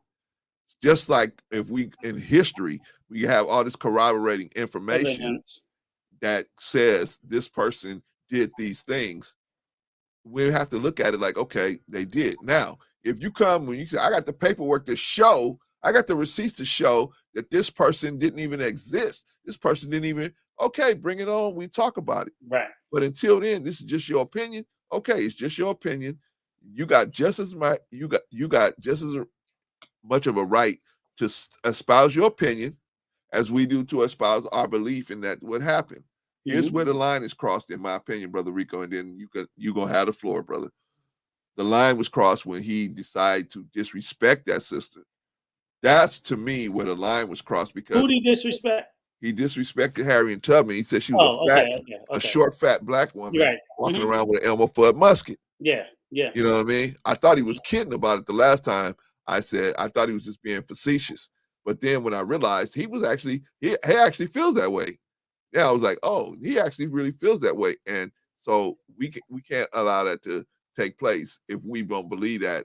You know, you want to question her, but to disrespect her and not have no receipts, no, we can't allow that. Okay, Brother Rico, you got the floor, brother. Well, because I'll just say this one thing is because and that's why for me it's wildly disingenuous, because just and the court of law and history are the same thing. History, we formulate a belief about history based on the demonstrable evidence that shows a thing happened, absent evidence to the contrary. That's the history we believe in. So I believe in slavery and I believe in all these other things because there's demonstrable evidence in addition to the written word, because they kill me. They act like all of history is just a written word. No, we have still standing slave plantations and slave quarters and the ankle chains. And they found some of the ships at the bottom of the ocean that brought us here with the chain. And they're just going to ignore all this additional evidence and just go, well, it's the written word. No, the written word is what's recorded of the evidence that was found. So they just choose to ignore. And I'm like, a highly educated, intelligent man like that, you got to miss me with that. Well, I just don't know. I'm just asking questions. I'm like, where the hell did you go to school? So it's sort of like the same thing with the previous conversation. He made the statement, when we were in the third grade, everybody was like, I don't want to be a slave. Again, remember that statement? I was like, what grade school you went to that black kids were running around talking about they don't want to be a slave? So, I mean, I won't use the accusatory word that begins with an L. Okay. But to me, it's like if it walks like a duck, talk like a duck, quack, quack. This stuff is just blatantly untrue. And I don't even believe it's believed by the person who speaks to it. So when Sister Lana, and I get she wants to be this contrarian, and I'm like, if that's your position, then you got to throw open the doors of the prisons and let 90% of them out, because they're all in their own circumstantial evidence. They're all in their own circumstantial evidence. They all are. Less than 10% of them are convicted on eyewitness evidence. That's just not, it's not the way that the criminal system. And for those who are truly innocent, when evidence to the contrary of their guilt occurs, then, as you said, it's brought up. Until if we got the wrong person, we gonna have the wrong person until someone come up with some evidence. Right. History's the same way. Glad you said that, brother. Yeah. History is the exact same way. So if we believe that such and such was discovered, until there's evidence to the contrary, then we believe it. And this whole, they don't have to believe it. We got to stop this. We got to stop this. I heard a brother say on the panel, Black people are the laziest people because they don't want to read. And you know how I feel about my people. Lord knows I ain't had no, I was like, shit. And I know that ain't all of us. That is not all of us. No, not all of us. That for a second, because I know way too many intelligent, smart Black people. Me too. But it's far too many of us. And when I hear Brother Chaotic is supposedly educated, that's why I question, does he really believe it? Because most educated Black people don't hold, they may hold one or two of those views, but I've never seen one that held such a wide array of those views. You're literally telling me, I believe in a future that I cannot see, but I cannot believe in a past that there's demonstrable evidence to show me that it occurs.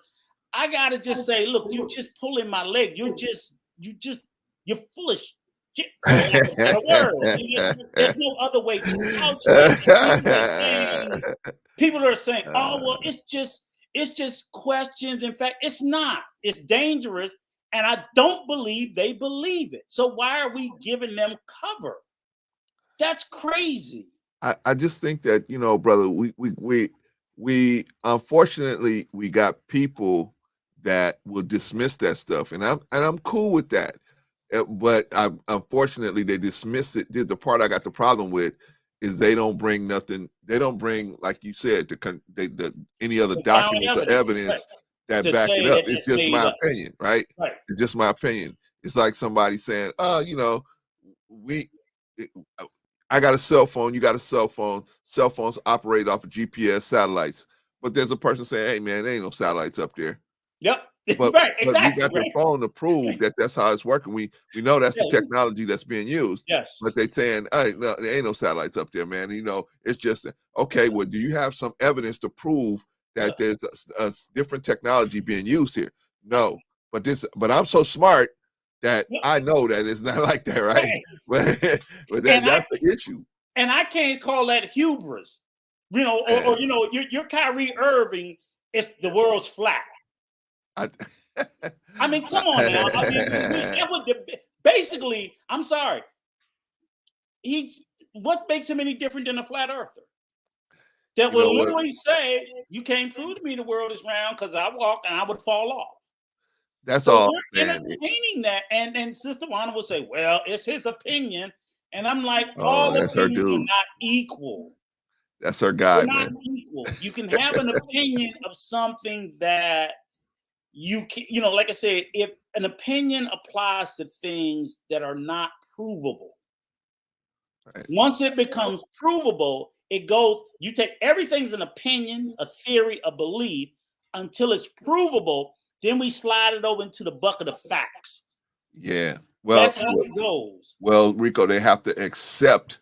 See, you have to have we have to have a standard of acceptance. And right? we do. We have to have okay, but they have to accept that standard of acceptance.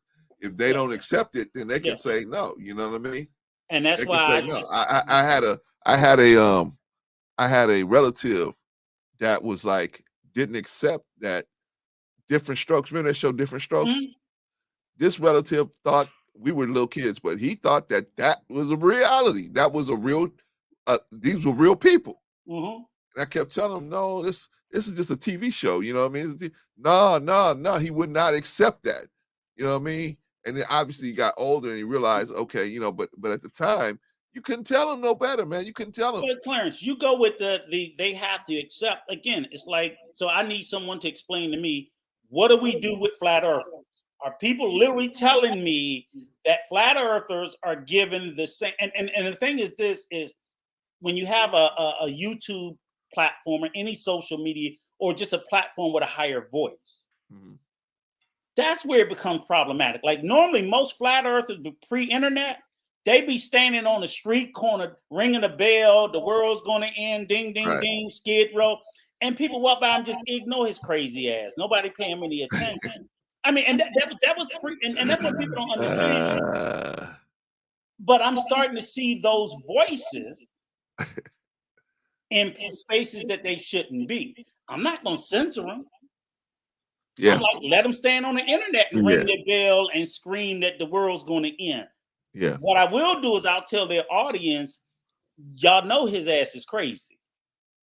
The same as we used to tell people when it was on the street corner, because good, decent folk didn't sit there and go, well, let the crazy be crazy. Nobody let them in. They shunned them. They didn't hurt them. They didn't stop them from standing on the street corner every day, ringing that bell, talking about the world's going to end, the earth is flat. No one did that.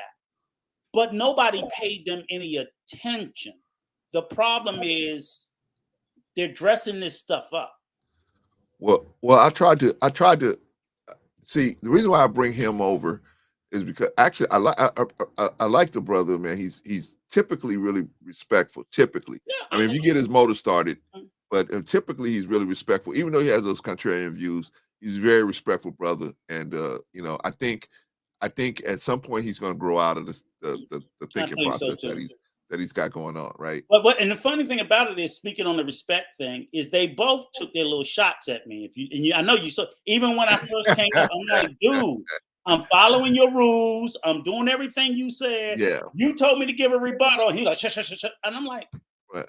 So my thing is, if your beliefs are your beliefs, and it's not a panel, it's just one person, right? And someone's vigorously, as I always say, the truth will withstand scrutiny. So if I say something that I believe is true, I don't tell anybody not to scrutinize it. So if he's Mr. Inquisitive, full of questions, why do you shun questions about your belief?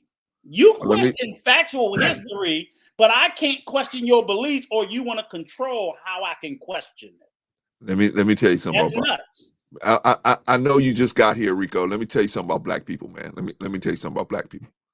Man, black people, brother, if you say something the wrong way and they perceive you as a threat to them, they will jump on you with both feet. So I understand his position, and he seems like a dude that's had that happen to him a couple of times. So he's got a little trepidation while he does stuff. Now, I told him earlier, I don't know if you saw it early in the broadcast, I told him, I said, man, hey, look, if you're on a public platform, you need to start qualifying what you say, because people are going to start, maybe if you was in a barbershop and you said something, everybody in the barbershop understands where you're coming from.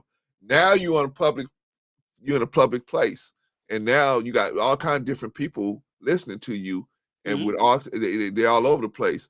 So you got to start qualifying stuff so people can know. And he told me, hey, I don't have to do that. I said, okay, yes, you do, though. okay, but you need to expect. You need to expect a lot of pushback. I told him you need to expect a lot of pushback, because you're not setting people up for the fact that, hey, this is what I'm talking about in this instance. I'm talking about this particular instance, instead of just saying, hey, this is a blanket statement.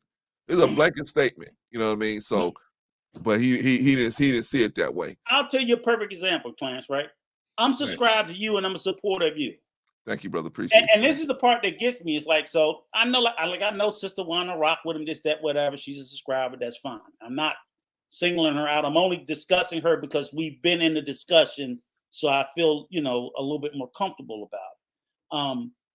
But my thing is, when I get the constant pushback, like when she came up, like, you got a problem with this, you got a problem, like, and I'm like, yeah, okay, I'm going to go ahead and take that framing of it. It's fine. It just initially, the way she framed it, it just made me feel a little uncomfortable. Like, oh, like I'm being petty. I'm like, no, he expressed some crazy ass views to me. It's not having a problem with them. It is having a problem with those views. But what I notice is when you have supporters of certain content creators, they're overly protective of them. We know that with the big creators. And my thing is, you get out here talking some damn foolishness. You think I'm gonna be down in that chat fighting with nobody? Like, hell no. No, Clarence, I'm gonna be quiet because you're on your own, Clarence. You're on your own, and I told some of the content creators that I follow, it's like, I don't follow the messenger, I follow the message. If I believe in what you're saying, when your message get whacking crazy, adios. I got 100 subscriptions. I got plenty of content to watch. I go back to watching my kitty videos or anything else.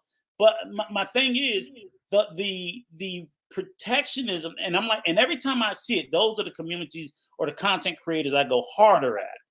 I'll say, for example, KS, his community. I'm like, he says a lot of bullshit, a litany of BS. And the reason you know it is his fans are rabid, and I love it. I'm like, oh, I got time today, you ignorant little. Because again, if I believe your message is solid and true, Clarence's message stands up on his own. Let him go. Go at him. Go at him, because his truth will withstand scrutiny. And if his truth crumbles, I shouldn't have been listening to the shit anyway.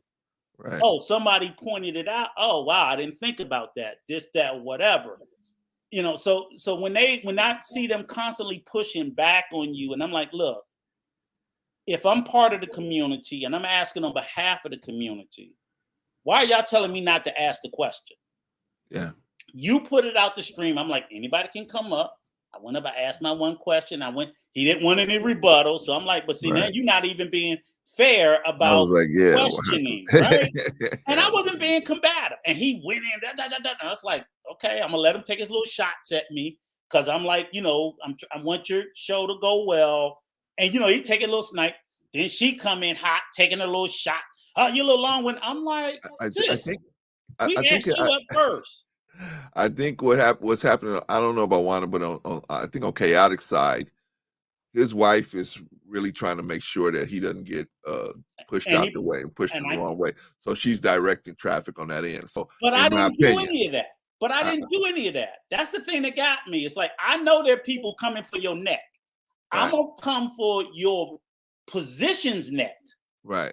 I'm not gonna come for your neck. I'm gonna come for the neck of your position. You need to explain this to me, and I ain't said nothing derogatory, nothing insulting, anything. And then when you still get that, it's like, you know what? I'm pretty good at this. If this is what you want to do. Okay, well, see, the first thing that happened, he said to me, hey, I'll come back on the show. I don't want to be on a panel. I just want to talk to you. I said, okay. We verified that conversation this morning. I said, okay, no problem. So then he, I guess, felt like, hey, me and him were going back and forth, and he wasn't getting nowhere with what he was saying to me. So then he said, hey, let's open it up. And I was with that. But I didn't want him to be responsible. I didn't want him to hold me responsible for what somebody in the chat might say. Right. Don't hold me responsible, because some people gonna love you like Sister Wanda, and then there gonna be some people like Rico that's calling you crazy, right? But I tried not to do like we did previously when me and Patrice had him. I said, okay, I'm still gonna push back and challenge his position. Yeah. I ain't gonna be on his tail like before, because even I told you, okay, let's go ahead and have your conversation with him, and then I can question his views with you like we're doing right now. Right. And he don't have to feel attacked or whatever the case may be. But still, it was like, I can see your reluctance to even want to go into the lion's den. Then you're not sure about the veracity of your arguments anyway. Because if I know that, if I know the veracity of my arguments are that solid, I go into the lion's den. But he can't see his arguments aren't going to be solid because they're not based on nothing but his opinion. Exactly. So they can't be solid. Exactly. We're talking to him. And we're talking about the best available evidence, right? We're talking from the best available evidence. Okay, if you got some other available evidence, bring it in. Let's talk about it. But it's just his intellect is the basis of him disagreeing with stuff. It's hubris. Right. Well, that's what I'm saying. So he's not going to be able to stand on that. It's going to always be an end in an argument, because he can't verify what he's saying, and that's cool, no problem. You should be able to say your opinion. Just don't disrespect people.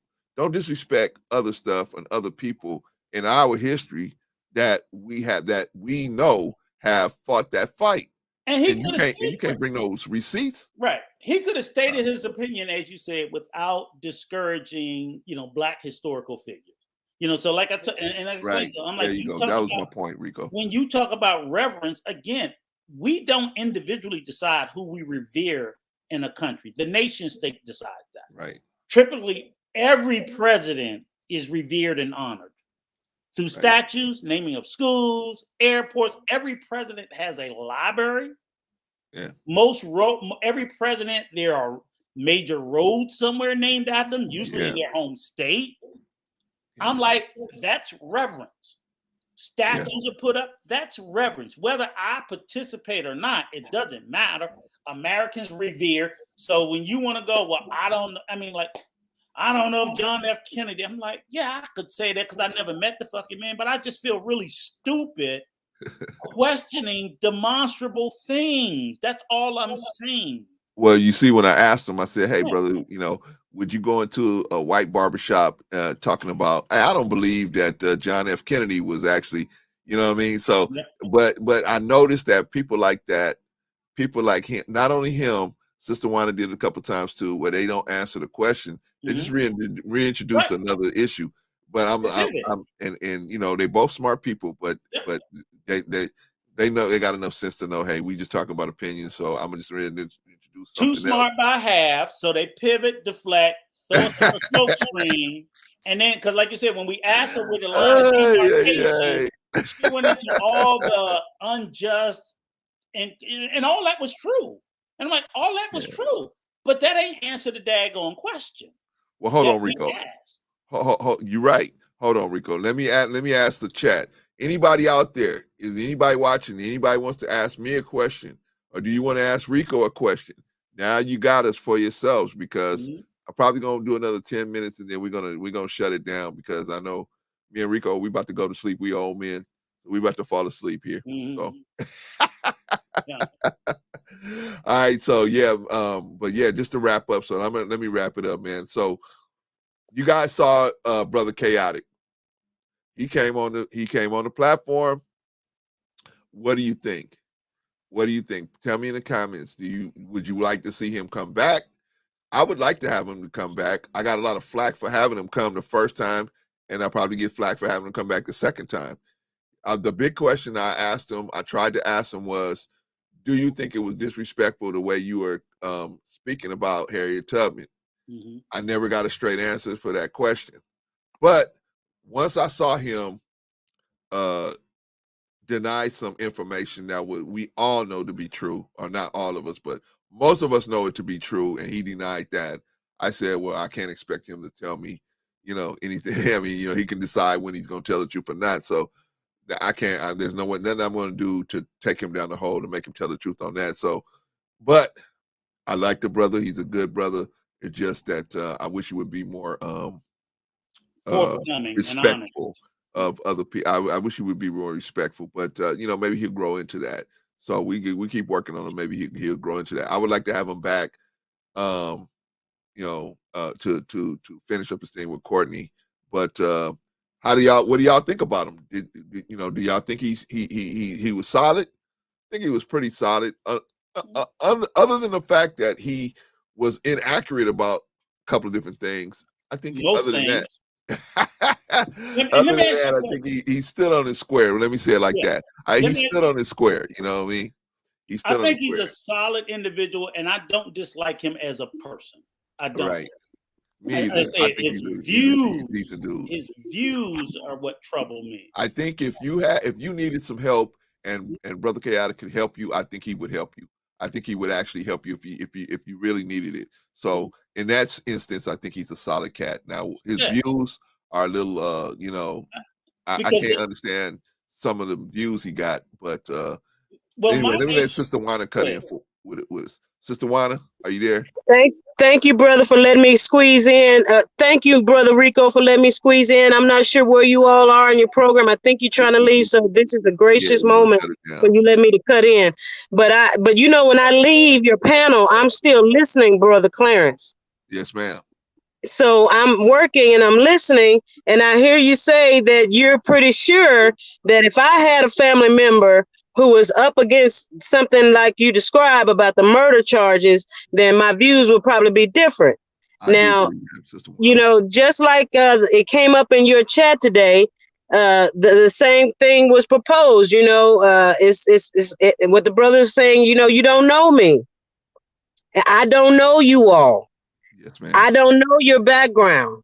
Yes, I don't know what made you be Brother Clarence. I don't know what made you be Brother Rico.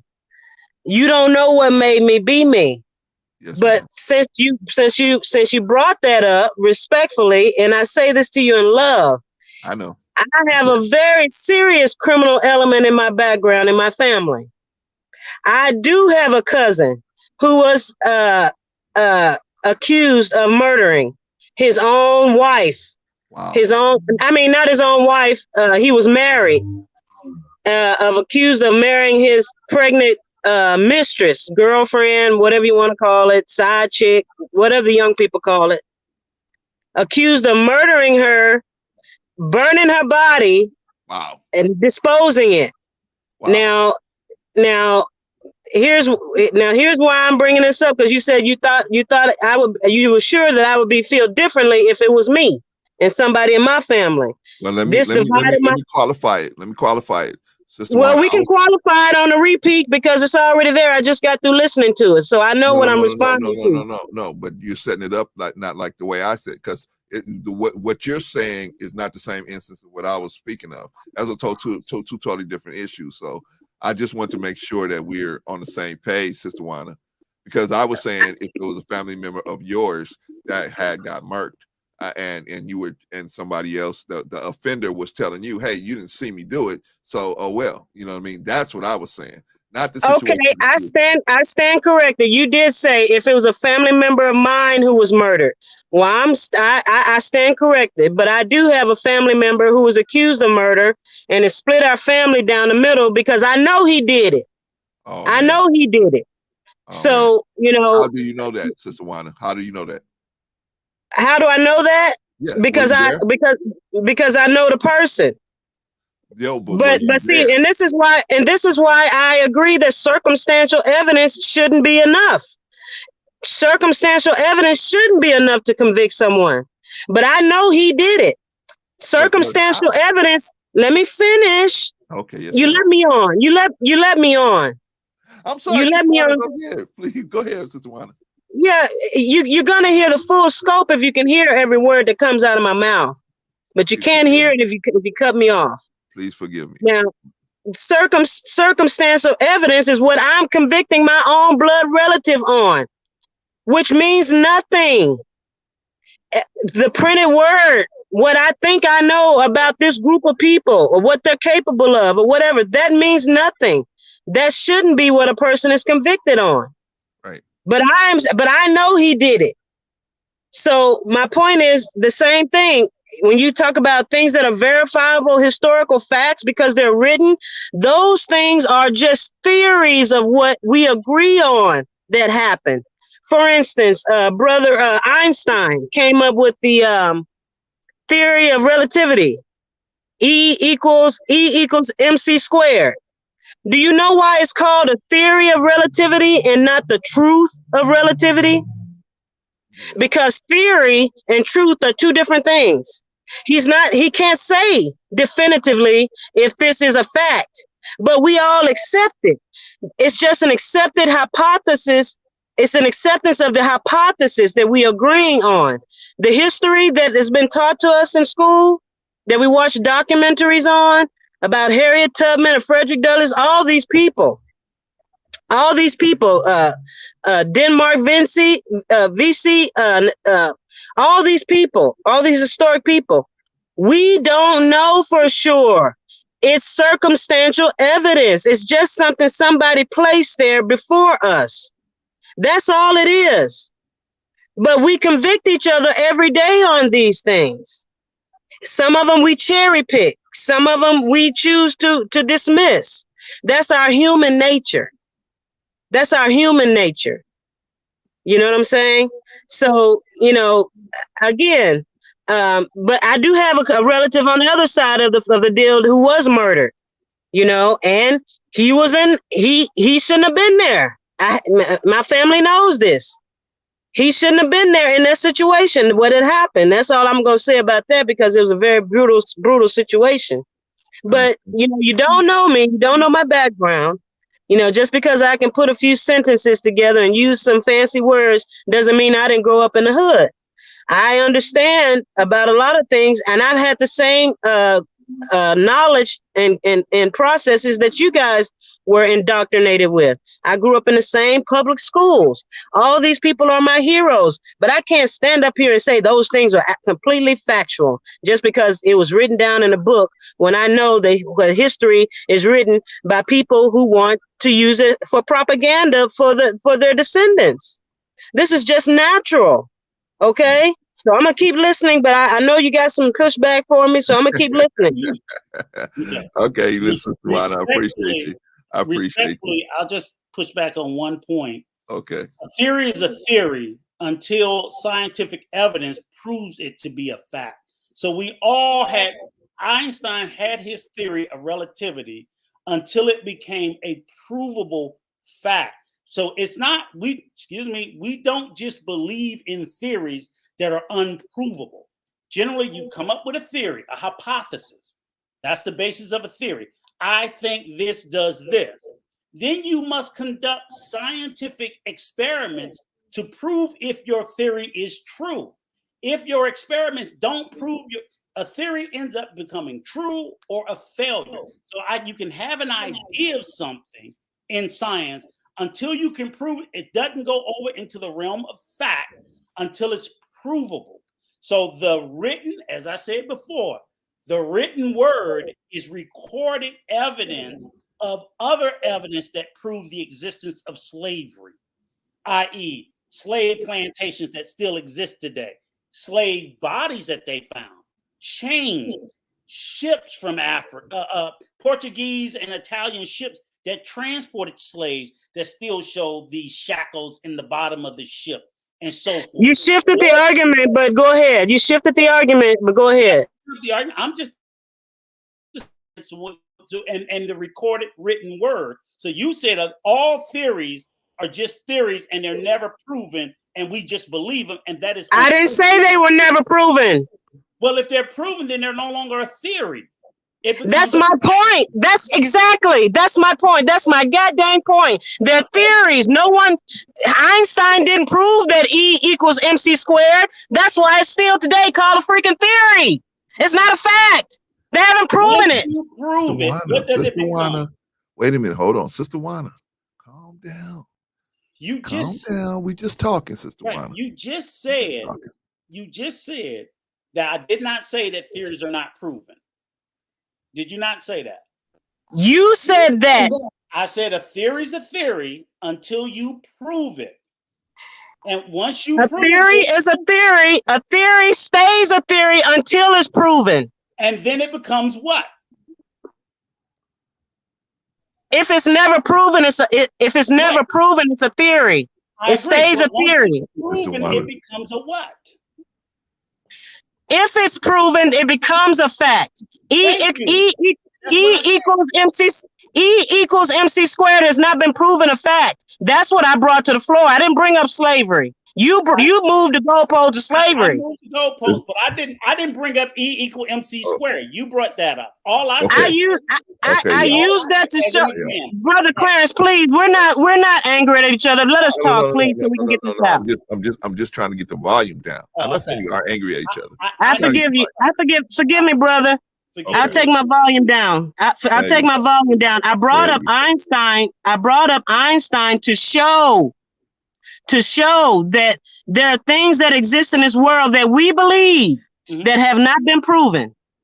Like E equals MC squared. It has not been proven. That is a theory. Likewise, there are other things that have been espoused, that have been written. Brothers have been incarcerated that have not been proven their guilt. These things in history have not been proven just because they're written down. Einstein didn't make this a fact because he said it. Okay, it's a theory. Sister Juana, with all due respect, okay, let's go back to what the gist of the conversation was, because you brought Einstein into it. When we were pushing back on Brother Chaotic, we were discussing things that were demonstrably proven, evidence, proven that you, and excuse me, yes, Brother Clarence, when I sat there and said, if this history is demonstrably proven with evidence, him and you still said, if it's my opinion that I don't believe the existence of Harriet Tubman in spite of the evidence,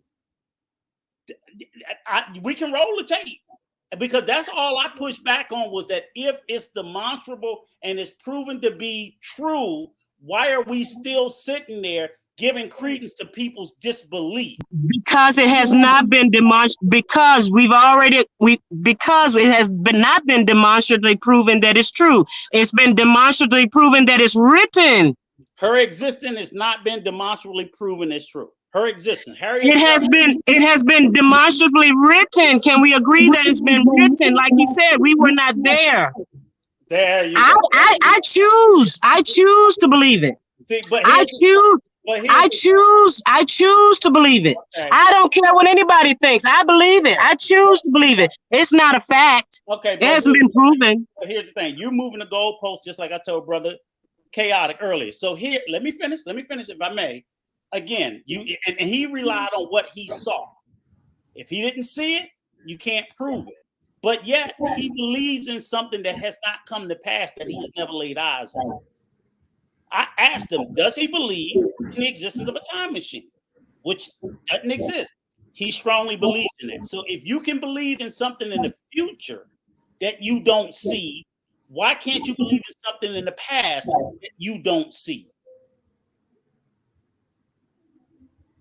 May I answer that? The brother gave you a demonstration with Star Trek. He gave you a demonstration how things that did not exist was brought into existence. He gave you several demonstrations of how, when Star Trek was created, the things that they were fictionally depicting on the screen had not been brought to fruition. But after we saw it, then it was brought to fruition. It didn't happen before.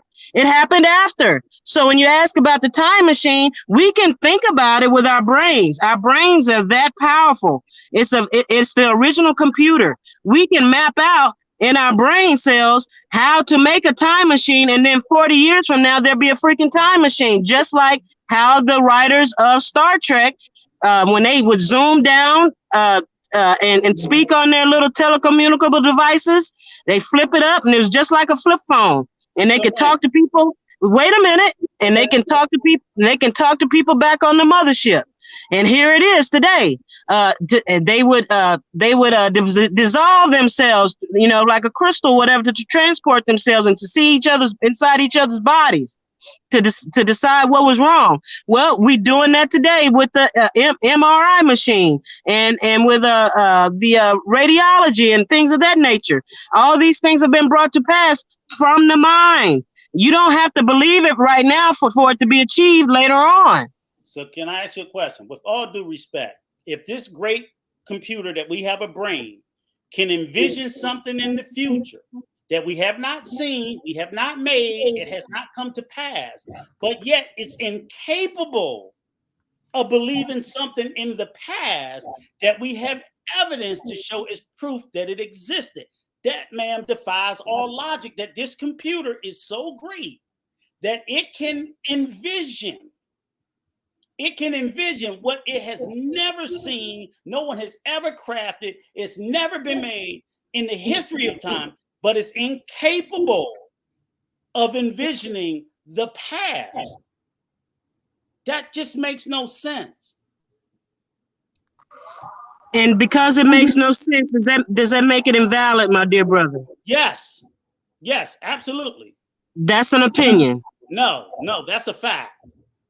That's a fact. If I got demonstrable evidence of what occurred in the past, and you have zero evidence, you can't. You don't have demonstrative evidence of a person's thought process. No, you can't say just because a person. You can't say just because I believe something in the future that I can't believe it in the past. Sister Juana. But that's what you're saying. No, that's not. Sister Juana, I'm going to let you guys. You just said it. Sister Juana, I'm going to let you guys re-engage. Hold on 1 second. Now, me and Rico was just talking before you came here. Well, first of all, let me give my condolences to your family of going through that hardship that you described, and I appreciate you even sharing that with us. I appreciate that, and I know it's all love. I know it's all love. even if you start screaming at me, but I will tell you, Sister Juana, let's bring it down, and you know it's in love. Okay, so the next thing is, me and Rico was just talking about earlier before you came back on, Sister Juana, about acceptance. We have to have a standard of acceptance. When you go in the court, they call that a preponderance of the evidence, right? Mm-hmm. You have to have a level of acceptance where we can say, okay, there's enough evidence to support this version of events that we have to just go by that, right? No matter whose history it is, right? Just like we got the pyramids out there. Nobody saw the pyramids be put together, but there's enough preponderance of the evidence that was probably human beings that did that, right? Unless somebody else has some other type of evidence, we will examine that. So we're not saying that you just forget everything. All we're saying is, if you're going to believe this part, but take out this part, what makes you able to take this part out? That's all. That's mainly the main question. Yeah. Okay, let me respond before I forget my point. Let me respond right quick. Just 2 seconds. Yes, ma'am. if we had that much confidence in the preponderance of evidence in a court of law, we would never just simply ask a person to sit up there and place their hand on a book and raise their right hand to tell the truth. That's how fuzzy the truth is. See, we're still relying on human beings to be better or more than we are. We all just saw the brother get up here in front of thousands of people who will probably see this around the world and say that he did not know a certain person. And we know that that's not true. Right. But he stood up there and he held his hand up and he said, no, I don't know that person. So my point is, if a person can do that, don't you know that in a court of law, there is no such thing as a preponderance of evidence when a lot of the evidence we're relying on is other human beings who can just stand up there and say something that we know is not true. I mean, it's like we refuse to accept that somebody can lie to us. It's like we refuse to accept. And when I say somebody, I'm not talking about chaotic truth. This conversation has moved way beyond him. He did this lie. has gone into slavery. Now we're talking about if slavery happened, and if I have to think about it with a logical mind, Brother Clarence, knowing that people do tell untruths, whether in a court of law with their hand on the Bible and the other hand up, or in books or records, then what that teaches us is that, again, I'm gonna keep going back to scripture, whether who believes it or not. It's already there to be discerning. You say, where's the line? The line comes individually every time something comes up, that we have to discern what is real, what is factual. And to be honest, the only real way that you can do that is to experience it for yourself, to just like we all just experienced with our own eyeballs and our own ears and our own brain matter, that the brother was being disingenuous, which is understated. There's another word for it, but I don't like using those words. Right. We all know what that was. Yeah. And that's where the line is. When you know, and see, you don't know until you know. And when somebody writes a letter from 200 years ago and then presents it to me today and said, so-and-so wrote this letter, I'm going to naturally take that in with a grain of salt. Now, there may be some things in the details of the letter that I agree with, but I can accept that the letter was probably written 200 years ago and that it may not, every detail within it may not be true. I can go and accept that the letter was probably not from 200 years ago, but it was 10 years ago, and just about everything in it is non-factual. You're supposed to use your own brain cells. Okay. Now here's a beauty about being born in America. You can choose to believe whatever you freaking want to believe. If you believe slavery existed, how it existed, to the extent, and he never said he didn't believe slavery never happened on his soil. He said he didn't agree that it happened to the extent that it was written about. That goes to my point about you can read a letter from 200 years ago, but understand that everything within it may not be factual. So again, I love this conversation, but I fear I'm taking up too much of your time. I hope I made myself clear. Yeah. A little bit, yeah, a little bit. But can we pass the ball, Sister Juana? Can we pass the ball around? Because I think Rico wants to respond to you. Well, I'll just say this, because there's just been a lot of misleading statements that I just heard. So, and I agree with you that when a person gets on the witness stand and put their hand on the Bible and swear, that's simply called a sworn statement. Nothing more, nothing less. People are not convicted and thrown in jail or found innocent simply on the basis of a single sworn statement. Sworn statements must be corroborated with other evidence, ma'am. I'm sorry. You're making disingenuous arguments. That's just like, if I go in there right now tomorrow and say, hey, Joanna came and broke in my house and I give a sworn statement, that's enough to throw you in jail. There must be other evidence to corroborate the statement I give. So every sworn statement is given the scrutiny and veracity that it's required. So to say that, that's just, see, you're setting up this whole argument so poorly it makes no sense. Then when we go to the written word or history, the argument is not about slavery. The argument is about his disbelief in history. He may not believe in 911 in spite of the fact that the plane that flew into the Pentagon and crashed in Pennsylvania and took down the towers and all these conspiracy theories. I hate to say it. I heard a panelist say before, Black people have a problem with reading. I think we do. When you speak about Americans, we're some of the dumbest people on the planet. We have some exceptionally smart Americans, but it is not the vast majority of the population. The majority of these 330 million people in this country are as dumb as a box of rocks. Fact, white, Black, Latino, everything else. Because Rico, I'm not. How about say let's. I'm always getting Rico to substitute. I'm gonna be honest. They're stupid.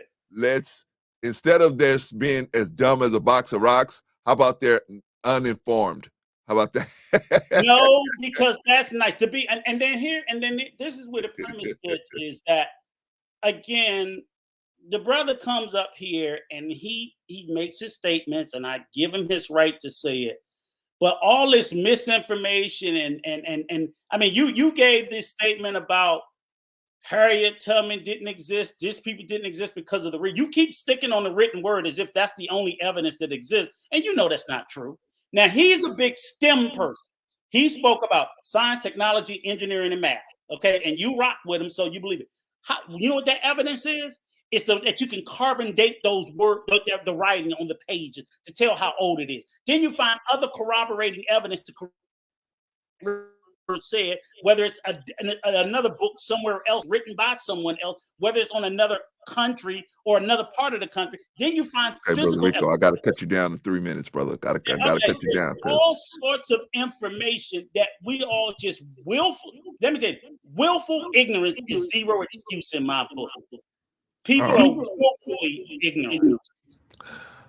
Okay, Sister Wanda, do you have a response for Brother Rico? And I got to use the 3-minute rule because we're going on. I do not have a response. I do not have a response for the brother. You know why I don't have a response? It's just because, like with the other brother, when I hear things that I know are not true, I'm not gonna argue you down. I'm not gonna do it. I'm gonna let you speak. And this is on the worldwide net. I'm gonna let him speak and continue to do so. I am here listening, and I support the channel. I support everyone's. I respect and support everyone's ability to get up here and espouse whatever they're thinking. Okay, so I hope, because this is America. This is why I served, so that we will not be stifled, so that no one cannot get up there and espouse their views. A long time ago, we didn't have that ability, but we have it now. So I have no pushback for the brother. Sometimes you guys got to let people go with what they're thinking and what they're saying, and see where the ball falls. It doesn't, when I don't agree with something, I don't disrespect that person or their words. If I feel necessary to push back on it, I'll push back on it. But once I see that, there's no real reason to, there's nothing more to say about that. But I appreciate the opportunity. All right. We're going to bring another hard driving soldier into the fold. We got Brother Rush. Brother Rush, are you there? Yeah, I'm here, man. Salute to the panel. Yeah, salute to you, brother. Do you have anything to say about a question for Brother Rico, or Sister Wanda, or myself, or just a statement to make about what you heard, man, or what's going on? All right, here's the thing. One, we all know slavery did take place. I'm not even gonna question that. From a biblical perspective, when the Assyrians conquered King Solomon's kingdom, there was the northern kingdom, and then it was the southern kingdom. The northern kingdom was filled with a bunch of indigenous people, and the southern kingdom was the tribe of Judah. Now, when the Assyrians took over and conquered King Solomon's land, right, they all had a fleet, Some flee to West Africa. Well, majority of them flee to West Africa. Some Italy and different parts of that side of the world. Now, there is history written in West Africa where the African slaves sold off the black Hebrew Israelites. You know what I mean? Now, phenotypically, we would look similar to the descendants of Ham, but culturally, we was totally different. They knew we was the chosen ones, and this is why they sold us off, because we were their prisoners. You know what I mean? They're the ones who they're the ones who invented slavery. They're the first ones who did it. Now, there is proof and documentation that you guys can look up online that West Africa do admit doing this, selling their own people to the Caucasians. You know what I mean? Hey, I'm listening. We with you, brother. All right. And also with the Harriet Tubman, okay. Now, I mean, I can see why people would question why was she real or not, but like the sister Joanna Washington, I choose to believe it because it's off principle. She did an amazing thing, and I'm gonna go by that. I'm gonna ride with that. You know what I mean? And I can see why people could question why if it's real, because there's good questions to ask, like, how did she manage to control or a pack of people to try to escape? Like, what did she do to the people to keep them in line to follow her rules? You know what I mean? Now, some people will say, like, Harriet Tubman wasn't playing that. Like, if you was a rat, she'd just kill you off rip. You know what I mean? Yeah. And that's how she earned the respect of the slaveries. Now, another thing, like, how did she survive in the wilderness? All she had was a pair of boots, a dress, and a shotgun. You know what I mean? Yeah. These are good questions to ask, but to say that it never happened, I disagree, man. Anything's possible. Especially with our people, man. Like, we've done so much. Just a small group of people in America, which is us, right? We have the capability to influence the whole entire world. Doesn't that say anything to you guys on how amazing we are? I mean, and the possibilities of accomplishing things what Harriet Tubman did. You know what I mean? Now, no disrespect to Chaotic Truth. Everybody know that's my mans in them. You know what I mean? He's a good friend of mine. You know what I mean? And we need brothers like him too to question certain things in life. And that's why I respect the brother. But I gotta ride with y'all on this, man. Nah, I believe Harriet Tubman is real, and definitely there is proof that slavery existed. You know what I mean? All right, brother Rush, you coming up on a 3-minute mark, man. We're giving it. We get the panel this big. We throw a 3-minute mark on everybody, man, because we got to give everybody a chance to speak. Anybody want to say something to what brother Rush just said? Yeah, I just want to ask one question, and I'll say this to younger folk, because that's where most of the pushback seem to come from. And I'm all for, again, people of an inquisitive nature or querying information. But why do you question something without any, as me and Brother Clarence said, counter evidence? So if there's evidence to prove something, I would question it if there was counter evidence to say, you know what, this disproves it. That's usually how it goes. You don't usually just go, okay, something is provable and I don't have any counter evidence. I just don't want to believe it. That's not usually how you question things. You question it based off. Right.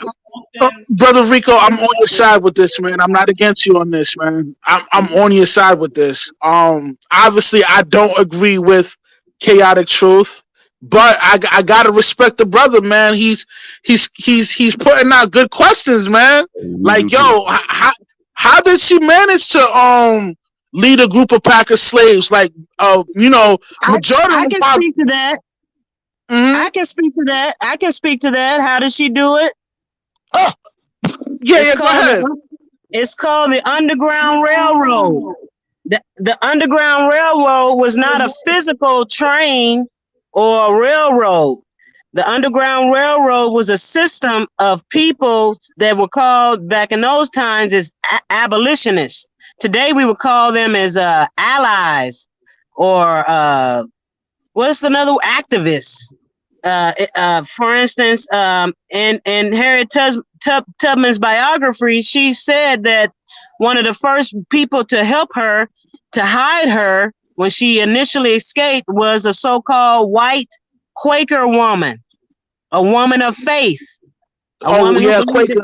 Quaker is it's a parable for receiving the Holy Spirit and invoking that Holy Spirit. So I understand what Quaker is. I'm not sure what Quaker means, but I know what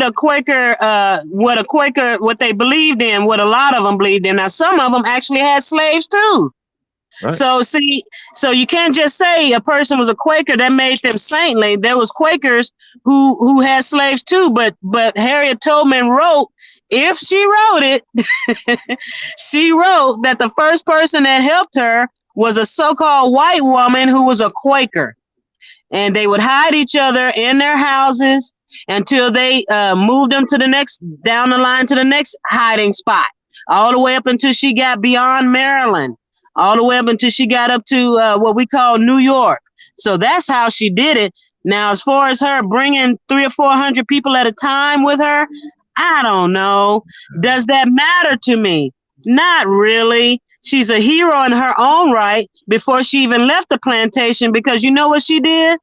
She recognized that she could be a capitalist too, just like the slave master. She had permission from her slave master to go off the plantation and sell her own vegetables and her own little things in town for her own money. Initially, she was saving up for her own, to buy her own freedom. Isn't that very interesting? A slave buying their own freedom. So does that mean they were really slaves? Because see, if you're really a slave, that's supposed to be for life.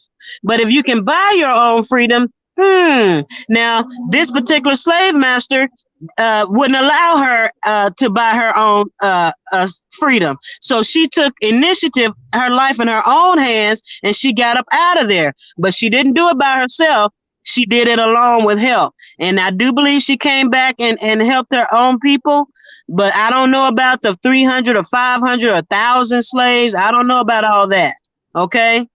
Can I ask a question? If we're questioning evidence with no counter evidence, then why are you guys not questioning everything? Why just Harriet Tubman and slavery? Why not question, did the founding fathers, George Washington went across the Potomac? Why are we not questioning everything? If we're being selective, I do. Let me finish. We seem to be, especially as people of color, long before I would question my history, I would question theirs if the brother Chaotic was that serious. As I asked him before, he seems to cherry pick the history that he wants to put into doubt. I'm all for questioning any history. From working in the science field, you usually come up with, we had this hypothesis, we had this theory, we created this fact, and then there was some new evidence that was introduced to call it into question. What I'm getting is we're going to call it into question. And when I say, okay, what's the new evidence to call it into question? I just don't have any. That's crazy, because if that's the case, then that means you don't have any evidence that any of history existed. So you're doubting it 100%, but that's not what I'm hearing. I'm not hearing that from him. I'm not hearing it from you two. And my question is, you can question anything that's been a demonstrably provable fact if you have counter evidence against it. I asked Brother Chaotic to do the same thing. Crickets, pivot. Well, it's just my opinion. That's not an honest query, and that's not honest about it. That's not the way science works. And he preached on STEM, and he needs to follow the STEM principles. STEM principles, you do not call into doubt a fact without counter evidence to that. You just don't. That's not the way science works.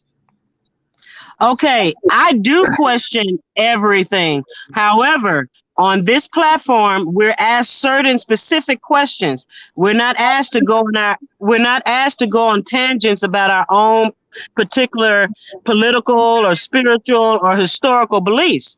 I can write a whole book about the things that I question, and I'm grateful that you are asking why don't we question everything. I do question everything, Brother Rico, but it is not my space on this panel to go down the line about those things. I hope that makes sense. It makes sense, but he doesn't. He doesn't question everything. He cherry picks. You agree to that? He doesn't. This is my question, Sister Wanda. Maybe you can answer for him because he's not here. Well, not for him, but give us some clarity about it and another perspective of it.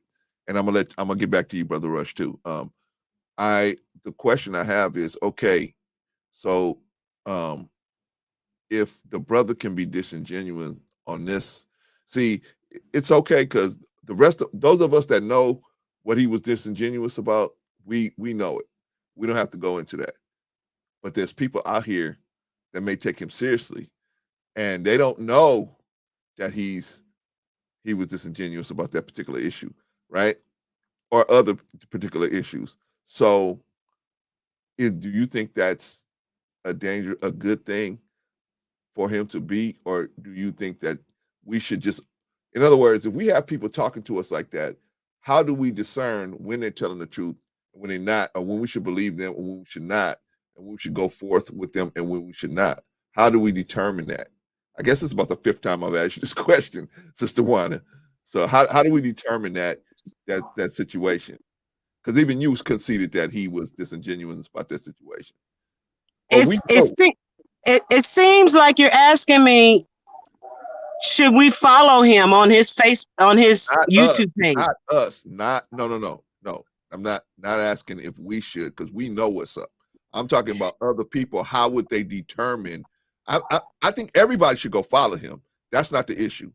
Go check him out for yourself. The question, brother, don't you talk to people whom you know are saying things that aren't true?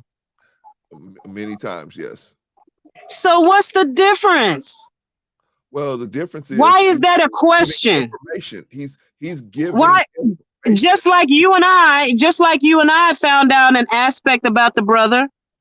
You don't trust that other people will find that out, and if he does, and the people that we do follow who do not tell the whole truth or any truth, don't we know that there's some things that they say that are the truth? Yeah, but I'm saying I'm not even particularly speaking about him in particular. I'm just my point is, and don't take this the wrong way. Right. This particular question that you're asking, don't take this the wrong way. All right. It's irrelevant. Okay. Why is it irrelevant? Because we listen to people every day. We have them on our panels. You let people up on your panel. We open up the newspaper and we read it. We know something is not true and we know something is true, but we still go on with our day, and we don't go around to each individual person and say, hey, don't believe this person because this person told a non-truth about this issue. We don't do that. Well, I'm not saying we should do that, Sister Wanda. What I'm saying is most of those people don't directly disagree with what we would consider known facts about historical events. So you don't have to worry about that. They're just out here espousing their views. That's no problem. This is my view. This is my opinion. Blah blah blah. Okay, but when we have evidence that backs up historical events, now what you're doing is giving out information about historical events, and that's fine. I don't want you to see that's fine. The problem I'm having is when you start setting it up in a way with no evidence, no backing up to back it up, no evidence to back it up. For example, saying that the slave trade didn't happen that way. Now, I gave him an example. I said, well, how do you, if black people were here and already here, how do you explain the explosion in population from the 1600s to now? And so he didn't ever give an answer for that question, but that is just a mathematical situation. So all I'm saying is, Sister Juana, if we're going to be out here, then we need to be qualified the things that we say. And if we're talking on public platforms, because if we don't do that, there's people in the chat that don't know nothing about the situation. The four of us know it, but he does. But there's people in the chat don't even know that, and they may say, "Hey, we can take this dude at face value, and we can take everything he says." Now you're right. He came up here and said, "These are my opinions." Okay, when he says this is my opinion, cool. We can take that. This is my opinion. But when he comes up here and he starts doubting this, and he says this is my opinion, then that's why the rest of us not gonna ride, because you already said just your opinion. It's not backed up with facts. Okay. Okay. The young brother who spoke, who you just allowed on the panel, what's your name, young brother? Is he still there? Well, I'm so sorry for the delay. So sorry for the delay. Everybody online, they call me Rush. Rush. Okay, just like what you were saying, Rush, about I'm gonna try to ease up the language a little bit, but you were saying something about us. Majority of people are dumb. Da da da da. I was laughing. I want to say dumb. I'm not. Wait a minute. Hold on. You're gonna get your chance, because you're gonna see that I'm not taking a jab at you. I'm just gonna help Brother Clarence understand something. Thank you. Mm-hmm. I was laughing, but I wasn't disagreeing. I was laughing, but I wasn't disagreeing. But it's rude to say these things. Brother Chaotic didn't care that it was rude, but it was still true. Because and Brother Rush said, because we don't read, we don't research. To answer your question is, aren't we responsible in some kind of way to clarify things for the people who are listening to us, to verify the truth? It's for each individual to verify their own individual belief systems. Stop being in groupthink. Stop going along with the herd, following the herd. Explore for yourselves. Explore for yourselves what is factual. You can do a disclaimer at the beginning of every platform that you do, and say, hey, some of these things may be true or factual, some of them may not. Do not count on this program to be completely historically factual, blah, blah, blah, blah. You can do that. You know why you can do that? Because that would be fair. And then you wouldn't be responsible for whatever else somebody had to say or didn't align up with what you believe. Because the fact of the matter is, none of us beliefs completely aligned. Because again, we weren't told the same history. We don't understand it the same way. And then again, we agree that if history is written by the victors, by the people who won, they can say whatever they want to say. I'm more open to believe that a lot of it didn't happen the way it did. I do not disqualify slavery, because I know for a fact that slavery existed from the beginning of time. I also, I don't know it, but I do believe it, that people who look like you and I and everyone on this panel, like the brother said, were the first to do it. Of course. So, but see, when you talk about the brother cherry picking different histories, I didn't see him as cherry picking different history. He was responding to the history that was asked of him. Some of it he responded to wasn't asked of him, but for the most part, he didn't go. He wasn't cherry picking. He was answering the questions. And so, but I can go back and look and see how there's so many things that I believe are factual and truthful that would outrage this panel, that would outrage your chat, that would outrage the people in the community. Sister Juana, you up against the 3 minutes. I gotta give Brother Rush the floor, and we gotta pass the ball around. Then you, Reek. Brother Rush, got any comments about what Sister Juana said, or Rico or myself? First of all, man, you guys are great elders, man. I wish there was more people like you within the community, man, because you know, the youth can learn a lot from you guys. You know, you guys are Appreciate that, definitely brother. needed within the community. You know what I mean? That means a lot coming from you, brother. And Appreciate I that. really mean Someone that. You know, earlier I'm said just we should die, right? nah. I Not disagree with you, that. not you, not you. Yeah, but and with Sister Joanna, I feel where I feel where she's coming from for only for a certain degree. The amount of knowledge you guys did a lot of soul searching and digging, which makes you guys teachers, and not everybody is a teacher. So I wouldn't I wouldn't hold um everybody accountable on certain knowledge, you know, just some things that is meant to be taught by certain individuals like you, Joanna, Mr. Rico, and you, Clarence. You know, you guys you guys dig deep for your information, which makes you guys teachers. You guys are meant to teach the youth, man. You know, simple as that. But other than that, yo, I'm with Joanna 100%, man. You know, salute to her. Yeah. We all are, man. We all are. We love her, even though we might not agree with her. And same thing with Chaotic, man. Might not agree with him, but he's a good brother. All right, brother Rico, you got something to say? Thank you, brother Rushwood. You got something to say about something? I'll go back, and again, like you said, you know, and this is not directed at anybody. It's just my thoughts. I'm a big believer in Sister Juana. I rock with you 100% on that disclaimer. I can't believe, you know, it must gonna snow 50 million feet. Man. The way you named that was spot on, and then I can accept that responsibility if you place a disclaimer. The problem is, and in all fairness, I have not subscribed to Brother CT. You and Mr. Rush will have to let me know if he has a disclaimer.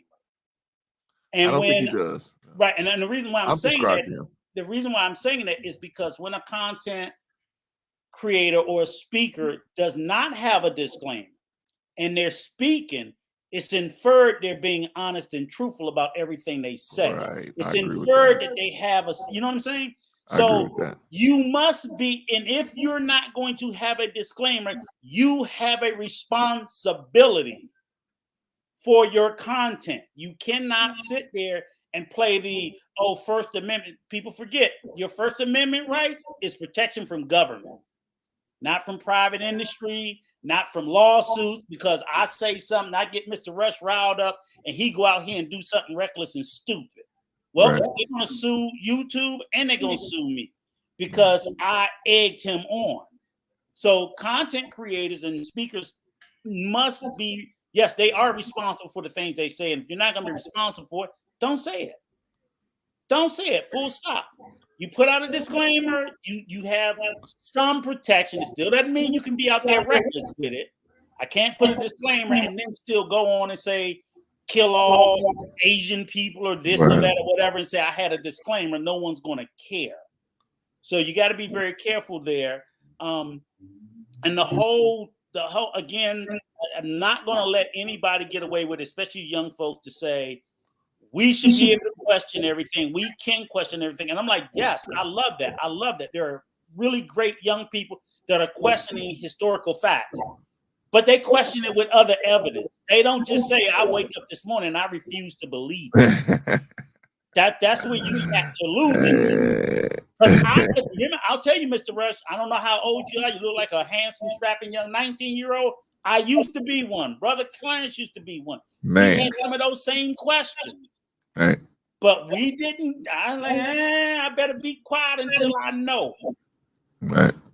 That's a difference. So I push all of you guys to go out there and question it, but come up with, a countervailing facts, evidence, or either we have to, as Brother Clarence say, we have to accept things to be a true thing. We can't spend the rest of time arguing over facts that have been demonstrably proven.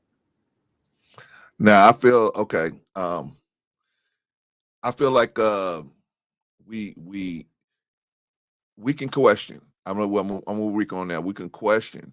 We just have to watch, because see, the question I was posing to Sister Wana, I don't want us to just have a dude and say, that's my man, and I ain't gonna question nothing he say, and then they don't question it until they get caught in the river somewhere.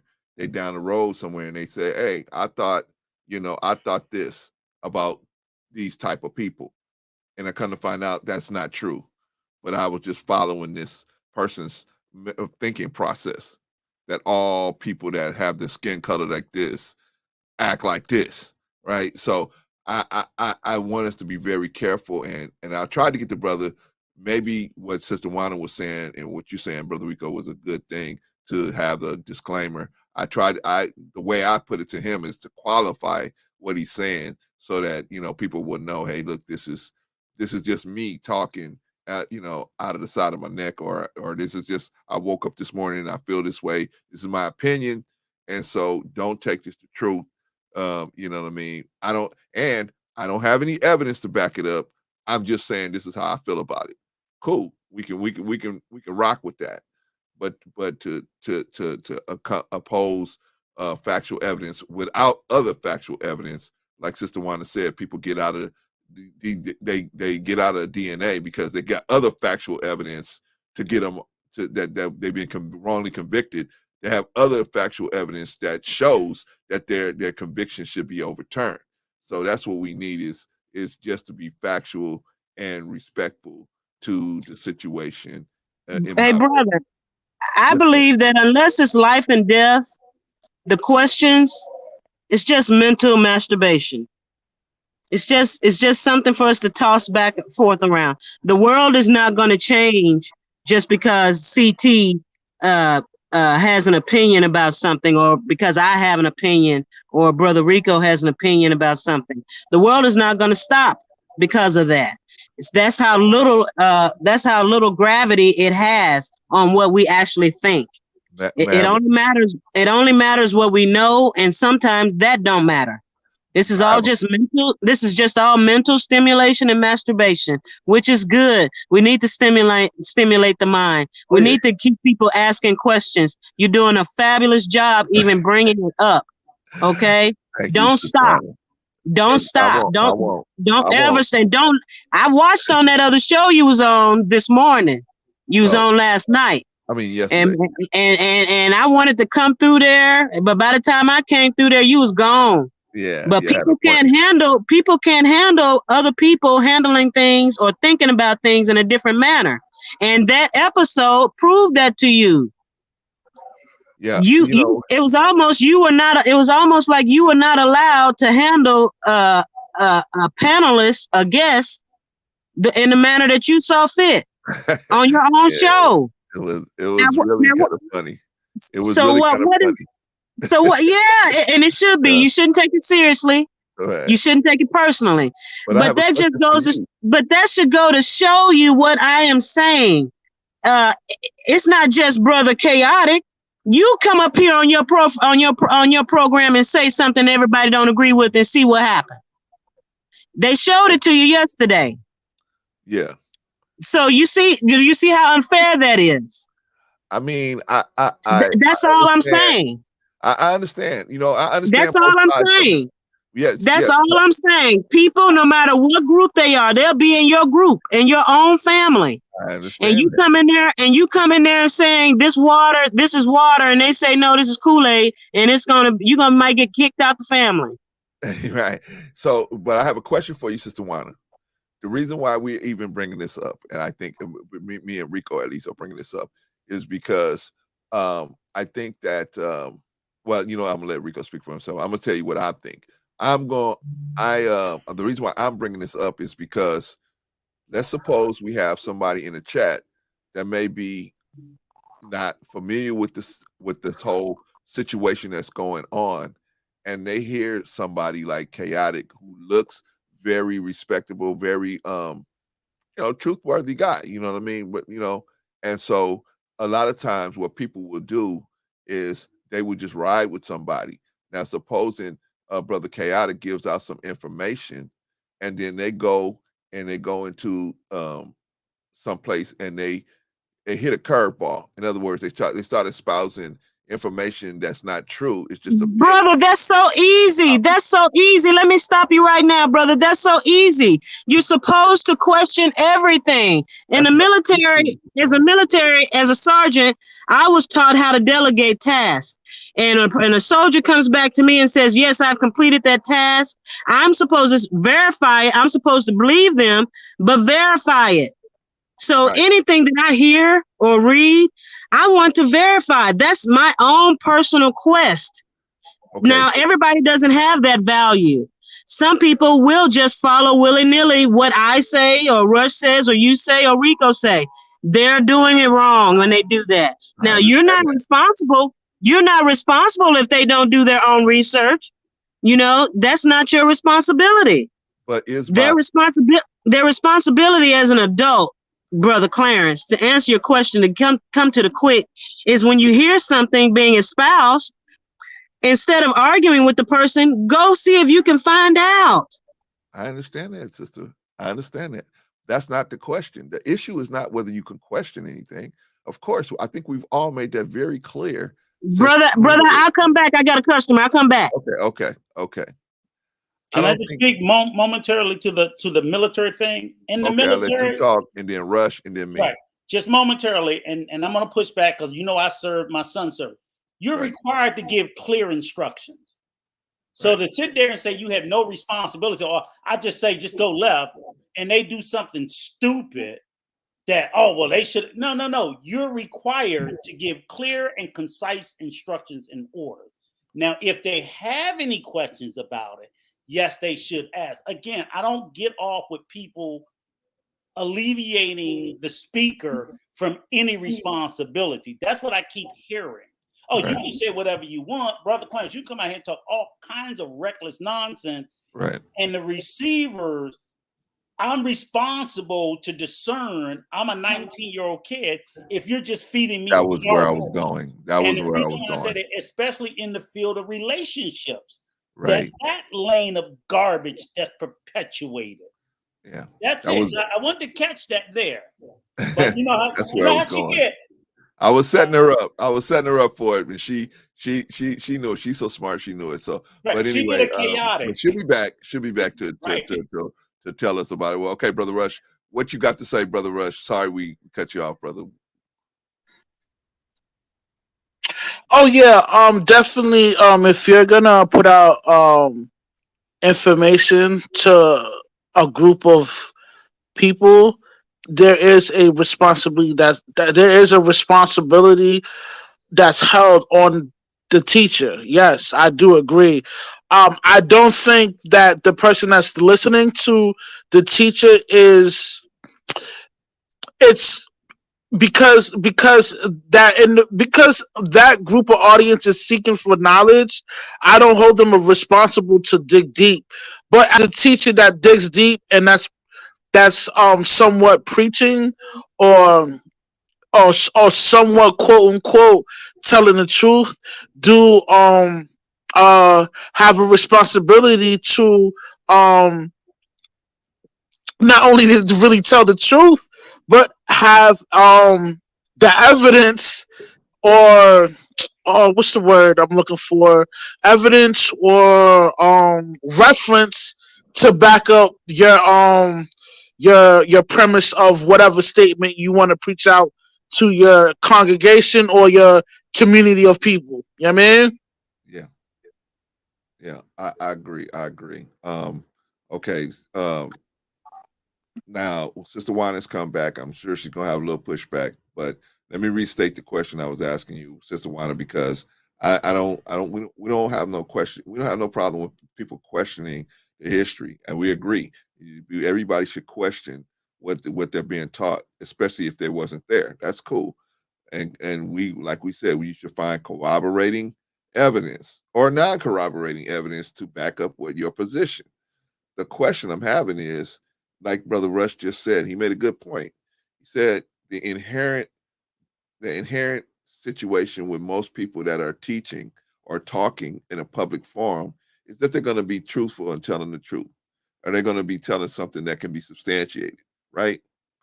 If they're not, they should qualify it by saying, this is my opinion. And this is why I feel that way, which is what I was trying to get him to do, is tell us, why do you feel that way? Even one of the people in the chat, Sister Enya, said, what books have you read that makes you feel that way, right? He never really answered that question. So it led me to believe that, okay, this is just your opinion. That's cool. Just say that this is your opinion. It's my opinion that this, which he did on multiple occasions. But the problem that I was having was he's being, it's your opinion. It's your opinion. You should say, hey, this is my opinion. Okay, cool. But then don't disrespect other people or other people's experience and label another person's experience behind that. That's all I'm saying. Do you disagree with that, Sister Wanda, that somebody could be misled by that situation? I do agree that people can be misled, and scripture teaches not to mislead people. But Brother Rico, didn't you call him crazy? Yeah, wasn't that disrespectful? No, I think that was an accurate description. So my point, my point, Brother Clarence, to your question is that my point to your question is that we all, to some degree, do the things that you say that we shouldn't be doing it, or handle things not in the way that you say we should. Okay, but let me qualify with Rico. When I ask Rico to restate the situation, he usually will do that. Brother Chaotic won't, and that's the issue that we have. So let me let you go ahead and finish, Sister Wanda. I just want to qualify that. Sister Wanda, go ahead. Okay, I'm sorry. I'm pushing these buttons and stuff, man. Knocking myself off the panel. I get it. I get what you're searching for, but your question begs for every adult human being to be accountable for what they receive and what they accept. Well, I use what happened today as an illustration of that. No one of us accepted the truth that he was trying to say about who he knew. We didn't accept it, and that's all that's required. But it sounds like you're asking that we should hold somebody's feet to the fire until they change their rhetoric. No, Sister in Wanda, this country, me and Rico fought and served for people to say, it's okay for you to be stupid in America. Yeah, you're right. It's okay for you to be dumb or wrong. That's okay. It's legal. It's legal, and we gotta let them be that. Whatever it is, if you don't agree with it, you just don't agree with it. We don't have to try to. I don't know what you're asking for. Holding them accountable in what way? We saw the brother wasn't being. We saw the brother wasn't being honest. That was all we needed. No, it's not even about him in particular anymore. It's about any information. Exactly. Anybody could come up and talk. I could bring somebody else on tomorrow doing the same thing. That my point is, at what point, if they're going to deny actual facts, then what point at which we're going to say, well, I can ride with this part of what he's saying. And if we don't see, we just happen to got more information than most of the people do about him. But what if I bring somebody on and we don't have that information? When are we supposed to decide whether we can follow what they're saying or not? You're trying to make up your one mind about the different facets of a person. You can believe in something that a person says and let the other go. What's the adage? I agree with that. What's the old adage? Eat the fish, spit out the bones. I agree with that, Sister Wanda. I'm not arguing with that. All I'm saying to you is, how do we do that? That's all I'm saying. You do it just like we just did today. Just like we did today. You said the brother is a good brother, but we know he didn't tell the truth on this instance over here. Right. And we know he was disrespectful about saying this over there. That's how we do that. That's us as people who know the situation. I'm talking about people that don't know. Let's say we had a 19, 18, 19, 16, 17-year-old person come in here and they was listening to that and they said, oh, well, maybe that's true. Maybe the way he's saying it is true. But the problem is there wasn't no corroborating facts to back up that opinion. even Sister Enya asked him, where are you getting this information from? And that's cool. You can say. And how does that harm you that 16-year-old walked away with the wrong information? Because walking away from that wrong information might drive him on a thinking process that might help him, because what he told, what was mixed in was falsehood with the truth. And so that might drive him off of the path to do something crazy. But let me let Rico, because I know Rico got his hand. Which is not your responsibility. I've already said this. I've answered this question for you. No, Sister Wanda, my responsibility, if I got a public forum, my responsibility is to try to get as much truth out there as possible.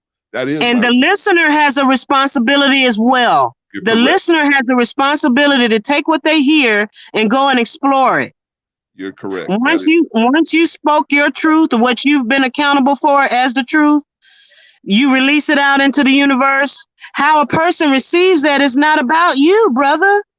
I'm not saying it's about me, but I'm saying I take that responsibility, because I'm out here speaking on a public forum, and there are certain people that are going to look at me and say, you know what, brother is trying to get some, brother tells the truth. I'm gonna go listen to him.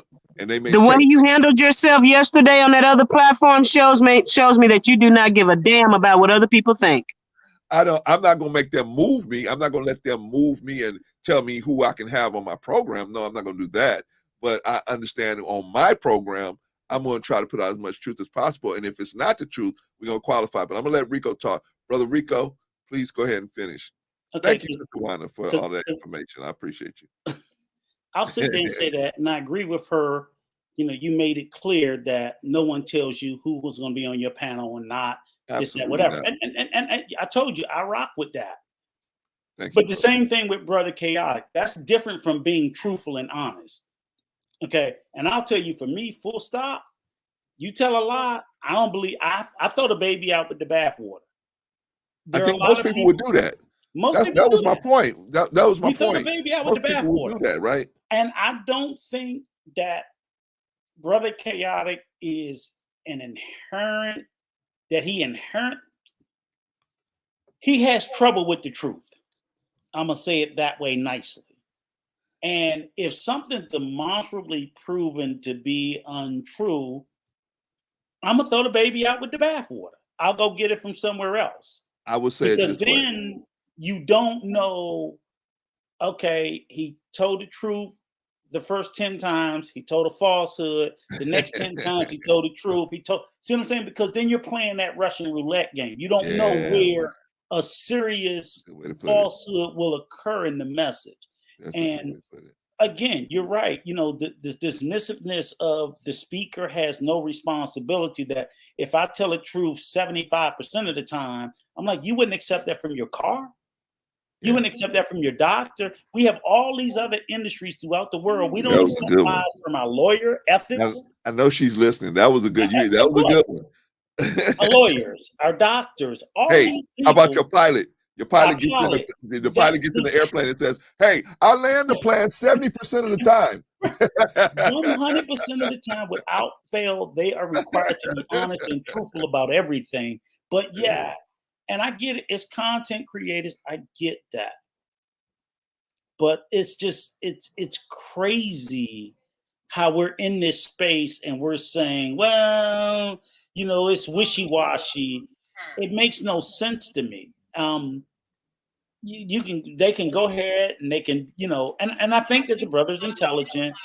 I think, to me, if he told an untruth, it's because he didn't. It was hubris again.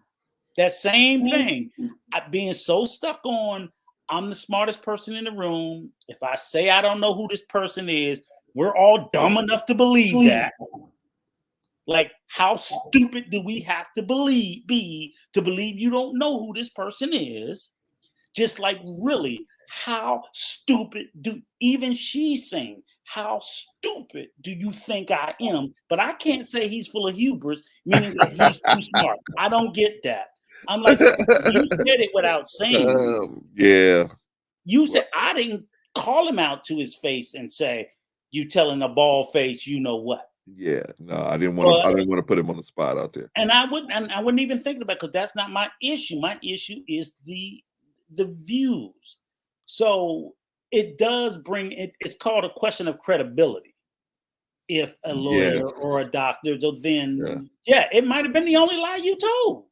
Sorry, it sucks. That's just the way it is. If you in a relationship and your old lady catch you in a lie, she just it sucks. You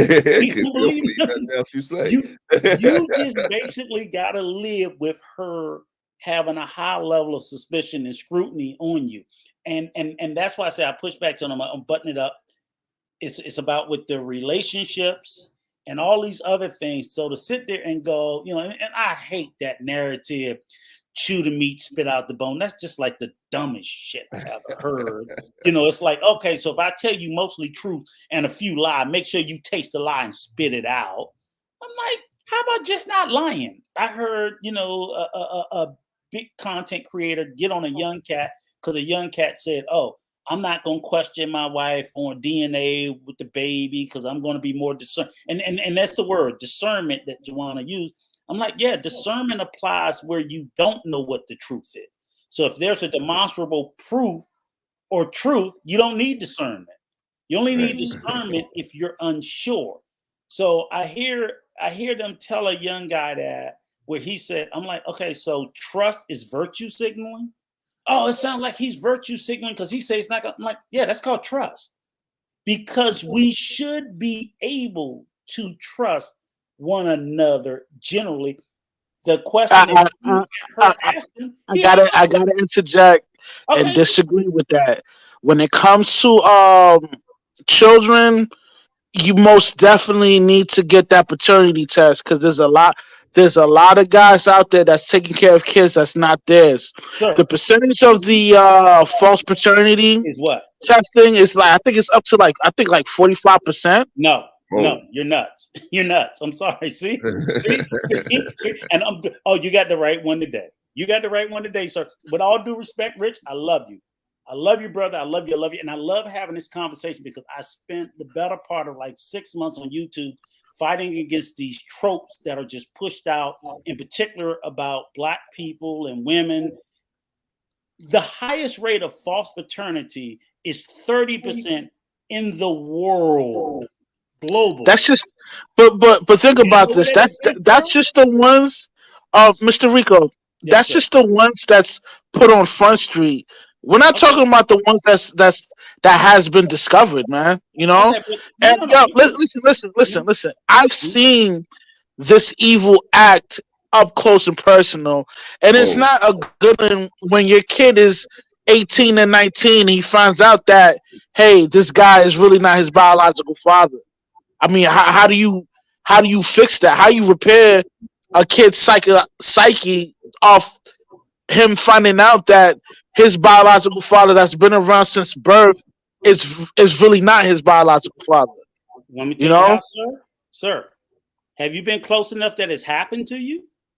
Oh no. Let me just say this. I come from a nuclear family. Before you go too far, I have. I have. Okay. That's all I'm just saying. Before you go too far, I have. Okay. That's all I'm saying. It's been done to me. Didn't happen at 18. It happened at 8. Doing a divorce. So that's all I'm saying. I'm not speaking from. Now, Mr. Rico. Mr. Rico. I'm not Rico. Against DNA tests. I'm just saying. Okay. I'm not against it. Let me be clear. Okay. What I'm saying, wildly speculating that 40% of paternity tests, sir, is in the U.S. is estimated at 10%, and that's considered an overestimation of false paternity. It's probably closer to 3 to 5%. If it happens, I disagree with that, but go ahead. If it happens to you once, it's traumatic. I lived it. Nonetheless, he's still my son. It never changed. He's a 28-year-old plumber now. And he never stopped being my son when we found out. However, I lived. Here's the thing, Mr. Rico. You are a upstanding citizen, a righteous man. You know what I mean? Let me just say that out off gate. But by you being this great person, man, it does a disservice to the youth that's coming up. I think it's your responsibility to let them know the horrific, life-changing situation you went through and break down the science to those young individuals. Because listen, Mr. Rico, a lot of these youngins and old heads too, they walking into a situation where they have no idea that it's a snare, but it's up to people like you to share their testimony and let them know the possibilities of evil female nature. You know what I mean? But I just want, the only thing I'm fighting in is not the existence that it occurs, because it does occur. I'm fighting against the percentages because of the perception that it creates. It creates a horrible narrative to say, but peep game, Mr. Rico, right? Mm-hmm. I'm a youngin that's active within this dating situation, right? Yes, and I see a lot of women do a lot of grimy stuff, sleeping with their grandfather while they dating the boyfriend. You know what I mean? Letting the brothers run a train on them while they dating the nephew. You know what I'm saying? Like things like that, man. These things go on. Look, Mr. You know what I mean? I agree 100% that these egregious acts occur. What I'm just saying is that while yes, I think a lot of these I think all you young men probably should get a DNA test, because usually y'all sharing people and stuff like that. Right. In my generation, I agree. Right. But what's funny is I had sons who do it, and then the test always come back, you are the father. So I'm like, and that's what I'm saying is that, he still shared her. She still was with everybody, but he was also the one. So but hold on, Mr. Rico. You're a scientist, right? You're a scientist, right? I work in the legal department for a pharmaceutical company. So okay. Okay. Here's the thing, right? What is the word for when two different remnants of semen hit two that fertilizes two paternity twins, but those two paternity twins, the other, the twins. Right. It's true. Right. So, what's the proper term for that? What's the term for that?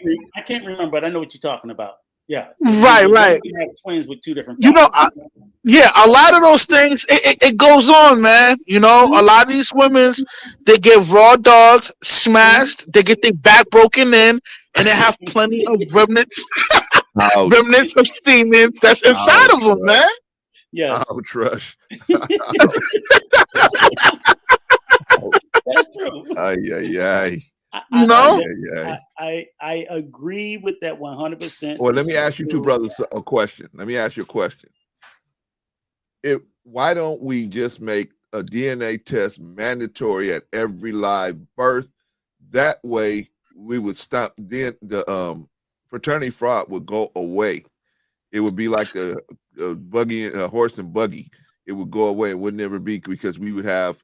Here's the thing. I don't think the government will ever fall in line for that, because that's really messing with their pockets. Right. If a female could blame a guy that's really not the father, and he has a compensation where he could support her and that child and the state, they don't want to mess that up. They want that sucker to keep coming in and dispose all that money on that chick and the state. You know what I mean? Yeah, but in all honesty, most dudes don't want to pay for the test, because it shouldn't be a government burden. If you out there being messy, Mr. Rush, if you out there being messy and you being messy with them girls, don't ask us to sit there and pay for it. You pay for it. Right. But here's the thing. The guys that move like that, they really don't care, and they end up winning behind that. You know what I'm saying? Winning or losing. Like they don't care whether if they like right now. I know a guy right now, right? Smooth cat. He fits the phenotype for the type of female the black female is attracted to. 6'1", athletic belt. Really savvy with his word. He know how to flirt. the whole nine, right? Right. His main agenda is to smash as much as women as he can, and whether or not if he gets them pregnant, he does not care. He's on to the next. Yep. And this is how he moves. And this is a personal friend of mine, you know? Okay, so why is he doing that, Rush? If he knows he ain't taking care of them children, why is he doing that? That's not even a question to even ask, you know? It's just the real question is, why are females dating him and allow him to have 9 baby mothers? But Russ, you can't give him a pass though. Listen. You heard my statement. Mm-hmm. He moves messed up. That was the premise of my statement. I'm not condoning his act. He is wrong 100%. But we gotta hold these women accountable, man. These women are attracted to males like this. But Mr. Rush. Listen. A female could know his background. They know how he moves. They know that he doesn't take care of his own seed, but they continue to sleep with them raw dog style. Which means that he is leaving his remnants of semen in that 304. I gotta call what it is, man. A spade is Let me ask you a question, Mr. Rush. I gotta call a spade, bro. Mr. Rush, do you have any kids? No kids, sir. Okay. I'm responsible. Okay, and I'm glad you said that. But if in fact you had one, and I'm gonna assume I'm just gonna pretend you 6'4", tall, handsome, fit, whatever guy you probably is, but whatever. But I'm 5'9". I'm 5'9". But whatever it is, I'm pretty sure you got game with the ladies. Would you be doing what he doing? No, because because of who I'm raised different, and I have a conscience, man. Like I couldn't live with myself knowing I got a seed out there and I'm not taking like, oh my goodness, I couldn't live with myself. And Mr. Rush, all the women throwing themselves at yourself after you had one or two, you would be like, man, I got to clean my life up. I just can't keep doing this. No, sir. No, and let me explain to you why. A female, and especially if she's attractive, she do not care on how she gets over anybody, and that's the way I come at it too. I'm asking you about yourself. You would be okay with being out here in the streets recklessly leaving your seed and your offspring? No. I'm very careful. I would never do that. I would have a conscience, and I would feel bad about that. That's why I don't do that. That's all I'm talking about. So what I'm saying is, yes, irregardless of the availability of you having more sexual partners, at what point would you have to say, I can't keep doing this? I mean, eventually, I will live a full consecrated lifestyle, and I'm kind of getting to that point, into that edge. But right now, I'm moving accordingly what I need to move as, it's self-preservation. You know what I mean? I'm going to stay sucker free. And I'm not going to allow myself to be put in a subservient position, because a lot of these dudes, they voluntarily put themselves in a subservient position, whether if it's marriage, child support. Because the moment you get that girl knocked up or you marry her, man, the game is over. You no longer are your own man. You're done. Put a fork in you. You know what I mean? It's a wrap. She's forever your boss. You heard? And then they're crying about it. Right? All right, y'all. We got to go to the 3-minute rule. Great conversation, we got so many people. We got so many people on the panel right now. So what I'm gonna do is go to Sister Juana and Brother Be Easy, and then we're gonna just move the ball back around again. Sister Juana, you got something to say about? Thank you. Yeah, what a twisty, windy conversation. Full disclosure, I've never even been pregnant. Right. So I come here as a voyeur on this subject. Okay. But I do have to agree with Brother Rush that because of the nature of the woman and the nature of our physiology, that of course the end of the line, the buck stops with her. The buck stops with her. You know, you don't have to be pregnant if you don't want to be. And if you're wanting to be pregnant with someone who doesn't want to be with you, then I question your validity as a so-called woman. And I'm gonna just leave that right there. All right, brother, be easy. Got something to say, sir? Oh yeah, definitely. Not too much, man. Just I tuned in late, so I kind of just got the back end on the conversation. I just want to chime in and say, while I don't disagree with Rush, I think some of your statements was a little bit contextually incomplete when you're talking about accountability. You gotta hold your bro just as accountable, or even more than a chick, right? You have a personal connection with them. So I do agree that it's the chicks, but sometimes dudes do that too, where they just like start shooting up the club and be like, she shouldn't have let me go in raw. Like, come on, bro, you knew the consequences. You knew, right? We need to deal with accountability separate. Sometimes what happens is just like, why'd you knock her up? Well, so why she let her go raw? Why are you even answering a question with a question? Let's just deal why you was irresponsible, because men want to be regarded as kings, leaders, bosses and stuff, right? So I need to talk to you and treat you like a boss. That was an irresponsible boss move. I mean, that wasn't a boss move. That was a rookie move, right? Like, we need to call this out as men, and we need to be able to hold men accountable without always blaming women for stuff.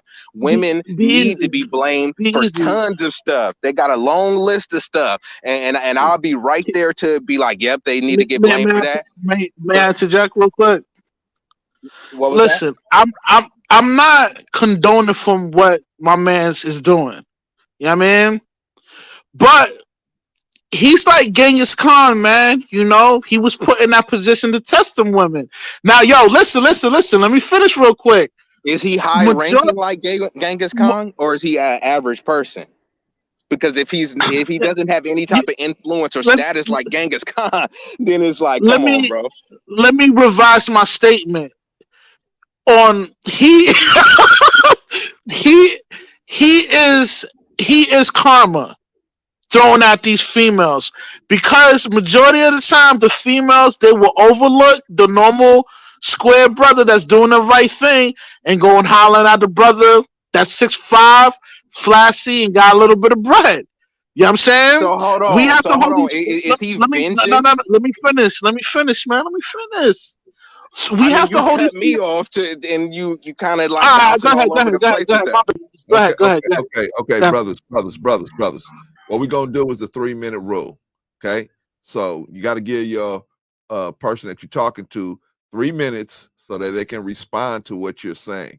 So, brother, be easy. If you're not done, let's let you go, and then let's give the brother Rush 3 minutes to respond, and then we'll move the ball around the room. Is that you good?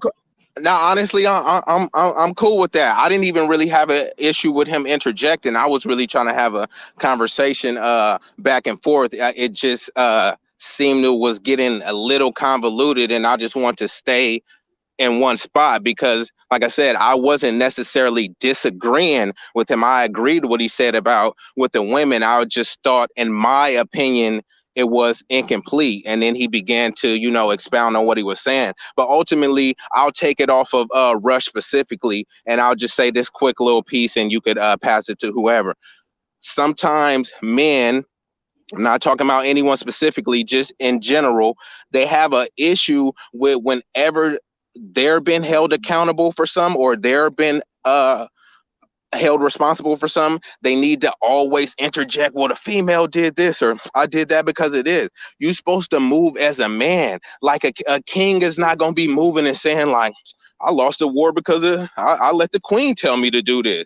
I mean, I got her pregnant because she told me to not wear a condom. Yeah, she's probably told you that, but like, you need to be mindful of these things. You need to be more responsible of these things, because these be the same ones where they be saying, oh, I got a crazy baby mama. You already knew this. right? You knew how crazy she was. You knew how dysfunctional and delusional she was. And then you decided it's not about her letting you inside. That's one thing she did let you inside raw, but you knew the ramifications of your behavior. So that's what I'm saying. Sometimes men do tend to gloss over it because it's an uncomfortable truth. You really don't want to have that conversation. And sometimes, some men are irresponsible, so they can't really hold someone else accountable, right? So it's like we just need to be able to like put our flaws on the table and say, look, I was wrong for this, and we can move on from it. And then we deal with blaming the women, but we need to just take blame for what it is at face value. Take all of your blame, all of your faults, and don't combine and compound it with nothing else. All right, brother. Thank you, brother. Be easy. Brother Rush, do you have a response to that? Yeah, and salute to Mr. Be Easy, that dude, man. Yo, listen, I know where you're coming from, but the thing that you don't understand is my man's is not the only man's is moving like this. Like your thoughts of him taking accountability is obsolete. Let me tell you why. This is just how he moves. He doesn't care. Yo, he's not a dude like me and you where if we do sleep with a chick and we get her knocked up, then we'll feel some type of responsibility towards this female. He's not like that. This dude is cold. He I mean, I don't get emotionally attached with women, but I do have an ethical way of dealing with them. He doesn't have that. He's gonna move. Get what he wants, and if things backfire, like getting her pregnant, he's gone. He's gone. He's off doing the same thing to his next victim, and the chick is stuck with this dude. Now she got to figure out who she gonna pin the baby on. You know what I mean? And this is reality, man. This is how this is how the natural selectors of males move, man. And they know they got the upper hand because they know the female is infatuated with them, and they always gonna take advantage of that female like that. You know what I mean? It is what it is, man. Okay, brother Rush, let me ask you a question, then I'm pass to Rico. Why if they see that they are, if they know that if a pregnancy should occur, they're not gonna run raw in it. And I'm not saying you approve of this. I'm just getting since you are closer to the situation than most of us are. Why? And they know that Rico say no. I'm gonna let Rico speak for itself. But why does a man like that goes out there, just running raw and everything, and he understands that he's not going to be the one taking care of it? Who does he think is going to take care of his children when his children are out there? How does he think his children are going to survive out there? What is their mentality like? You guys don't understand you guys don't understand how I'm explaining how this individual moves. He does not care about that. Okay. What if he believes that's his kid or not? He don't care. He's just going to leave it on that. He's going to leave it for the female to deal with, man. That's her out she's going to take.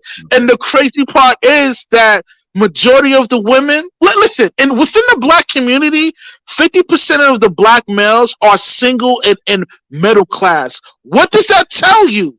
Majority of the females are chasing the top 20%ers and the Pookies and Ray Rays, man. This is a fact, man.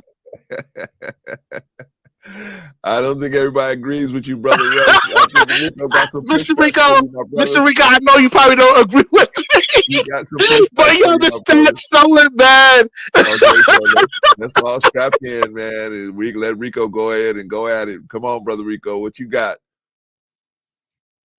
I love you, Mr. Rush. I do. I love you, brother. And I know where you're getting a lot of your information from. Long before I even met you, I've been fighting back against a lot of your information because I know where it comes from. A lot of it has been disproven or unproven. So I'm just going to leave that at that. I will tell you this. I do 100% agree with you spot on about your friend, because I have a nephew, a blood nephew. My sister that's in a nursing home. She had a single child, one boy. Devon's got to be 35. He has in excess of 20 children. He takes care of none of them. He has in excess of 20. I can count up to about 17, and then I just lose count. He had 6 kids in 1 year, in the same year, because he had 3 different women pregnant with sets of twins. I know that there are some people in our community that move like that. But that just proves to you my stats are they're official. Sir, that proves the anecdotalness of it. It doesn't prove the stats, which is everybody. But I agree with you 100% that there are people that move throughout our community that do that. The pushback and this is where I go with Brother Be Easy, and I jump up my nephew's head. While you gave the premise that the women, that's their, I guess, karma, this and that, whatever. And let me tell you this, they're bottom feeders, let's face it, they're not getting the top of the women. It is what it is. But my thing is, most of those women have 1 or 2 children. He's got 20. So to give the guy a pass, I would never give my nephew. Let me finish. Yo, I'm not giving. I know. I'm not giving him a pass. Right. But that's just listen. Reality. 20 kids. That's 20 different women. That's 20 different women.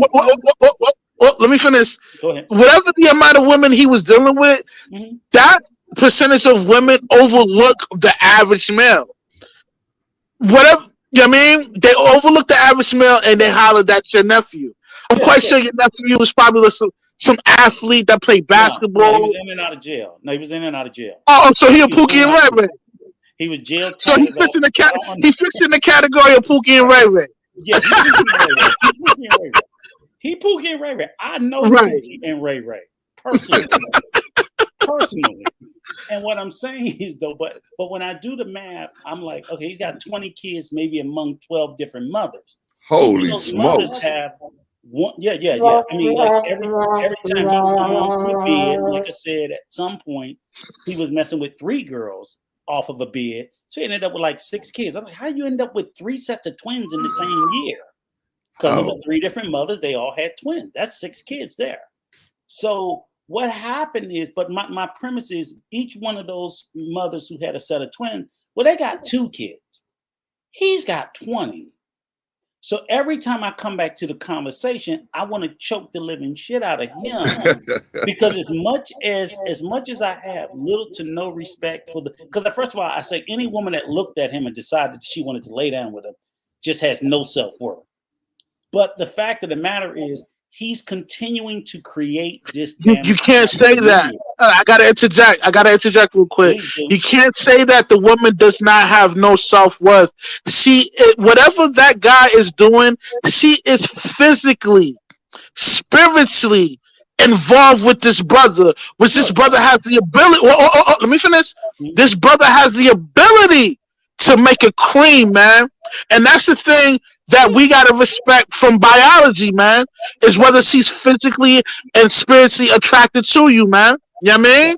Yes, I give you that. I'm not disputing any of that. I told you, I believe with that 100%. I'm just in my mind, because I know him, I'm like, who in their right mind would want to be anywhere within 100 miles of? And that's what I'm biased with it. You know, I'm looking. I got to interject again. Let me interject one more time. So sorry, Mr. Rico. Go ahead. But you are coming from the perspective of a logical, sound mind. Most females does not have the ability to be that what's the word I'm looking for? Realistic about a situation. You know what I mean? Most chicks, they lovey-dovey and so on and so on, and they move with that. But as a male always has a logical perspective about life on everything. You know what I mean? Agree. I just don't want to be at. I'll just button it up. I just don't want to be at the space where I hear all of the emphasis being placed on these women who make these very poor choices to be with these men who are not the best of the best. And these men are seeding and leaving these women with these children to be raised without fathers. That's just problematic. And let me interject on that too. There is women have a natural attraction to their perception of masculinity. Most women, let me say that, most women, because you have women that are out there that aren't attracted to men, but they're attracted to masculinity in another woman, right? Some of them even attract the femininity in a woman. But the point is that most women are attracted to masculinity. Now, what some men do to make up for a lack of access to resources, access to clothing, or different things that may attract a woman physically on the outside, they will have a hyper masculinity that will attract women, right? And then you have some people that are just mutants. I'm going to get into this on another day, but there's mutants. What do you mean, Brother Clarence, a mutant?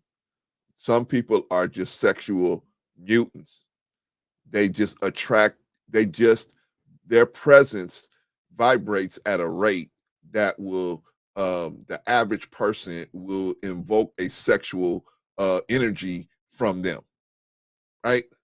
So there's some women, this woman's not even trying to be sexual in your presence, but she just her presence, because she vibrates at a certain rate, you think about sex with her, right? Same thing with men. There's some men that when women are around them, they just get a vibratory rate of sex. That the vibration they get from the man is interpreted in her brain as a call to have sex. So there's where you see men that don't necessarily have a lot of resources being with women of a certain quote unquote caliber, is because of this mutant capability. Now, everybody doesn't have this mutant capability. Some people are just born with it. Some people develop it, but most men don't have that. So most men have to acquire the resources and attract women in a certain way, right? The issue is, what are we doing about, how can we stop these brothers from doing it? Because I think that's a big issue. I think it's a big issue in our community that we have so many young men and women being raised without their fathers in the home. How can we stop that? How can we? So I'm thinking that it's the men that's going to have to be the one to stop it. The women are, as you see at Adam and Eve. Eve was just attracted to the masculinity in the devil, right? Women just have a natural hypergamous attraction to masculinity, because that translates to them that this person can feed, clothe, and shelter me over a long period of time. That's a hypergamous issue. Well, can I interject real quick, Mr. Clarence? Yeah, let me wrap it up, Brother Rush, and I'll throw it right back to you, and then I'll pass the ball around the room. Okay, so I don't think we're gonna get around the hypergamousness of women. So, like you were saying, Brother Rush, men are much more logical. We're gonna have to use the logic to say, you know what, even though I'm sexually attracted to this woman and she is just what I was looking for physically, it's not the right time, or we're gonna have to figure out it's not the right time, it's not the right woman. She doesn't have the values. Being much more logical should be debatable, because they should be, but we don't go off of should be's, right? If they were logical, then they wouldn't be shooting the club up and knocking all these chicks up. That's not based off logic. Saying, but I'm saying, if but I do believe it's the ladies' turn. Okay, I'll tell you what I'm gonna do. I'm gonna come back and wrap up my. I'm gonna let Sister Juana talk, and then we're gonna pass the ball around the room. I'm gonna go back to let Rush finish, then you be easy, then Rico. All right, Sister Juana, please take the mic. Wow, there's so much on the table. I love it. It's like a buffet. And I'm a foodie. So, but this is a buffet of ideologies. Two schools of thought here. Okay. Now, brother, you went into the scripture, but when I spoke earlier, I said, because of our physiology and understanding of the world today, I do believe that the ultimate responsibility is on the woman, because she knows she's going to carry the lion's share of the burden. That's the reason why I say that. But since you brought up scripture, scripture states when Eve was tempted by the serpent or the devil, and she did eat, and she fed it to Adam, the fruit of knowledge, and they did eat. And that's way they realized they did wrong, and they tried to cover it up. They tried to cover themselves up when they realized they did wrong. They didn't know. They only did that when he did that. Okay, we're on the same page. We're on the same page. Okay. When he did it, and I'm grateful that you brought it up because it's a segue to what I'm about to say. Yes, ma'am. When he did that, and they recognized that they had done wrong and they covered themselves up, God did not call Eve's name. Right. You know, nobody don't like when somebody's doing something. We don't want nobody calling our name if we didn't do it. Right. But God didn't call Eve's name. He called Adam. Correct. He said, Adam, wherefore art thou? Right. What are you doing? And he put the whole, almost the lion's share of the burden for the sin on Adam, not on Eve. Right. So what I'm speaking to is that I wholeheartedly believe that it's God, man, woman, children, animals. So, you know, and that's in that scenario, if you want to equate that to what the discussion is, yes, the man is responsible because he has the most logic. We women don't have a whole lot of logic. Bingo. We are emotional creatures. We don't think, we feel. And most of the times the things we think are thoughts that somebody else thought up. So, you know, so in those circumstances, it is up to the male. But what do we do? Like Brother Rush was saying, when you got these males out here, not men, understand I'm using these different terms for a reason. When we have these males out here who don't have that God consciousness, who don't have that sense of responsibility, who don't understand that the ultimate burden is their legacy is on them. What do we do with that? Well, that's the number one question going on today that's making so many platforms so profitable, us answering these questions. It's the man. Oh, it's the woman. It's the man. Well, technically it's both. But if you believe that the man is supposed to be the leader of the woman, which I do, then you have to say that the responsibility, and I'm with you, Brother Rush, I am, but you would have to say that the responsibility is on the man. It is for, and man, and you don't become a man just because you have testicles and a penis. There's supposed to be a passage that the older men are supposed to bring the young male up to a point with teaching and understanding and teaching him how to survive and teaching him how to discern and choose and make wise decisions and to be a protector and a provider. This situation called a rites of passage, we've done away with that. There is no more rites of passage. A woman will tell her 8-year-old that he's the man of the house. You know, or a man will tell his 12-year-old, you're the man of the house when I'm not there. That's not true. He's not a man yet.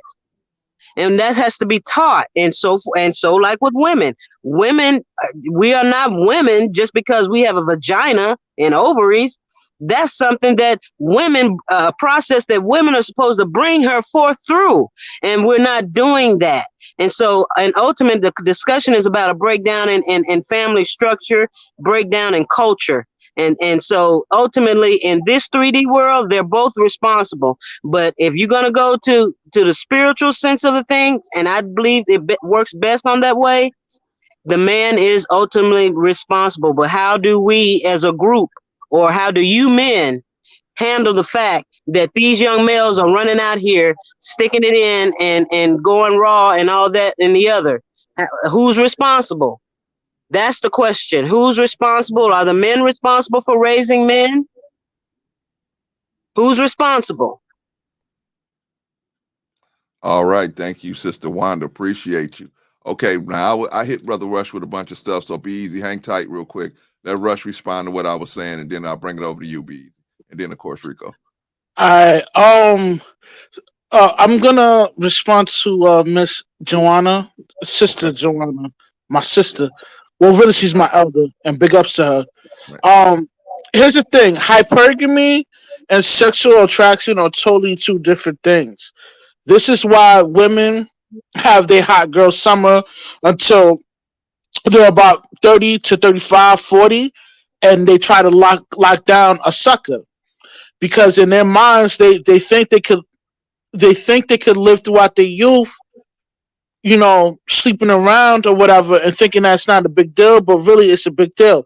But anyway, majority of the time, a woman will sleep with the natural selector, which is the 6'5" brother that's caked out, and then use the average brother, which is probably like me, 5'9", decent paying job and reliable. And a lot of times the females will sleep with the natural selector and use individuals like me.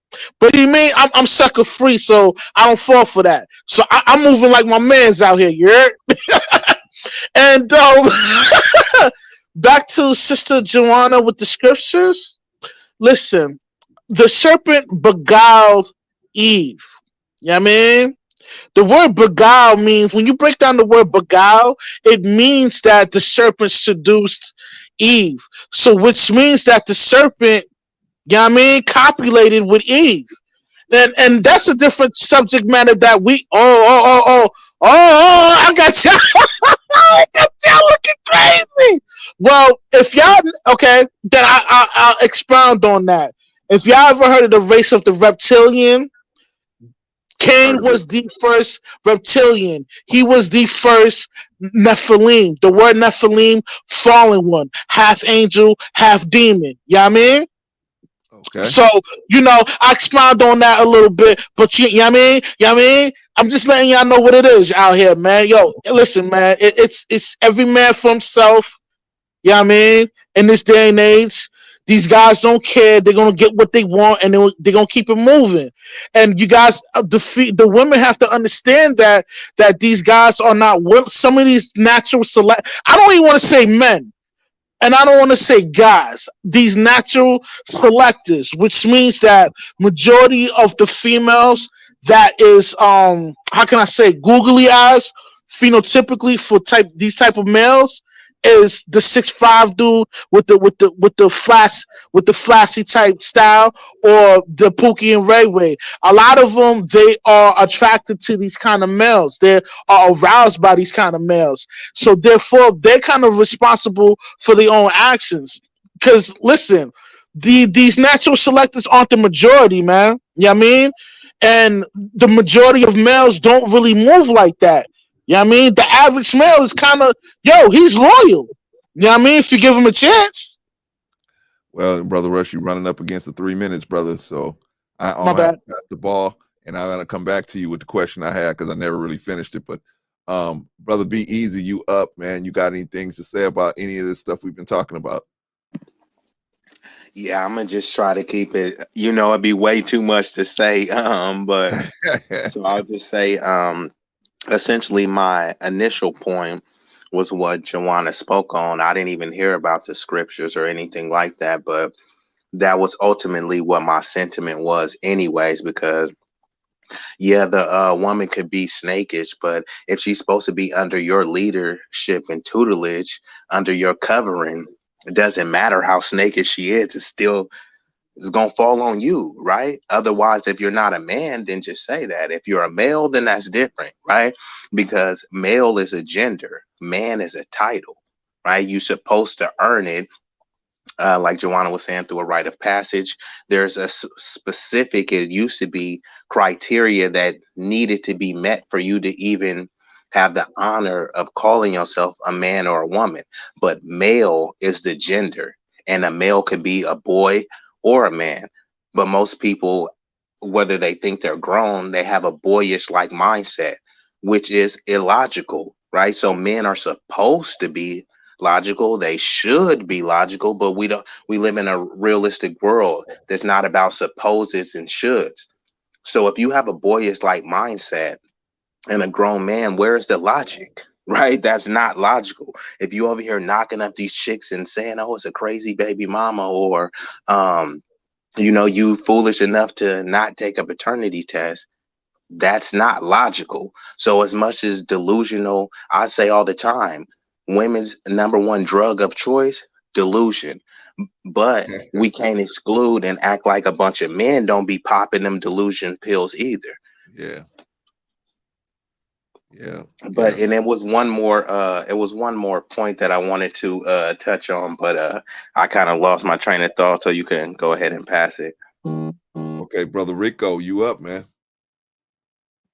No, I just want to say that, I mean, honest with you, for the first time tonight, this has been an outstanding conversation.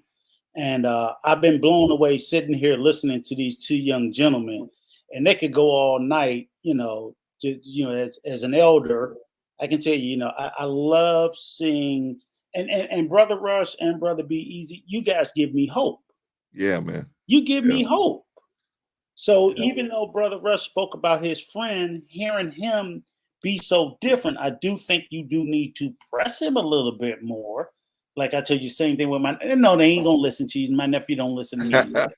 They ain't gonna listen to you. But just you feel better knowing that you're still that stand-up guy, and ain't nothing wrong with being a cleanup man at 40.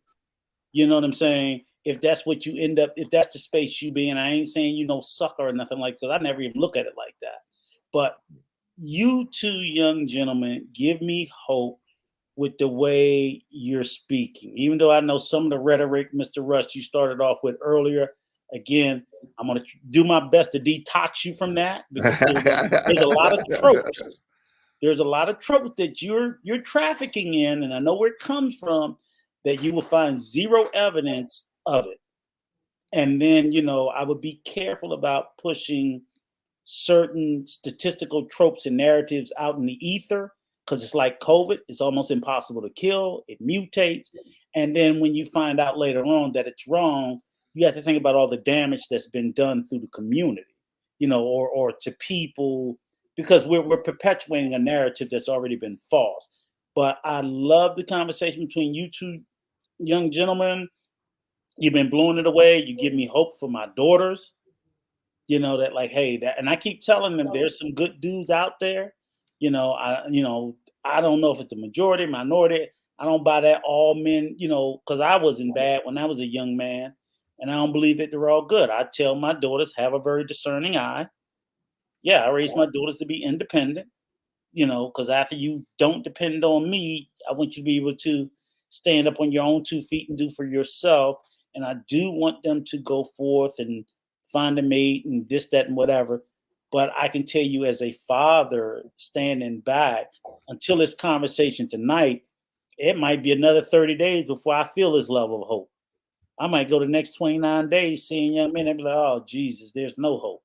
And then I'll get my hopes lifted up again. So if nothing else, I want to say thank you to the both of you, because the conversation that you probably had for me, and Brother Clarence probably agrees, it's been very positive, very up, even with diametrically, different points of view, the intellect, the thoughtfulness. It was good. It was good. All right, hey, thanks a lot, bro. I appreciate for saying that, bro. No acknowledgement for the women folk, Brother Rico. I ain't saying nothing bad, Joanna. That's all you gonna get.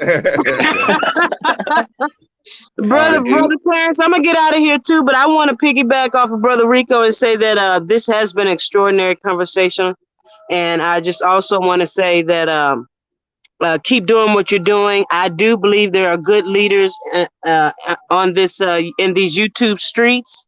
Yes. I consider you one of them, Brother Clarence. Oh, thank you. I do believe that there is leadership as far as content creation, and I believe that you have a strong hold on it, and I'm going to hold on to you and follow you and continue to prop you up as much as possible. Keep doing what you're doing.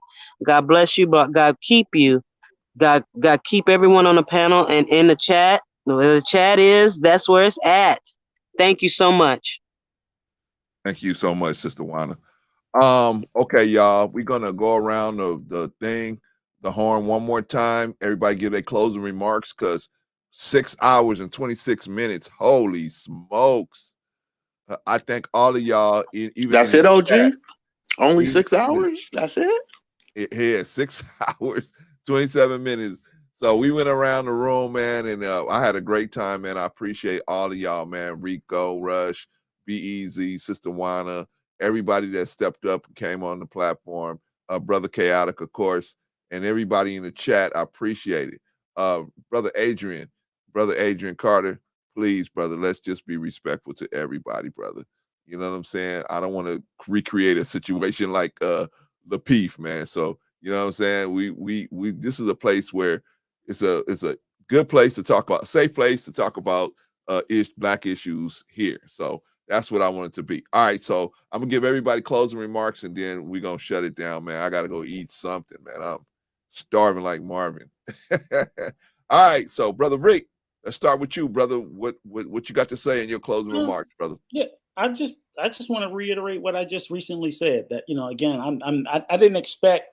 You know how it is in these YouTube streets, brother Clarence, and with all the vitriol, toxicity that I've seen, and I haven't experienced it because, like I said, I have no page. I'm just a viewer like most people, but just seeing the level of toxicity that's in the streets over the last 30 days has been a little bit disheartening. So coming here, and I knew earlier in the stream with brother CT, that was what that was going to be as it was expected, but to see it in this way, I'm very uplifted by it. I'm very, very uplifted by it, very, very positive.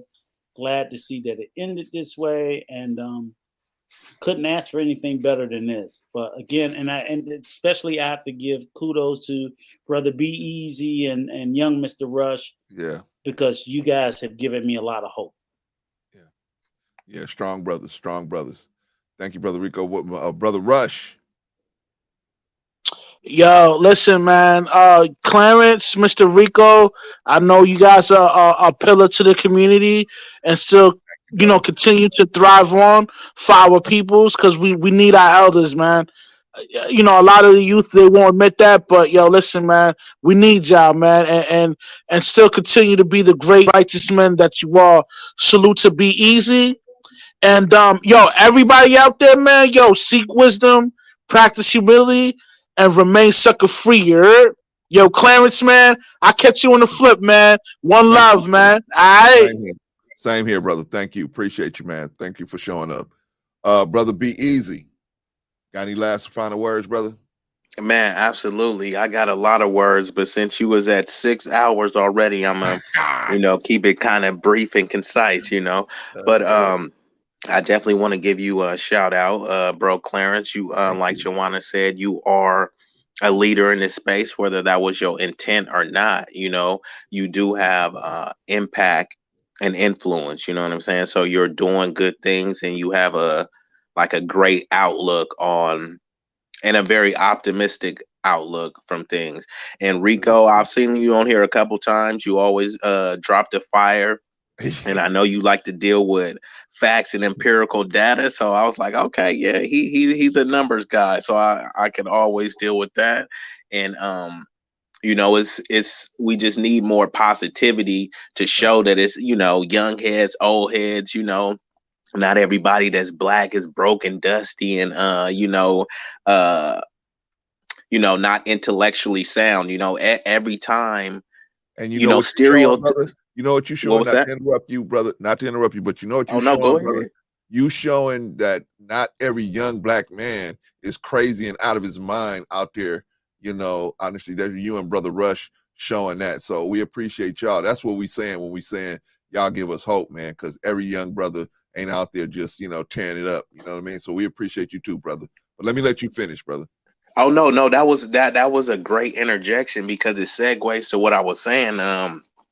I had a conversation earlier about stereotypes, how they don't just fall out of thin air, right? And then we want to be like, oh man, I ain't working, or I'ma just hustle on the block. And then when they say, man, black folks lazy, like, is it hyperbole? Yes, but it's like, why are you living up to the stereotype? Like, man, all black dudes is just don't take care of their kids, and then you got 3 kids that you ain't currently a part of, and you like, man, that's the stereotypical trope. Yeah, it is, but then it's based in some reality. So also what I'm saying is we need to have a standard, right? Because how many times where it's like, oh yeah, we know the chick, she got multiple kids. Okay, that's her. As amongst men, we're not talking about female. Why are we trying to hold ourselves to the standard of the female? Like she's Right. irresponsible. She let me come in raw. Okay, cool. She's irresponsible, but what does that have to do with your irresponsibility?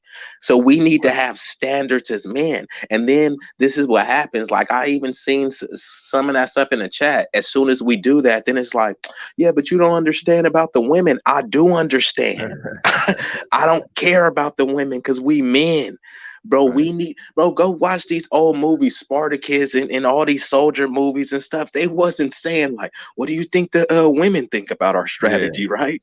They Well, never asked them nothing. they never asked them nothing, bro. So Yeah. we don't need to be asking them nothing. We don't need to be confirming nothing. We need to deal with our own stuff as men, sort out our own stuff, and then lead as proper men. Now, if they want to be snakes, that's one thing. But you've been around enough men that have held you accountable and shown you what discernment looks like, so you won't be choosing the snakes, right? Yeah. But what happens is we be like, oh man, my dude is reckless, he ain't gonna change, he just keep going back to jail. How the hell you going back and forth to jail saying you love your kids? You spend more time around convicts than your kids. But we ain't supposed to say something because, oh, that's just my nigga from the block. He ain't gonna change. All right, well, I'm gonna keep saying it, and it's gonna be a broken record because we need to have a standard. Our standard don't need, we got enough niggas in jail. We got enough niggas that's murdered. Let's have the standard of, damn, that's a responsible dad. Damn, this dude read 5 books a day. Like, let's have standards like that.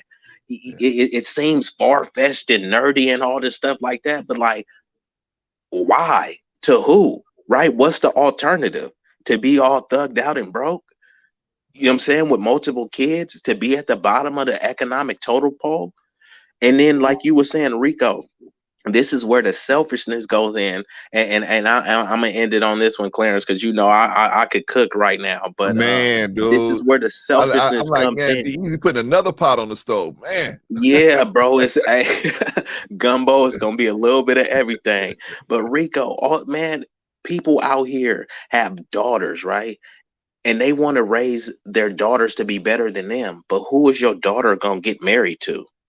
Good You over question. here talking about Ray Ray and Pookie, but then you raising your son, or you not raising your son, and he gonna be a Pookie and Ray Ray who knocks your daughter up, or who knocks your son down.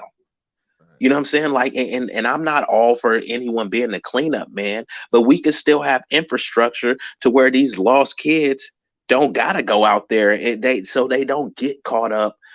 You know what I'm saying? Like, we got way too much money to where, you know, if gangs is organized, people could get to talk smack about gangs and stuff. But where's anybody else trying to organize something as an alternative? I had talked to you about that, bro. Clarence, you could be Yeah. throwing concerts and stuff like that. You think collectively nobody could put their money to get black people love food and dancing? And there you could be passing out books and you can have these type of That was a conversations good and we could idea, talk bro. about these tough discussions. That was But a good a lot idea. of people just want to pay lip service. And I'm glad that it's platforms like this. You know, where we as men could talk about each other. It's going to take for us to organize this. Do you really Yeah. think women got more money than anything, more higher paying jobs? Are they organizing anything like I'm proposing? No, they're not going to, nor should we expect them to. It's ultimately up to us. So if they're under our covering, their behavior is up to us too, right? If you go to Walmart and an employee is wilding out, they gonna look at that employee, but they also gonna take a long look at the manager like, damn, is this how your employees act? Right. They don't care about the employee because they know they're replaceable, right? Right. Just like, I hate to say it like that, women are replaceable, right? You know, but your They are. management that's still in question. And I'll just leave it right there, bro. This was a dope panel. And man, I look forward to coming up and chatting with you guys anytime. Thank you, brother. I appreciate you, man. This brother let me tell you about this brother, man. This brother had a great idea for how to get information out to the public, and as well as letting them party at the same time. It's an awesome idea. I'm gonna have him come back and explain it. I'm gonna have him come back and just break that down for a while. Man, it was a brilliant idea. All right, y'all. I'm gonna set y'all down so I can do my closing remarks. Thank you as always, brother Rico. Man, you always welcome, man. I see you out there. I'm gonna just bring you up. And same thing with you, brother. Be easy. Y'all come on. I appreciate y'all for coming in, man. Thank you for having me, man. I mean, for coming into the stream. All right, y'all. Called my closing remarks, man. Whew. 6 hours, 37 minutes. Okay. What did y'all think? How did Brother Chaotic do? Did he stand on what he said? Did he stand on some of the things that he said? I think he could have did some things differently. Like Sister Wanda said, he said some things that I think most of us knew were not accurate. That's the best way I'm gonna put it. If he wants to come back and explain that, that's on him. But I'm not gonna push him. When I see somebody not willing, not going to say be accurate about things, I'm not gonna be pushing them and trying to, drive them into, oh, you gotta say the truth. No. If you're not, you're not. I didn't do it to Anton. I'm not gonna do it to him. I'm not gonna do it to nobody. I didn't do it to lead attorney. I'm not gonna do it to none of these guys. If they're just not gonna say what they want to say, that's just on them. You know what I mean? But what do y'all think about Chaotic? Should we question stuff? Of course, I think we should. I asked him, did he think he was being disrespectful? He never really answered that question about Harriet Tubman. He never really answered that question. He told me what he thought in his opinions about this and that, but he never really answered that question. Maybe you guys can go to his channel and ask him personally. But as far as the brother, I think he's a pretty solid brother. I think if he saw you needed some help and he could help you, I think he would help you. That's how I feel about the brother. If I'm wrong, somebody can come back and tell me that I'm wrong about him. What did y'all think about Rico? Did Rico stand up? He always does. So that's neither here nor there. Rico was Rico, and he stood up. He stood tall.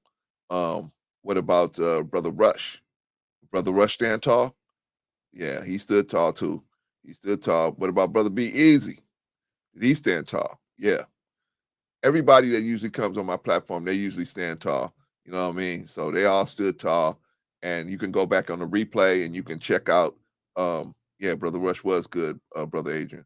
Yeah, you can go back on the replay and check out the whole situation and see for yourself.